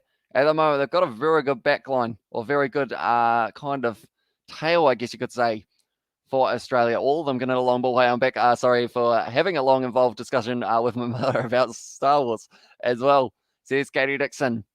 I guess, yeah, I still haven't watched all the Star Wars movies, which I feel like is a bad thing, Katie. So what one would you say is the best Star Wars movie? Out of all of them, do let me know. But at this stage, I will mention anyone who is new to the channel, be sure to leave a like, also subscribe, because we are going to be covering all of the cricket that has taken place for the Cricket World Cup, as much of it as we can, even though it is going to be in the middle of the night that we are watching these games. It is currently 6 a.m. Sun's almost coming up here in New Zealand, but we are still here. We are still ready to go. Steve is out as well, says Shark Gaming. It's an interesting one, though, because of the fact that I feel like the likes of a Matthew Wade now coming out of the crease, he might actually end up They're making fun of the side that the kids have got, unfortunately, there. But yeah, I feel like it's one of those ones that they will be able to speed up the run rate, I feel, with the fact that Matthew Wade is now out there at the crease. Got to see the last of the IPL, or last part of IPL, great league, great players as well, says Gary Miller. And also my favorite was Revenge of the Sith, as well, says Sebastian there. And also my favorite Star Wars movie is The Empire Strikes Back as well, says Katie Dixon. But now Matthew Wade, it's going to be worth a shout there for Satner, but it is going to be just the appeal. At the moment, Satner, he's done very well in this game so far. At this stage, Sri Lanka sitting on 87 runs. They need 97. So they have got plenty of time to be able to do so. But at the moment, England sitting on, I'll tell you what, 49 from 36 for India to be able to win that game. So it's going to be very close as well.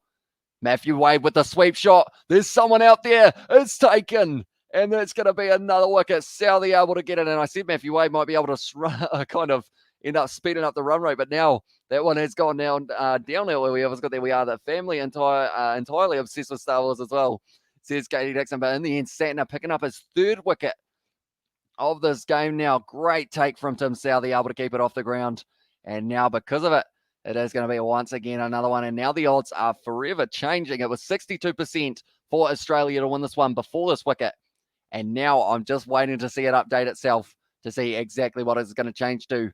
It's actually still 62%. And also we have got there, didn't watch any of the Star Wars movies, Harry Potter films, or Lord of the Rings movies. Didn't see any of the Fast and Furious movies as well, says the big V8 show. See, I'm probably, other than I have watched Harry Potter, but that is probably the only one that I haven't watched, that I have watched out of that series, and maybe about 3 Star Wars as well. Australia not full strength as well, says Shark Gaming. And also there, these are all the best franchises ever as well. And also we have got there, good afternoon. How are you as well, says Gary Miller.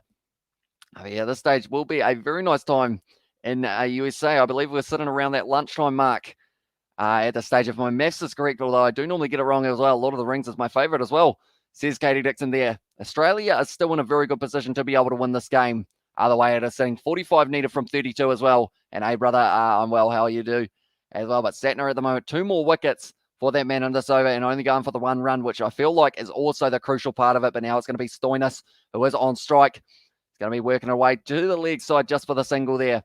And now at this stage, it is going to be closing out with just the 1 more ball of Mitch Satner's spell. And also not a big movies person, as you can probably tell as well, says the big V8 show. I know that me not seeing Lord of the Rings coming from New Zealand is a big one that people have kind of asked the question of why I have not. And also we've got the, if you've seen the Batman films, you're good as well, says Sebastian. Yep. I've seen one of them, the Superman versus Batman one, a little while ago. Well bowled by Mitchell Satner there, closing it out with 3 for 22 after 4 overs there. And now at this stage does mean that Marcus Stoinis is the set batsman at the crease, 28 off 22. Agar just facing the 1 ball there. And once again, India are going to be working their way towards being able to chase down that total of England. They are the favourites, I would think, going into this one, India, for the Cricket World Cup, because they are looking very good. If you've seen Power Rangers, you're good, says Sebastian. Yep. That's even less than the Batman films, believe it or not. I haven't actually ever watched Power Rangers. Yes, he did with them, but also honestly getting tired of superhero movies as well, says the big V8 show. There's so many of them now with Marvel and also DC Comics as well are bringing out many of them. But at the stage, Kishan sitting on 67 off 42. He's just been whacked with the ball, unfortunately, and he felt that one big time. It hit him in the box by the looks of it, so he is going to be having a little bit of a breather here while he is trying to regather a little bit of his breathing as well. Cricket equals new love, enjoying the T20 as well, says Gary Miller. And also we have the Kiwi Lads vlogs where y'all listen or visit all the Lord of the Rings locations for the first time. Mount Sunday in Canterbury and also Matamata Hobbiton as well. It's taken another one, and that's going to be another wicket. Marcus Stoinis is now going to be the wicket, and that is going to well and truly change the odds for the Black Caps to be able to take this one. 3 quick wickets in a row, and now there are 2 non-set batsmen who will be at the crease. How long you been up, brother, as well, says Kyle. I believe I woke up at around 6 p.m. Somewhere around 6 p.m. today, and I've been up pretty much since then, and I have been doing the live streams since 11 p.m. was the first game that we were starting. But Marcus Stoinis now out 28 for 23, and it does now mean that they are going to be replacing him with someone else here. It's going to be a loose ball, and India are going to once again get a few more runs, and I believe it's going to be Bice or Wides down the leg side, and also Hekia Man learning through cricket is fascinating and way better than baseball as well. Even though I am yawning, it is not because of the cricket. I should mention it is just because of the fact that it is 6 a.m. and I have stayed up all night watching it. Steiners is out as well, says Sebastian. He is indeed 3 wickets in the last 6 balls of this game. Mitchell Starc and Ashton Agar, those two can still hit a long ball. So there is not, at this stage, the odds have completely changed. And it is going to be 35% chance of Australia being able to win this game now, with how those odds have been changing. So that is absolutely crazy, the way that it turns just like that. Any updated on your Xbox as well? So Kyle, at this stage, I have not been able to take it in for kind of servicing yet or repairing, but I believe hopefully tomorrow or the next day, I will be able to get it going as well. And also we have got this. So I guess now it's time where someone asked whether anyone has been watching Squid Game. I have not yet. Unfortunately, I don't really get too much of a chance to watch Netflix, which I feel like I need to try and improve on. But Trent Bolt at the moment, he is looking phenomenal throughout this one as well. But the last 12 balls, 9 runs for them. And this one just woke up as well, says Damon. Shout out Hamilton. Well, welcome in to the live stream. Yeah, how's the resurrection going? Says Katie Dixon. Yeah, at this stage, I believe I've got to take it to probably Timaru, which is 30 minutes up the road, which is kind of the nearest location that I can go for. We others got there in the chat. Where could you see the win odds as well? Says Sports Buff. It is a little bit further down on that page. So pretty much if I was to go like this, I've got it up on my iPad as well so that I can keep track of it. So at the moment, it is 30% chance of Australia being able to win this game, 70% for New Zealand. That is actually the highest odds we have seen throughout this whole match so far. And they have done very nicely to be able to bring it back there. Well, then we will go like this, and we will put that one right back there as well. There we go. But yeah, this stage is going to be exciting to see how it goes in the later stages of this game, which we are getting very close to. Also, we have got there Rana Wafi Ahmed has said, bro, carry on. You are a good commentator. Slow and steady wins the race as well.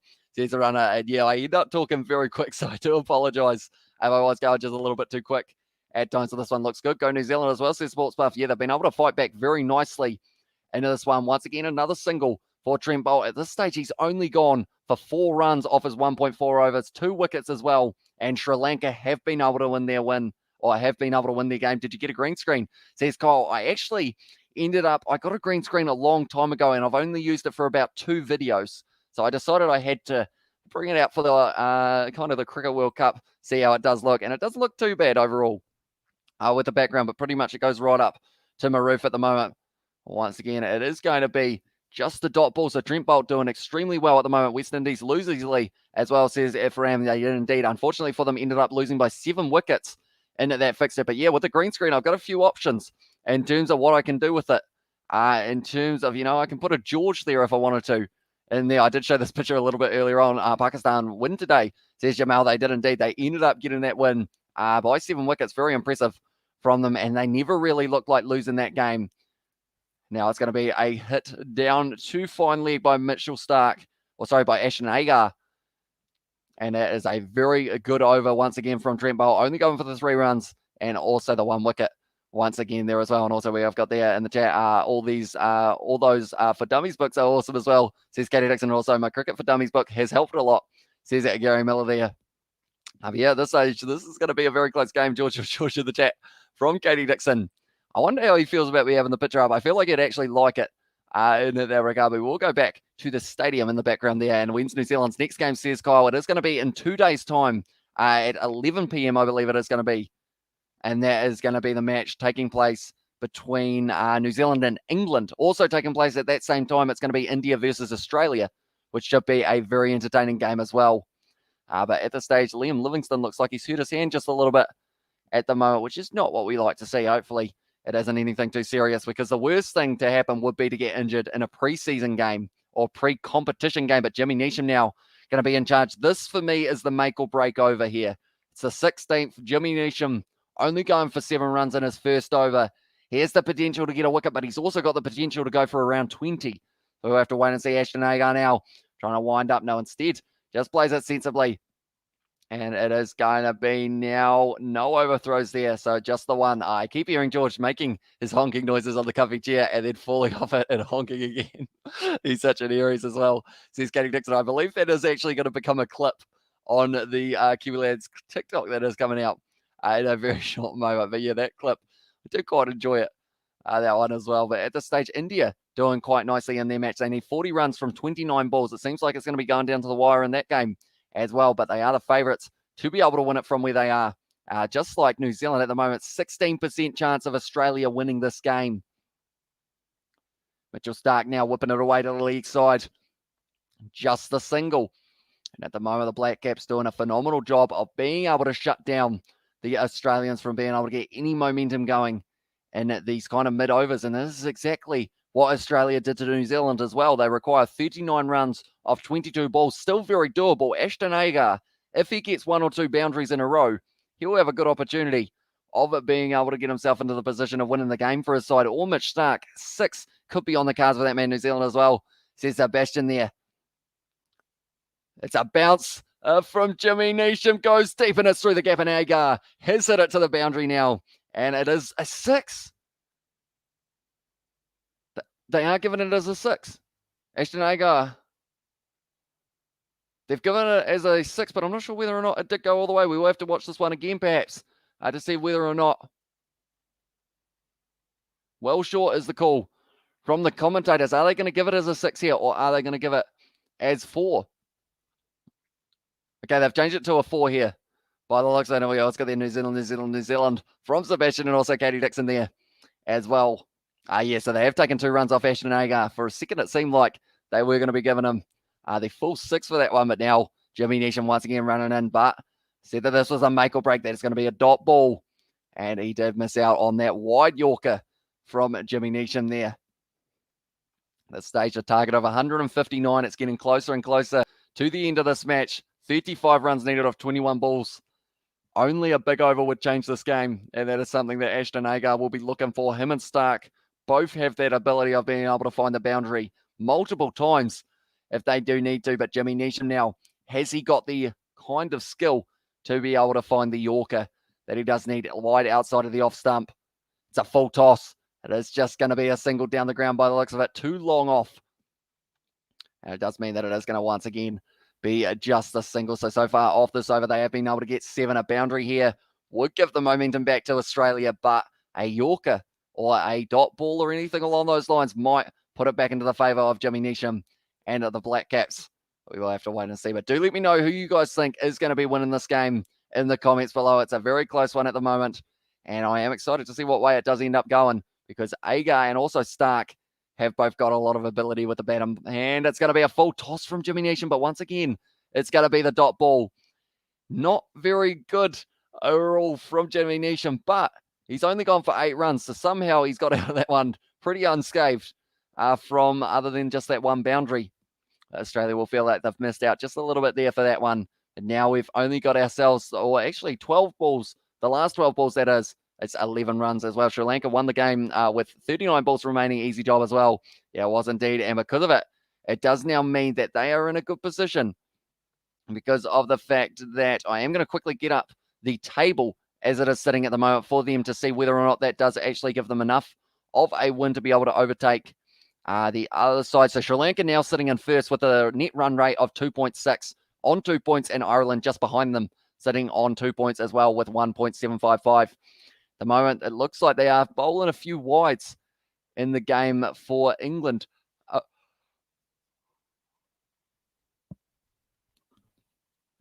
At this stage, the yawns are coming, but India actually only need themselves a few more runs to be able to win the game. 39 from 29 at the moment in that one. They are chasing it down pretty comfortably overall. And then in this game, Australia, they do need 33 off 18. Trent Boult with the ball, and he bowls the bouncer, the slow bouncer as well, just swatted away to the side by Starc. They just take the single now. Devon Conway, he is in the keeping class of this one. Didn't get too many runs off the bat, unfortunately for him, but this is going to be a big opportunity to be able to maybe get himself a catch or something along those lines, depending on how this match ends. But at the moment, India being able to make their way towards winning that game up against England, unless something drastic happens in that game, they should be able to get there in the end. And then New Zealand, they have been doing decently up against Australia. And now it's going to be Trent Boult with the ball. Hit down to long off once again. Just kept to the single. No, it's going to be 2 runs. And they have been able to run hard in that one. And don't worry about the yawns. It's just the Aussies batting as well, says Sebastian. I feel like I'm in need of either a 6 or a wicket here. And then it will well and truly wake me up for the rest of this one. Although the closer and closer this gets to the end of the game, I worry about whether or not we get to see a super over. Because, of course, New Zealand, they don't have the best record when it comes to super overs. We had that World Cup final for the ODI up against England. We've also had a few others that have taken place since that one. But at this stage, Australia need 30 runs off 16 balls. And he's missed that one, so now it's going to be 13 runs off 15 balls. All of a sudden, it becomes a 2 runs a ball situation there for them. So a boundary is required for them before the end of this over.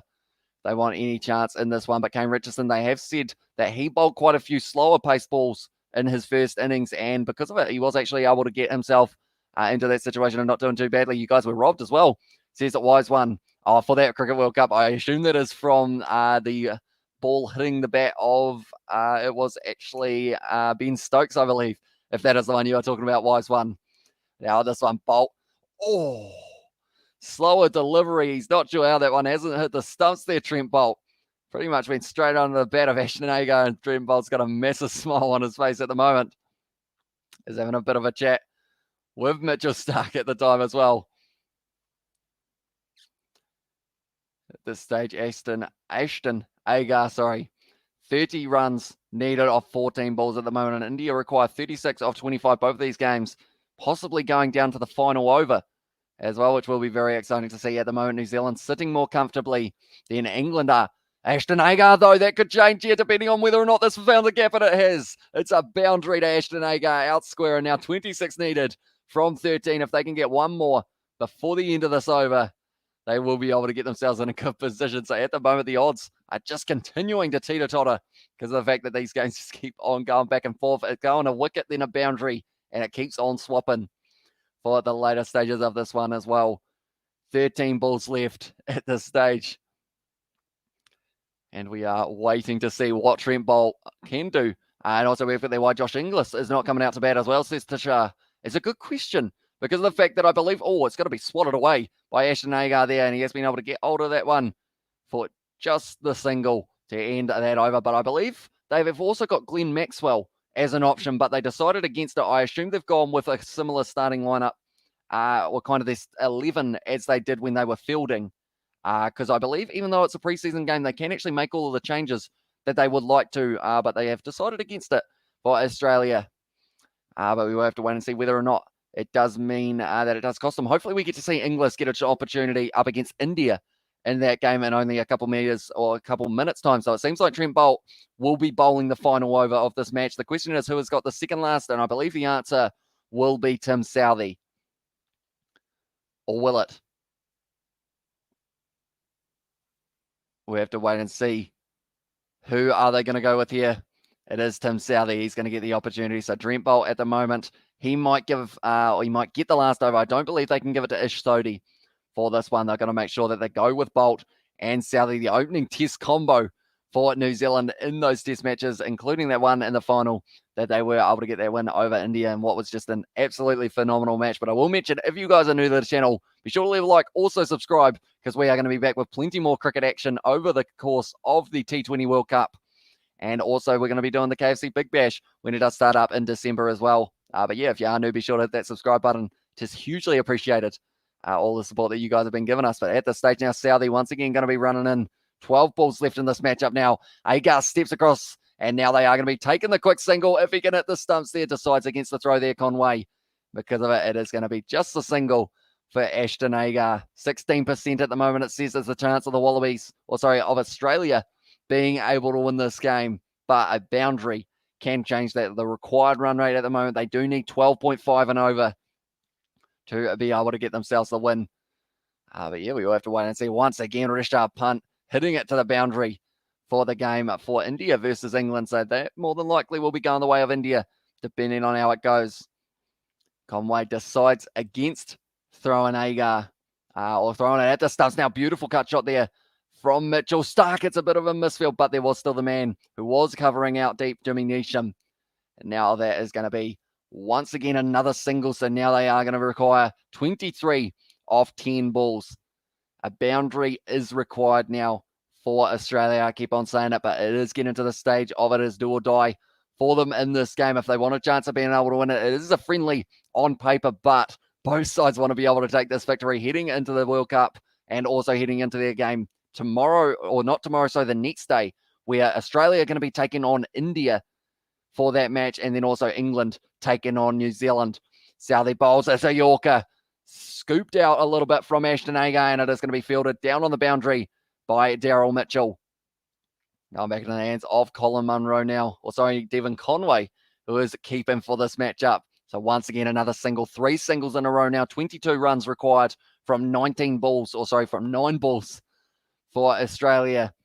And I'm just looking here at the moment for India in their fixture. They need 27 from 19 balls to be able to get themselves the win in what would be a very impressive run chase for the Indians, who are 1-2 at the moment. These two sides playing off. Autumn Southey's tower has fallen off. So it is going to be a dead ball there. And Stark, he's looking concentrated at the moment. He can hit sixes. He's done it so many times for not just the Australian Test side, believe it or not. It's where he normally hits most of his sixes from, which kind of is a weird statement to make, but he's got a good shot, and he's got a very big frame to be able to hit this ball far if he gets the opportunity. Southey gets it wrong. Oh no, he's just missed it at though, Stark. And now it is going to be hit out to the boundary once again, but it didn't go over, and now Mitchell able to take that one as well. The coverage is kind of cutting in and out at the moment for us on Sky, but they were able to get through for the 2, I believe it was. Yes, they were. Good running from Mitch Stark there. And also we have got there, is there super over in warm-up, says Duravel. Not too sure, but I hope there is, if that is a chance, because of the fact that if this game went to a super over, I would be a very happy man indeed, because of the fact that it would be pretty awesome to see 1 more or 2 more overs in this fixture as well. Big NZ fan from India as well, says AJ. So yeah, hopefully they will be able to get the win for you here, mate. It's going to be a little scoop shot here. It's kind of lobbed over out, and is it going to be another 2 here for Stark? No, just a single. So now at this stage, it means that with 1 ball left of Southey's over, he has only gone for the 5 runs so far, or sorry, the 6 runs so far. 1 more ball. Boundary for Australia puts them into a very good position for the last over, where it will either be Kyle Jamieson, Trent Bolt, Jimmy Neesham, Ish Sodhi, or Nathan Astle. They have still got plenty of bowling options here for New Zealand. More than likely, I would say they'll go with Bolt or Neesham, possibly. But we will have to wait and see whether or not that will be the case. At this stage, it is going to be Willie now, who will have the opportunity to bowl in the game up against India, but Southey running in for his final ball of his spell. It's a bouncer, and it's been smacked by Ashton Agar. He's got plenty of it as well, and it's going all the way for 6. And now, because of it, that changes the odds, ladies and gentlemen, because straight away with that shot from Ashton Agar, it bumps them right up into a good position. They were down to only 12% chance of winning. Ashton Agar whacks that one out with the pull shot. And that is not what whoever it is who is going to be doing the last over for the Black Caps would have wanted to see, because now it does mean that 13 runs from 6 balls is the required amount. We have got the big fan from South Korea as well, says Sports Buff, and also let's go Black Caps and going back to sleep, says Kyle. We'll see you later on, possibly for another live stream, mate. At this stage here, we are sitting 6:23 a.m. here in New Zealand. I stayed up all night watching these games, but I would not change a thing because of the fact that they've been very entertaining. So I do thank you all very much for tuning in. And if you are new, be sure to hit that subscribe button. It is hugely appreciated. And also leave a like on this live stream as well. 6 for Agar, that's big as well, says Sebastian. It is indeed 13 runs of 6. What do you think? Says Duravo. I'm waiting to see who they are going to give the ball to. It's Kyle Jamieson. What did they just say? Did they say it's going to a super over? Possibly. Right.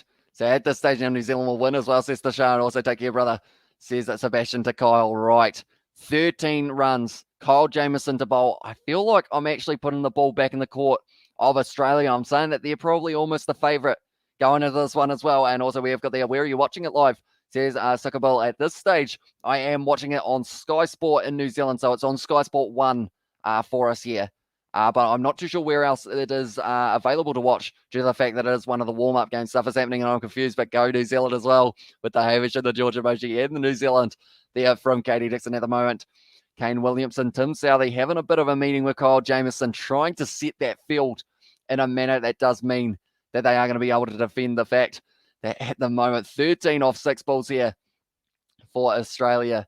Can they do it? I believe it's actually a wicket in the game for India. Yes, it is. It's going to be Yadav, who has ended up getting out 8 runs off 9 balls. So at this stage now, India are getting closer and closer to being able to get themselves a win, but it's going to be a close one. That is for sure. They still require a few more runs, 25 off 17 balls or somewhere around there.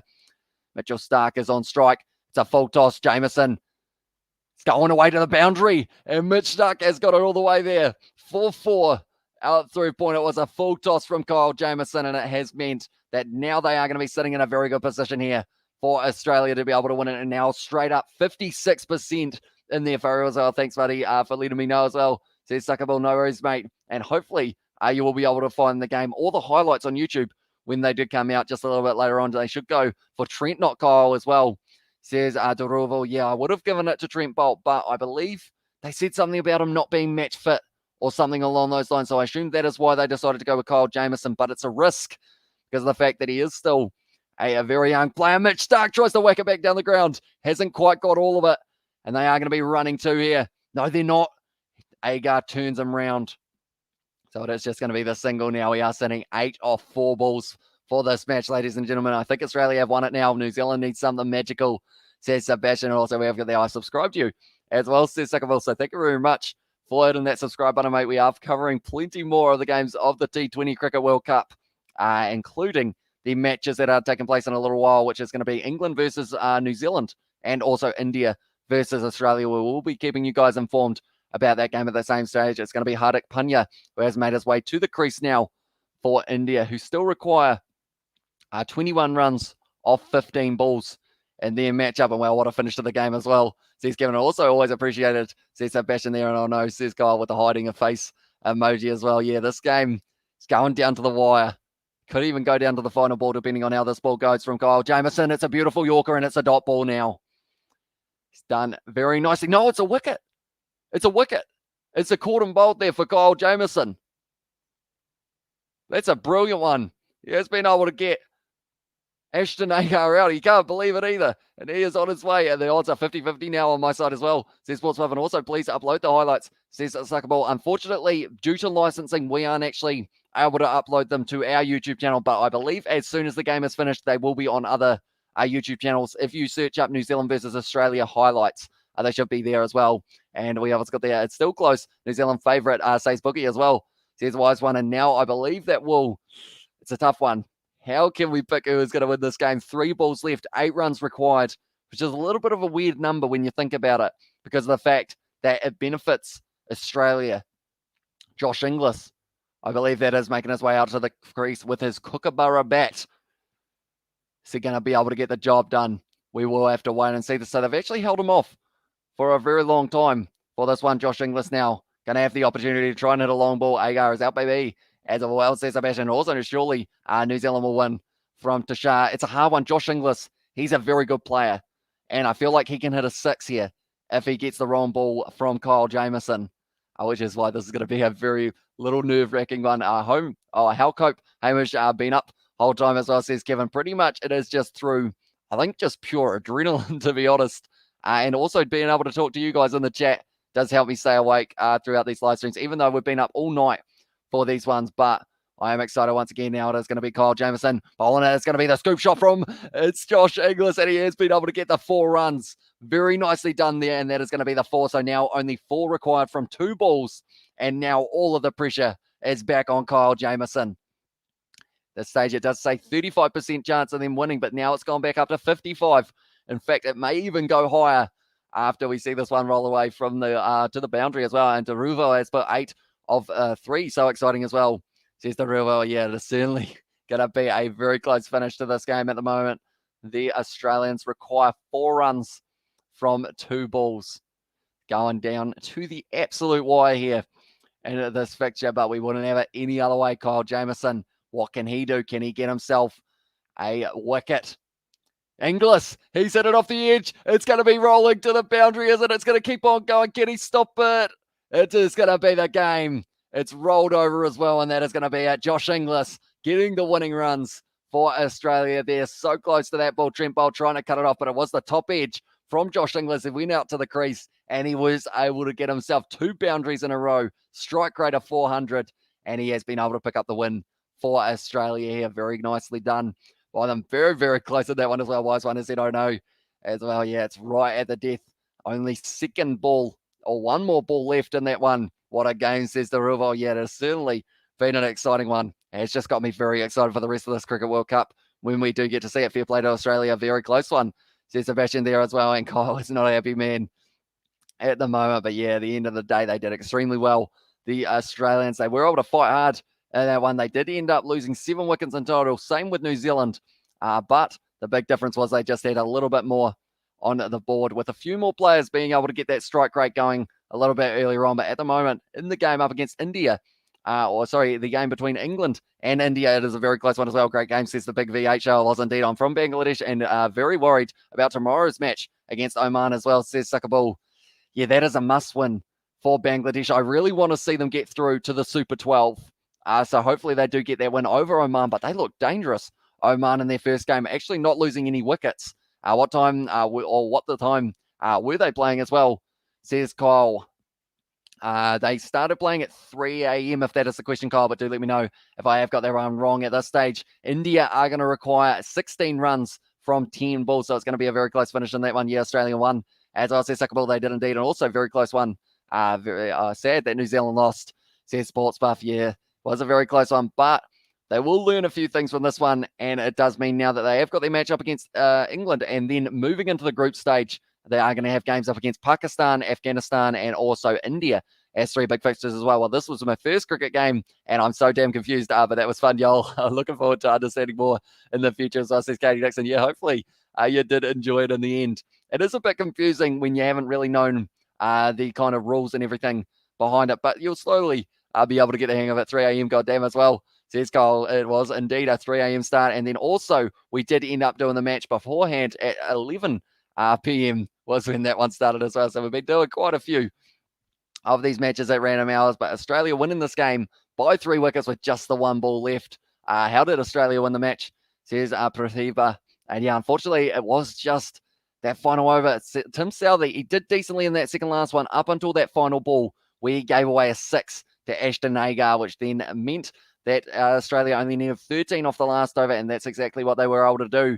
Josh Inglis actually made his way to the crease and got 2 4s. Well, it's a big full toss from Chris Jordan. It's a no ball, and it's going to be 4 overthrows as well, or 4 buys. So because of that, it does mean that it's going to be a free hit. Tell you what, that could be the game for India right now, the way that has gone. India now going from needing 16 off 9 balls. That's going to drop right down to 11 off 9 balls, and they get a free hit here as well for the ball being a little bit too high. Thank you for the stream as well, says Katie Dixon. Also, time zones don't do New Zealand and Australia justice. So many people who won't be able to watch the World Cup as well, says Sebastian. Yeah, the games are on at random hours.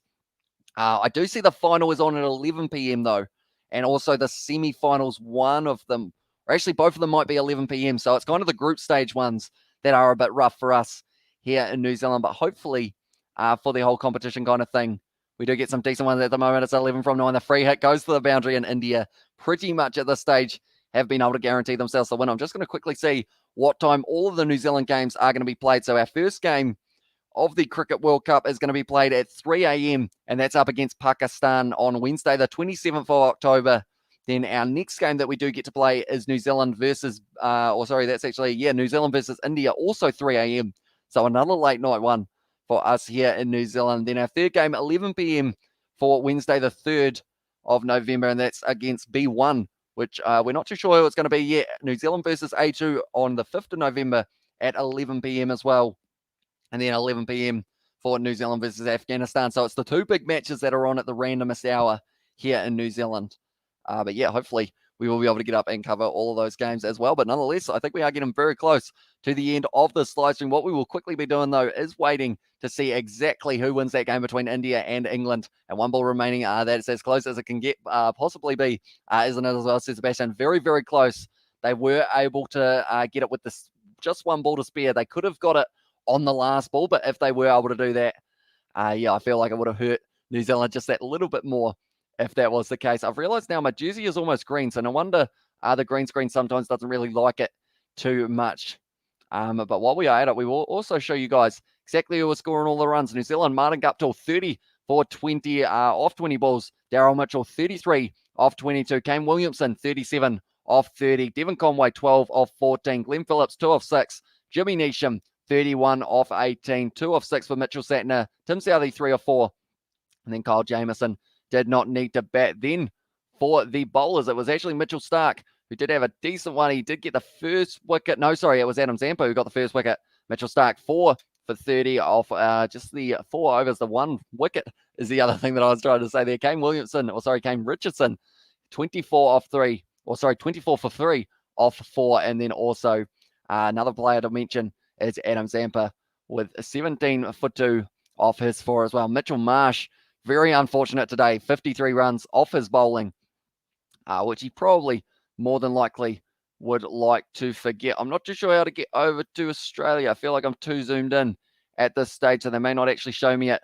Unless, of course, I scroll down even more. No, it's not, unfortunately, but I can tell you exactly how many runs the Australian side did manage to get throughout that one. But India, at the moment, they need 3 runs off only 7 balls, so they are going to be able to do that relatively comfortably in that fixture as well. So for Australia, throughout that match where they were able to get the win by just a little bit was what's an extremely decent amount of 6s from a player as well, says Sebastian. In a game, I would say normally for the T20 competitions, they have kind of like a 6 counter throughout the whole thing. I guess anywhere between I'd say if a player gets 2 or 3 6s, they are doing very nice as well. And India win from Mohammed. They are looking very close at the moment for me. They have got a free hit, 3 runs needed, and I assume more than likely Rishabh Pant, he's on strike. Surely he's going to be able to put this one into the stands, and India will be able to close it out. And that's exactly what he did in the end. Hits it into the stand, Rishabh Pant, and India were able to get the win over England. And now, next game, it is going to be India, the winner of that game, taking on the winner of our game, Australia, and then New Zealand and England playing off as well. But for this one, Steve Smith had 35 runs off 30, and then Stoinis 28 off 23, and Josh Inglis, also a player I mentioned there, where he was able to have 8 runs off just the 2 balls that did close out the game for Australia. But nonetheless, I think we are going to be at the end of this live stream. If you guys did enjoy, be sure to leave a like. Also, subscribe to the channel if you are new. And I will see you all for the next one when we are doing more of the Cricket World Cup and also all things sport. But thank you all very much for tuning in. And I will see you all